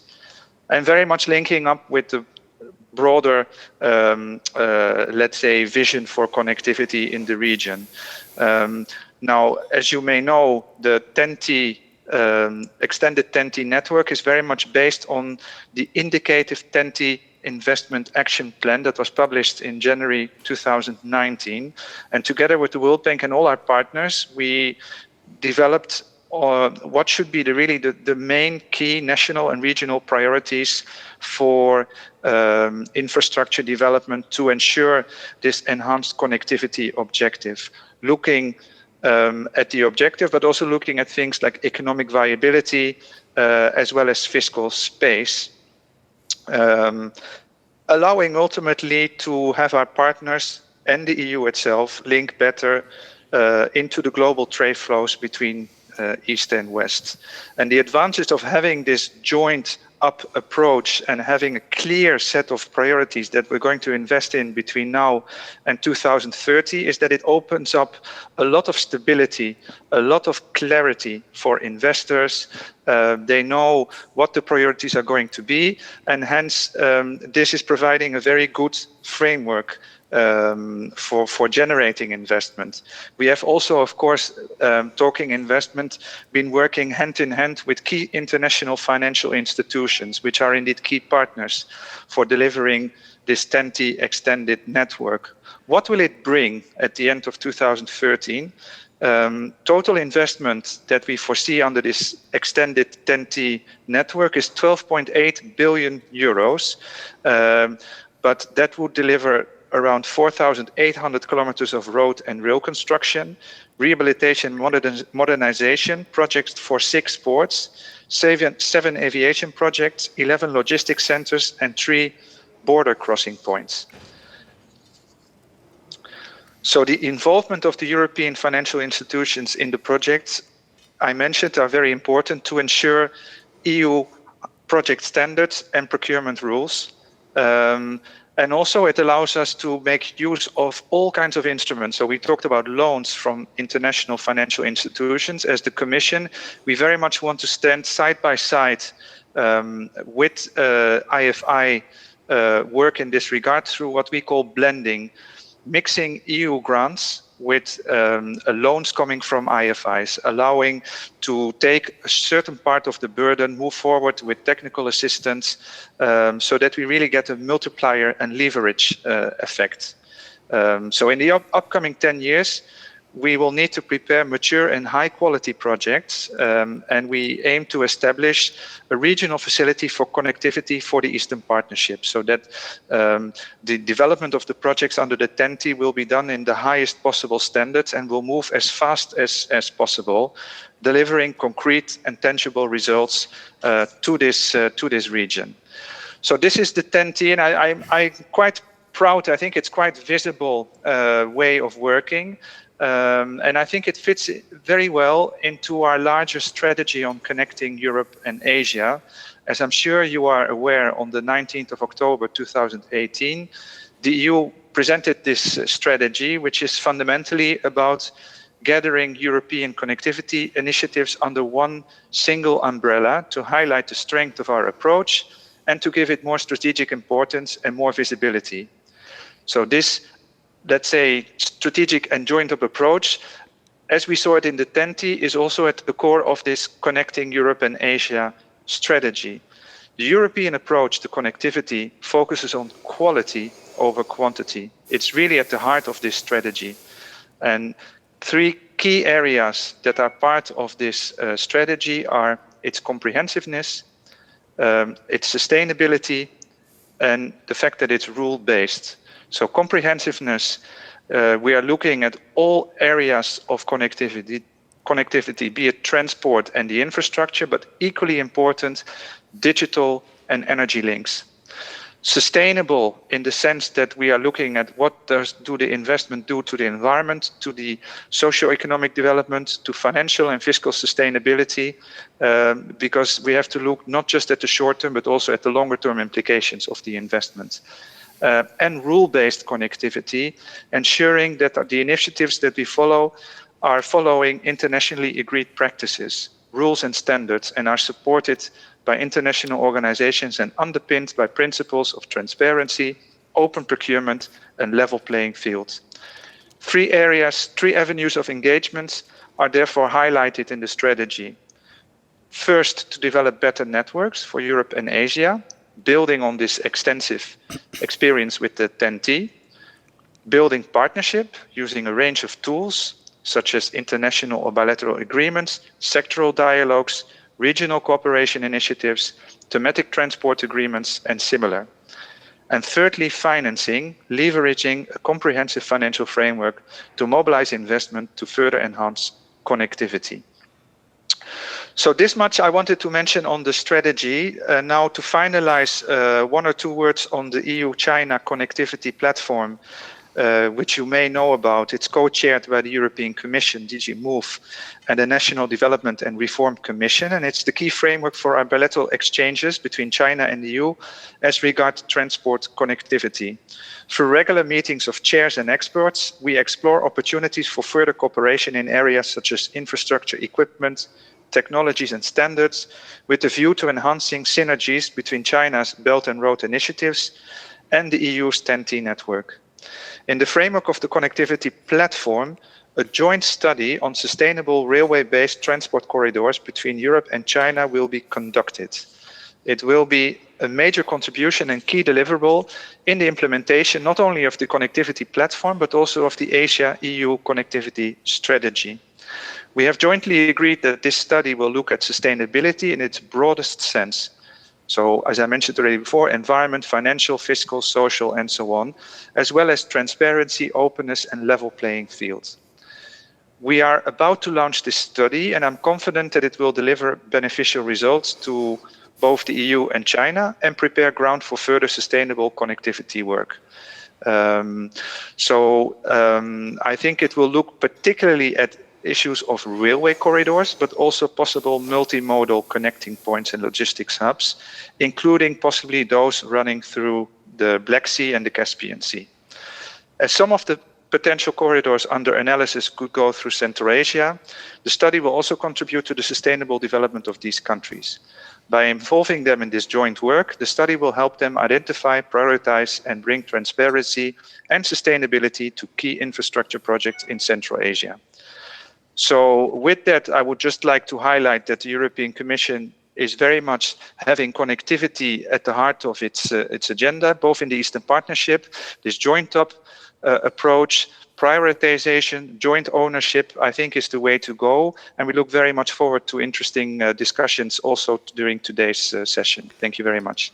Thank you a lot, Mr. Willems, Director General for Neighborhood and Enlargement Negotiations in Brussels at the European Commission. It's really nice to hear that the EU Commission has a connectivity strategy introduced, as we heard today a lot of times, that comparing to China and even India, the EU is going behind, but it's really great to know. I will ask now each of the panelists to give a short impulse, and I ask, and please keep it short as we have not enough time for the discussion. It's a very, very broad topic. To keep it short, that we can also discuss different aspects, because we have many times heard today about the One Belt, One Road initiative, but there are many other logistic projects which the Caspian Sea is involved in. We want to discuss some of them if we succeed. Therefore, we will begin with the short impulse speeches. First of all, Mr. Abdullayev from Baku. Mr. Abdullayev, we would really like to hear about the plans and developments in Azerbaijan's infrastructure and logistic sector. Thank you very much. And thank you for this platform and for this opportunity.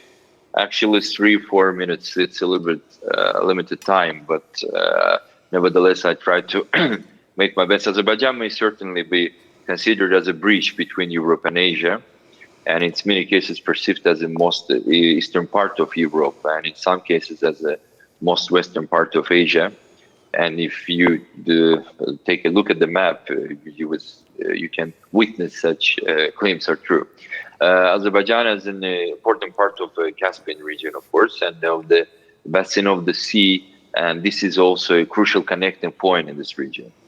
Of these 3 routes, the middle route of the Great Seal passes through Azerbaijan, and I must mention that this route is significantly shorter compared to northern and the southern maritime Silk routes.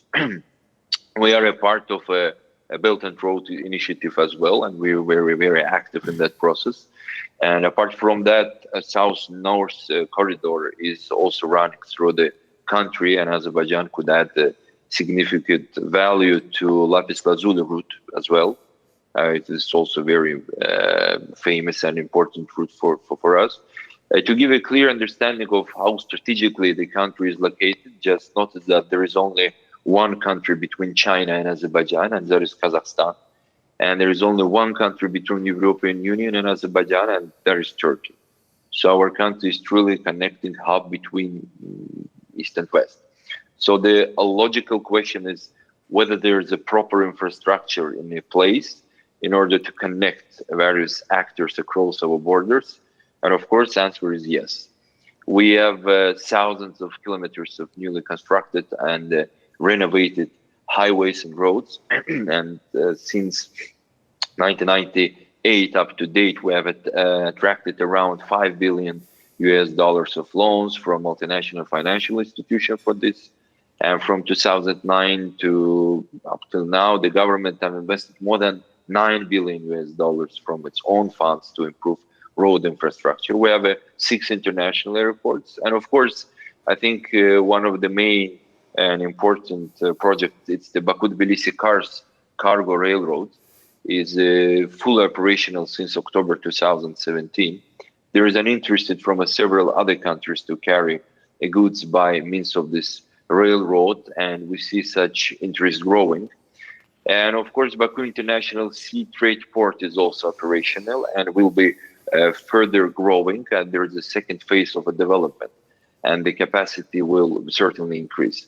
And also another, I think, great project for Azerbaijan, it's Alat Free Economic Zone, is being established next to the port of Baku. And this is strategic geographic location will serve as a regional investment hub and boost competitiveness in the Europe, Caucasus, Asia, and North-South transport corridors. Alat, it's the region which is the 70 kilometer away from Baku. It's not far from Baku. And we Alat Free Economic Zone Authority will focus on and meet the needs of investors by delivering a world-class place to do business in that free trade zone. We'd also like to touch on another important project Azerbaijan is a part of, and this is a Trasica, a corridor which is involved in a gradually developing trends of trade and economic development. Major traffic flows passing through a corridor formed on the one hand in Western and Central Europe, and on the other in Central and Southeast Asia. The route's policy objective is to strengthen the economic and transport communication between the regions of the Black and the Caspian Sea and the Caucasus and, of course, the Central Asia. I would like to touch upon the main purposes of Trasica. Those are developing of a trade economic relations of the regional countries, development of a transport connection of international transportation of trucks and passengers, creation of propitious conditions for transit transportation, and etc. So it should be stressed that we as a country aspire to become a strategic international logistic hub by 2025, and we thoroughly work in this direction of achievement of this goal. To ensure Azerbaijan can meet this potential as a strategic location, investments were made to upgrade the transport infrastructure to EU standards and to meet this increasing intercontinental traffic. Moreover, Azerbaijan invests in the creation of logistics centers in the strategic markets. The first such center was established in Aktau, in Kazakhstan, in order to increase export of Azerbaijani products into the Central Asian market. And you said that I have 5 minutes, and I know this is very short, limited time, but I would also like to say a few words on the organization that I represent here. It's ASPROMO, Azerbaijan Export Investment Promotion Foundation. We both are trade promotion and investment attracting foundation. We were established back in 2003, and we're operating under the umbrella of the Ministry of Economy of Azerbaijan. And we basically act as a one-stop shop for foreign investors or importers, exporters. We have been recently working with IFC on the designing of the country's FDI strategy, and that would be ready shortly. And of course, we also, as a foundation which is promoting the export of our country, also we're working on the new national export strategy. That strategy also will be ready in a very short time. And of course, as a one-stop shop, as I've already mentioned, we can meet all needs from investors, and of course, we can give more information about what's happening in this region in any terms, in terms of logistics, in terms of infrastructure, in terms of incentives, because I have so many to say about incentives, but I know that I have a limited time, and I would like to give a very short information, if you allow me, because I need one more minute, if you allow me. Okay, go on. And yeah, thank you. And this is a small text about what's happening in Azerbaijan. I know that you maybe can read from a news and from a television that what's happening between Armenia and Azerbaijan. And I would like to give just a small brief, if you allow me. If you allow, Mr. Abdullayev, Yes. because the topic was also covered by His Excellency Shahbazov and all the other colleagues, as we would like to really talk about. We will come back to this topic in the round of questions. I will ask you how this conflict will affect the infrastructure project. But let us go on with the other speakers, if you allow. Okay. If I may, Sure. yes. Thank you. Thank you. Dr. Grefa, you are the head of the International Affairs at Deutsche Bahn since 2012, but you have joined Deutsche Bahn since 2006. And we know that Deutsche Bahn is quite active in this region. And we would like to know about your projects and also the chances you see for innovative and sustainable transport solutions for the region. Yes, thank you very much. Thank you for having me here today on this forum. Ladies and gentlemen, one might ask why Deutsche Bahn, which means literally German railway, is active in the Caspian region. And the answer is pretty simple. Transportation and logistics services do not stop at borders. And so Deutsche Bahn is a national German railway carrier, but also an international transportation and logistics company, which is active worldwide, and we employ roughly 1/3 of our workforce outside of Germany.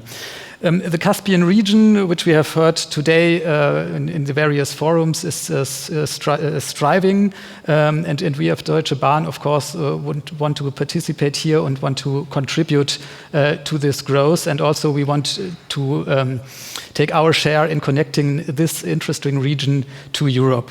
We do this in 3 ways. We have rail freight transportation with our subsidiary DB Cargo. We have logistics services by our subsidiary DB Schenker, and we do railway consulting projects for railway infrastructure, basically, with DB Engineering and Consulting. Starting with rail freight, this is perhaps the field where we have the most potential yet. When we look at the region and when we talk about rail freight industry, we have heard this before today, everyone is looking first at China and second at Iran. Unfortunately, Iran, we all know that it didn't develop as we would like to have had the situation. And China is still a challenge. We will probably come to that later. But still, we see a potential for both these directions and the Caspian region here in the middle. Regarding logistics services, our subsidiary DB Schenker has just now opened 2 local branches in Azerbaijan and Georgia. It has, for quite a while already, established a branch in Kazakhstan. It's an area we previously worked with partners, but we now have made the decision to really go ourselves with own branches into these markets because we see a huge potential there. We see how they are growing, how especially consumer goods are needed in these regions, and our customers need state-of-the-art and Western-like logistic solutions, and we can offer those. And last but not least, I've mentioned the engineering services. We are active in the region, helping, for example, the Kazakhstan railway in their modernization process. We help them to renew how they do their passenger transportation. We cooperate with them in freight transportation. We have construction projects where we do the site supervision, for example, in Uzbekistan. We have done so in Georgia as well, and we have a close cooperation with the Georgian Bahn overall, which covers transportation and logistics services, but also other topics.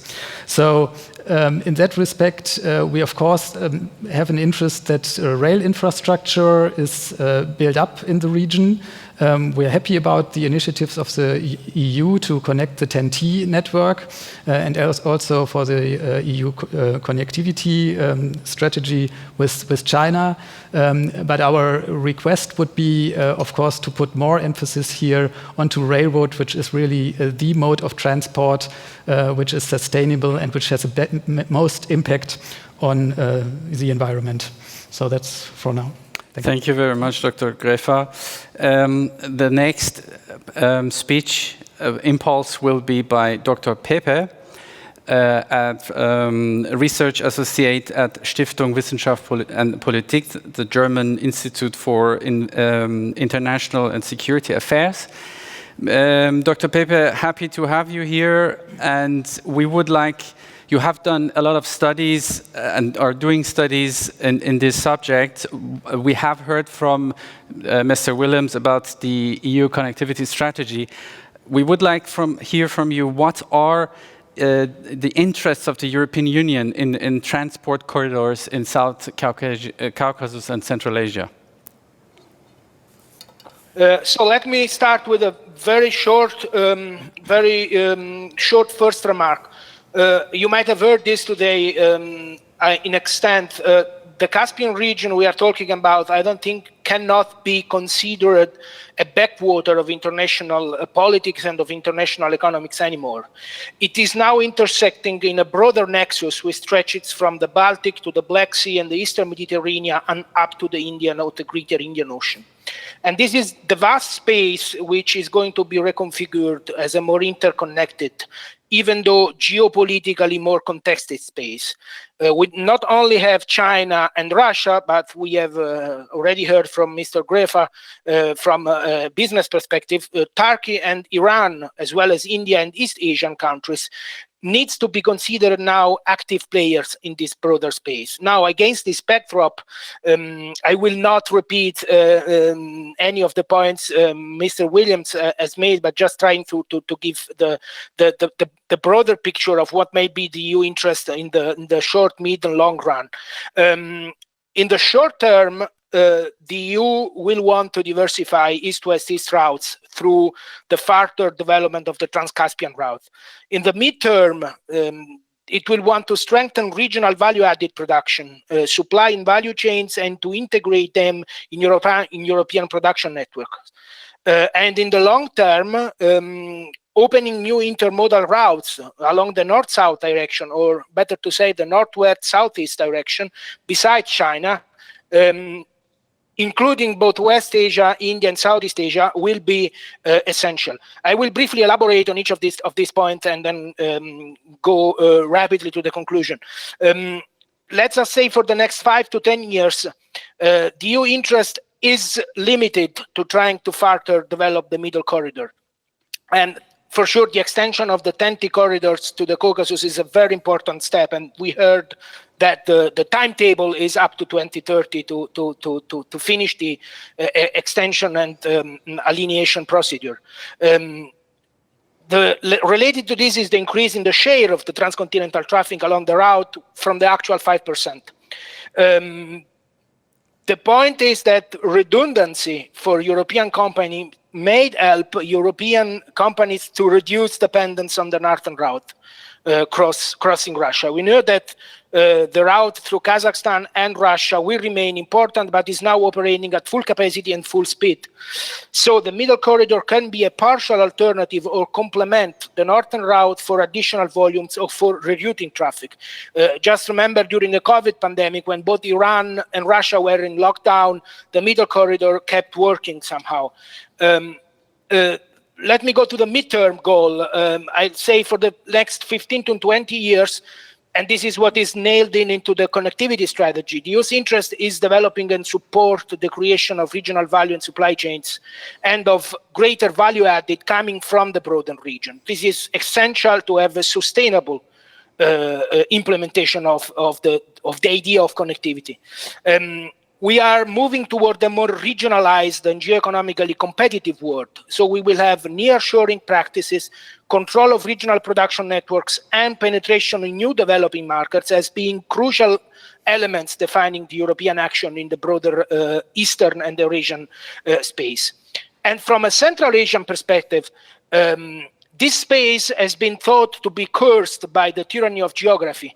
I do think that we are moving back to a time where we can talk about the advantage of proximity. Proximity to both the immediate European neighborhood and the broader Asian economic space, which goes beyond China. It does not stop there. So the EU must have an interest in considering this space less a European resource-rich periphery and more a production bridge to stronger integrate in the Asian markets. And my very last point, which is the long term, in 30 years from now, we should not think about China as the engine of Asian and Eurasian economy, but of India and Southeast Asia. Now, Europe's interest in this sense should be certainly using corridors through Central Asia to establish North-South connections, to include and reach out to West and Southeast Asia, including Turkey, Iran on the west, but India and Southeast Asia on the southeast. So to speak, the continental rim of the Indo-Pacific space, if we want to talk with this US-American jargon. In this sense, I think that the long-term goal of, for example, the EU-Japan connectivity platform and connectivity partnership should be exactly go in this direction. This is a very long-term game, but I do think that the EU should now start working, as it is doing apparently, in reconfiguring Eurasian supply chains, and Central Asian space can offer opportunities in this sense. I will stop here and leave the more critical remarks maybe for the discussion. Thank you. Thank you, Dr. Pepe, for this very broad and realistic view of the region and the long-term and mid-term goals of the European Union. Mr. Kokroshvili, Dr. Kokroshvili, the former ambassador of Georgia in Berlin, as I said, and deputy chairman at the Caucasian Institute for Economic and Social Research.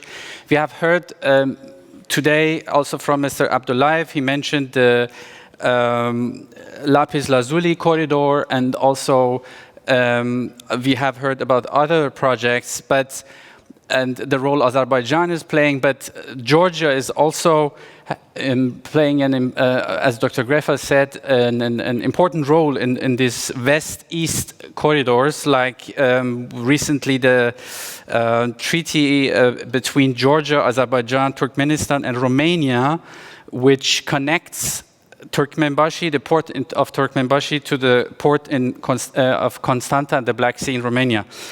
Well, how do you see the role of South Caucasus and specifically Georgia in all these projects? So thank you very much for having me. Let me first congratulate the organizers, Maleki Corporate Group, for holding this important first Caspian Europe Forum in this difficult time. So answering this question about the role of the South Caucasus in the transport and infrastructure strategy in Eurasia is not at all difficult, based upon new global projects put forward by Beijing, including the Silk Road Economic Belt. But to start with a general remark, all three countries of the South Caucasus recognize both China's Belt and Road Initiative and use new connectivity strategy as overlapping with their own foreign policy agenda of transforming their countries into full-fledged connectivity hubs between Europe and China. So in the context, Georgia and Azerbaijan are heavily invested in the rapid development of the Trans-Caspian International Transport Corridor, sometimes referred to as the Middle Corridor within Belt and Road Initiative. Especially Baku-Tbilisi Kars Railway project, along with a new Baku International Sea Trade Port, serve to boost the capacity and attractiveness of the Trans-Caspian Transport Corridor, which could help landlocked Central Asian countries to become land-linked. So Azerbaijan and Georgia are actively promoting this transit corridor as an additional route to bring Chinese goods to Europe. The other important East-West project more relevant to Georgia and Azerbaijan is, as you mentioned, Lapis Lazuli Transport Corridor, which aims to enhance regional economic cooperation and connectivity between Afghanistan, Turkmenistan, Azerbaijan, Georgia, and Turkey.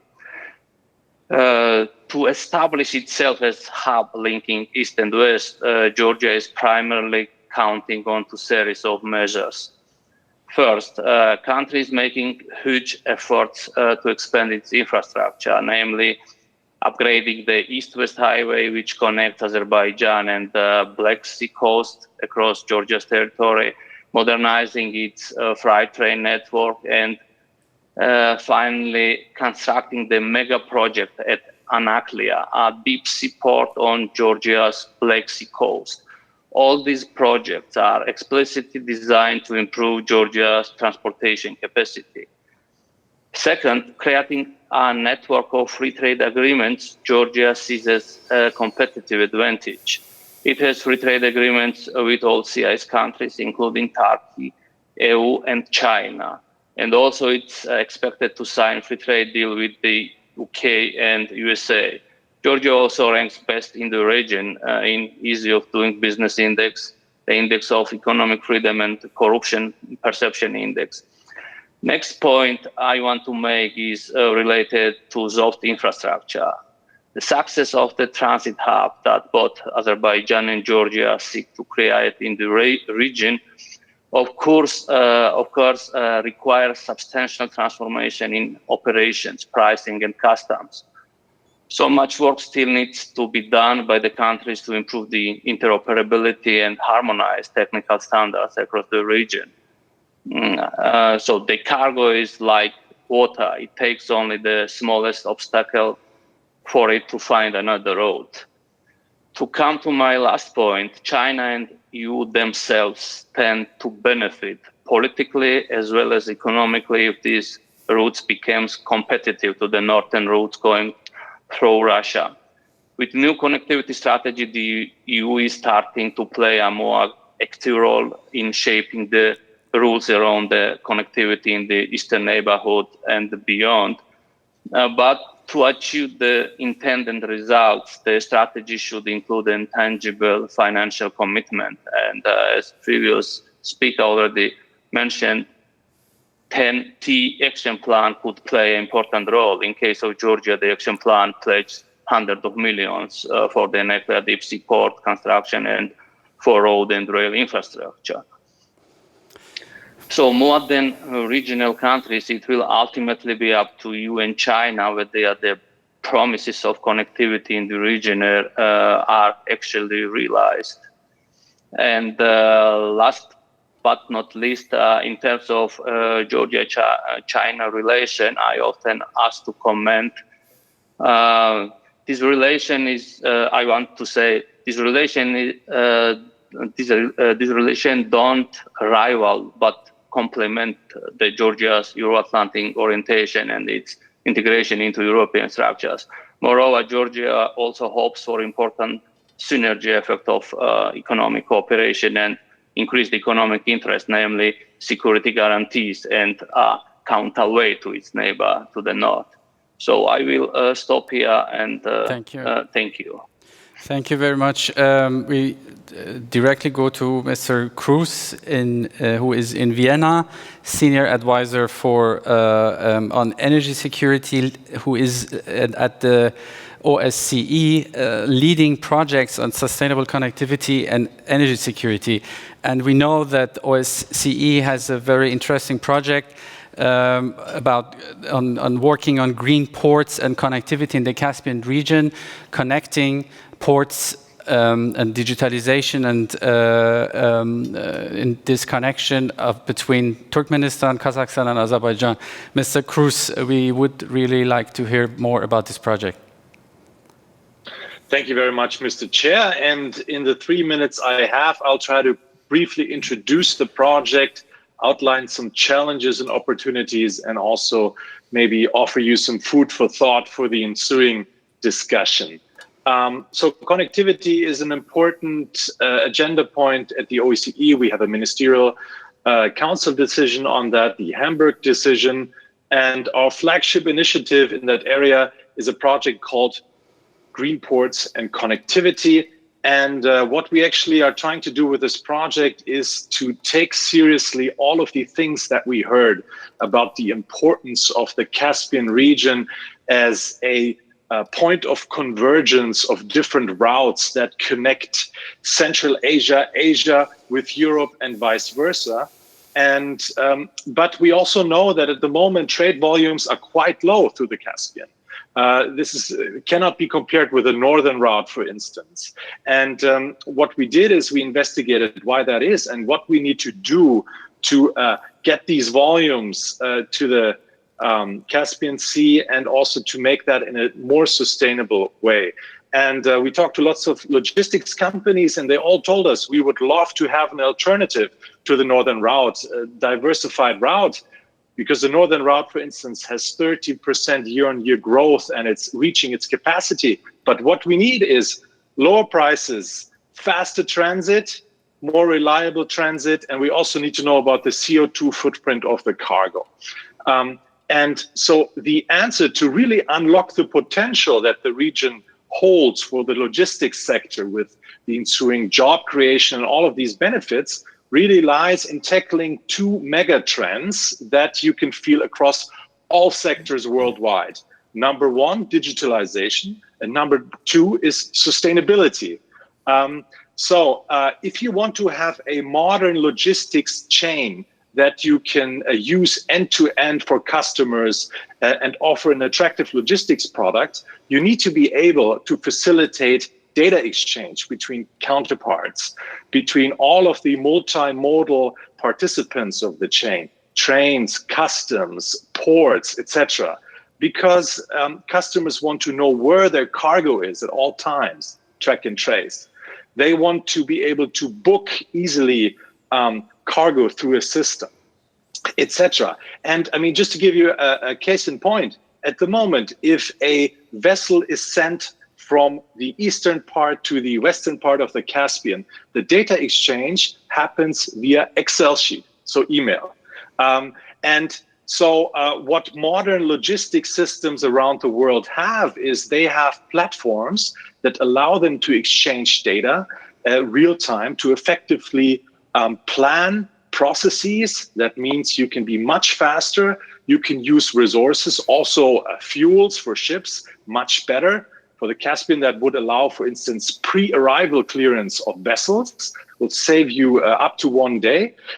So all of these things, and we're working with the ports of Aktau, Kurik, Turkmenbashi, Baku, and we're also extending this project to the east and to the west. So Batumi and Poti also joined, and the port of Constanza, so this is where the TNT connects, will also be part, and we're discussing together ways, including with leading IT companies such as SAP and Deutsche Telekom and TradeLens and others, how to build such a system, a neutral platform that everyone can connect to, that everyone can use for the coming years. And that will be a huge challenge and a game changer in the region.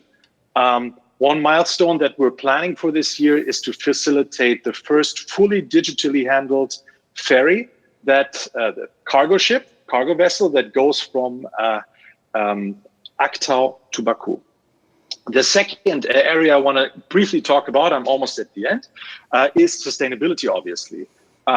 Nowadays, that's a real factor for competitiveness, much different than years ago. But nowadays, you want to know your exact CO2 footprint of your cargo. And so we need to find ways of lowering that footprint by integrating renewables in operations at ports, by looking at alternative fuels possibly in the Caspian that we could use, green hydrogen, for instance, green LNG, etc. And we also need to look at introducing EcoPort certification, so best world-class standards in environmental management. That's also an area that we're working on. My final thought is this. So I think in order to really leverage the resources that we have to bring positive change to the region, we have to focus much more on digitalization. I think there's a bit of a blind spot still there about the importance. I think all of you can experience that in your everyday life, how much of a sea change we are experiencing there. So we need these systems that connect. And also we need to think a little bit more of regional cooperation. We did a big scan of all of the projects and we didn't find a single internationally financed project that doesn't only talk about one side of the Caspian. Yeah, that, for instance, would connect Kazakhstan to Baku and other countries, but it's rather segregated. It's rather separated still, kind of like, you know, you have the South Caucasus and you have Central Asia. And I think it's called a logistics chain for a reason, right? So we really need to change our thinking to facilitate that connectivity. And here I will stop. Thank you. Thank you very much, Mr. Cruz. It's a very interesting point how big the challenges even are in the connectivity inside the region itself. And therefore we go to Mr. James Martin, CEO of Astana International Finance Center Business Connect. Mr. Martin, how do you see, of course, I would like to hear from you about Kazakhstan as it plays a huge role in for example, in the North Corridor and also in One Belt, One Road. How do you see the development in Kazakhstan and in Central Asia? Well, thank you very much for the privilege of speaking. And with respect to the moderator, when you mentioned yourselves to limit the discussions around BRI, but what I do want to talk about very much is the key role. So with reference to what my prestigious panelists have been talking about, well, what I want to also touch upon is not only the logistics, but also the role that we're trying to play in Kazakhstan for the regional financial center. So to Daniel's point, it's all about regionalization and digitalization. So it's working together and trying to coordinate these logistic projects, because as we're seeing with the pandemic, what we have noticed is people are looking much more for, we are saying near shore, but they are looking for alternative routes. So that's very much a role that we're sort of playing in the Astana Financial Center. When it comes to Kazakhstan ourselves, obviously what we're looking to do is to provide variation across the different methods of transport, if you will. We're very focusing much on the rail transport of Nulizhol, our project, where we've done over 2,500 railways kilometers.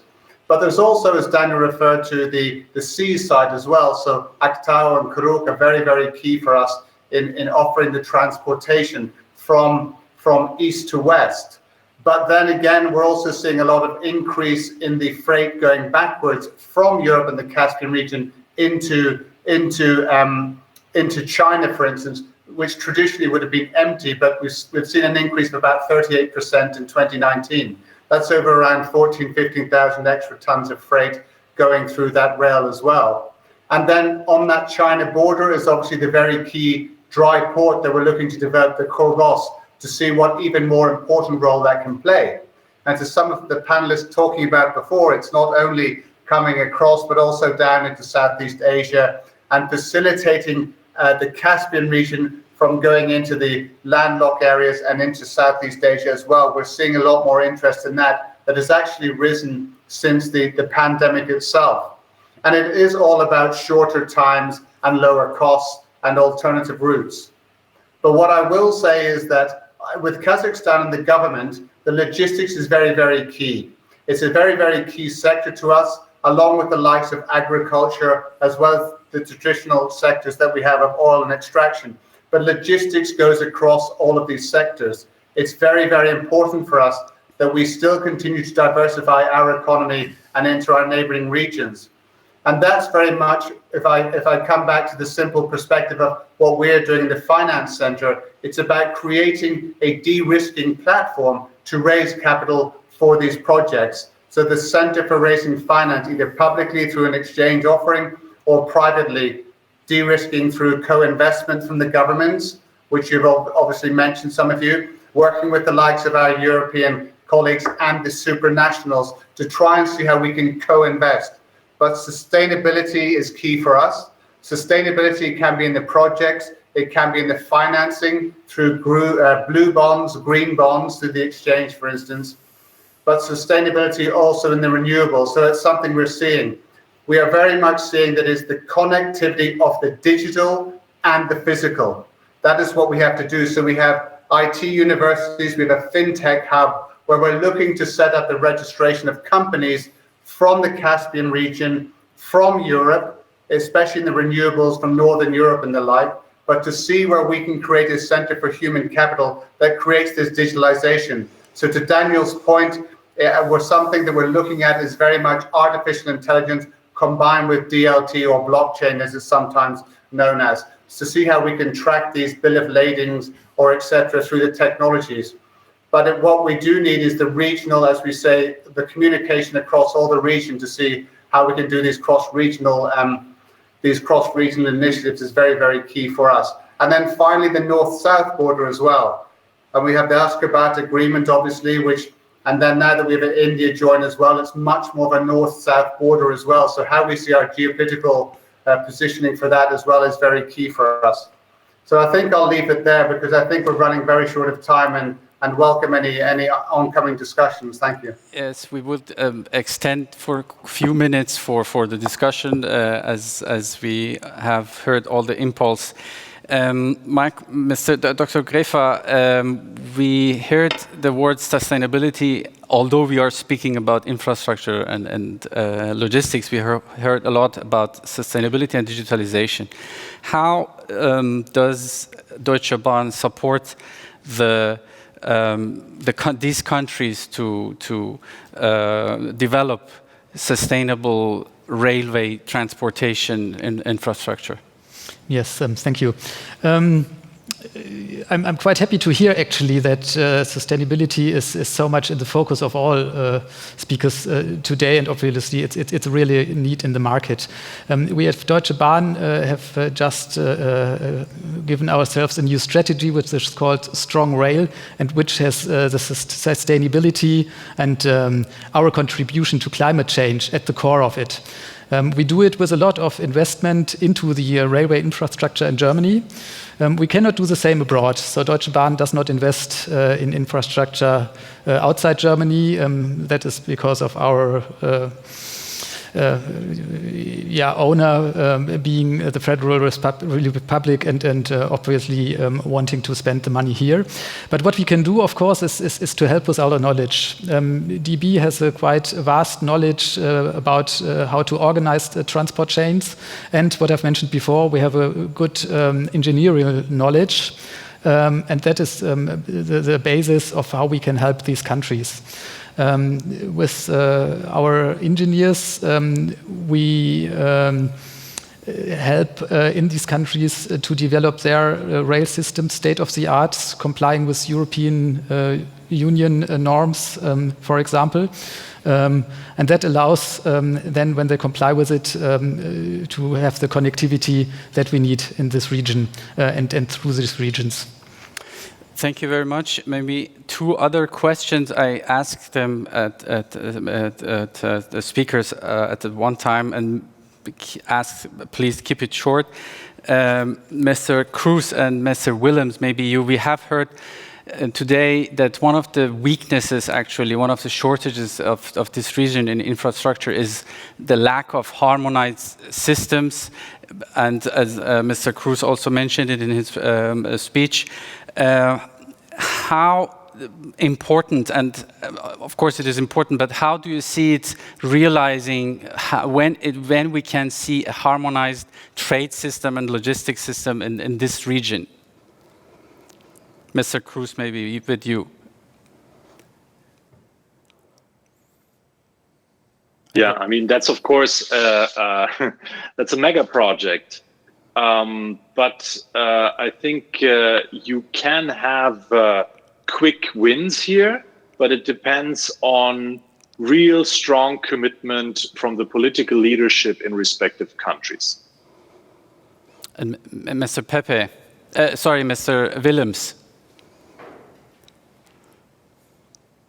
Yes, indeed, I fully subscribe to what Mr. Kroes has been saying on this. Of course, there's a lot of gains to be had by coming together and agreeing, and there are more difficult parts in agreeing and more simple parts. So start with the low-hanging fruit, I would say. And I do see some examples, including in the region.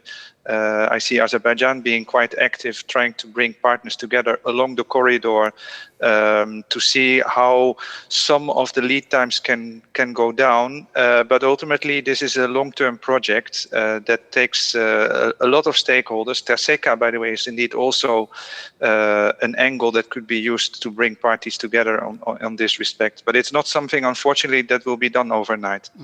Yeah. The next question goes to Mr. Pepe and Mr. Abdullayev, as we have heard a lot about the North-South corridor, which is actually called correctly the International North-South Transit Corridor, INSTC. And we know that it is a very strategic project. It's going on from 2000, so actually since 20 years.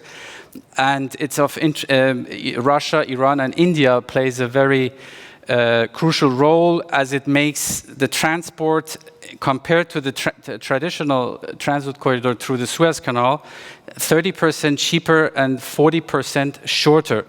But Mr. Pepe, and this is also very crucial for Azerbaijan, this corridor.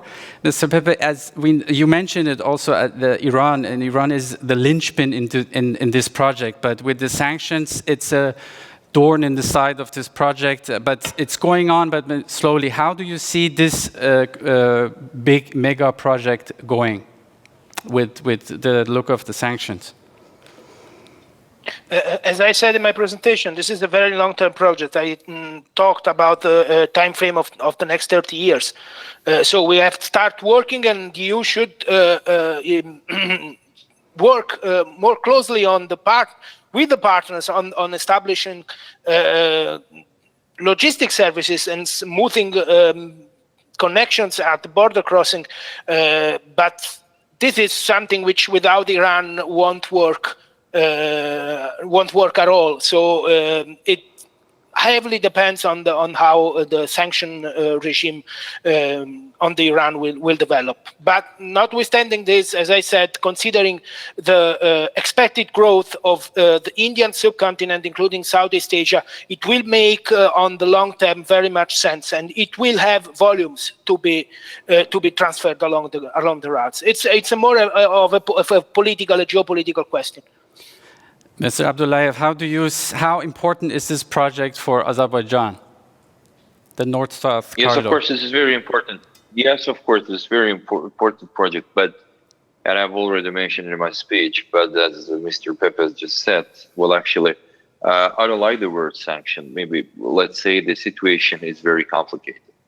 And you know that we have a border with Iran, and well, actually, the situation is was complicated by pandemic. And after that, of course, let's say this sanction, there is some big what's happening in this region. But nevertheless, it's very important project for us.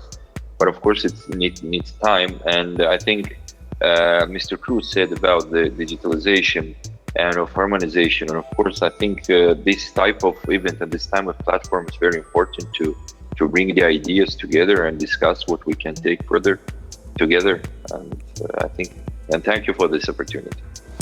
Thank you very much. As we running out of time, unfortunately, we could continue our discussion, but we will continue this platform for sure in the next years. Was just the beginning. And also in other forms, I would like to invite you to stay in touch with us. We will continue to have roundtables, conferences, not only in Europe, but also in the region in the near future.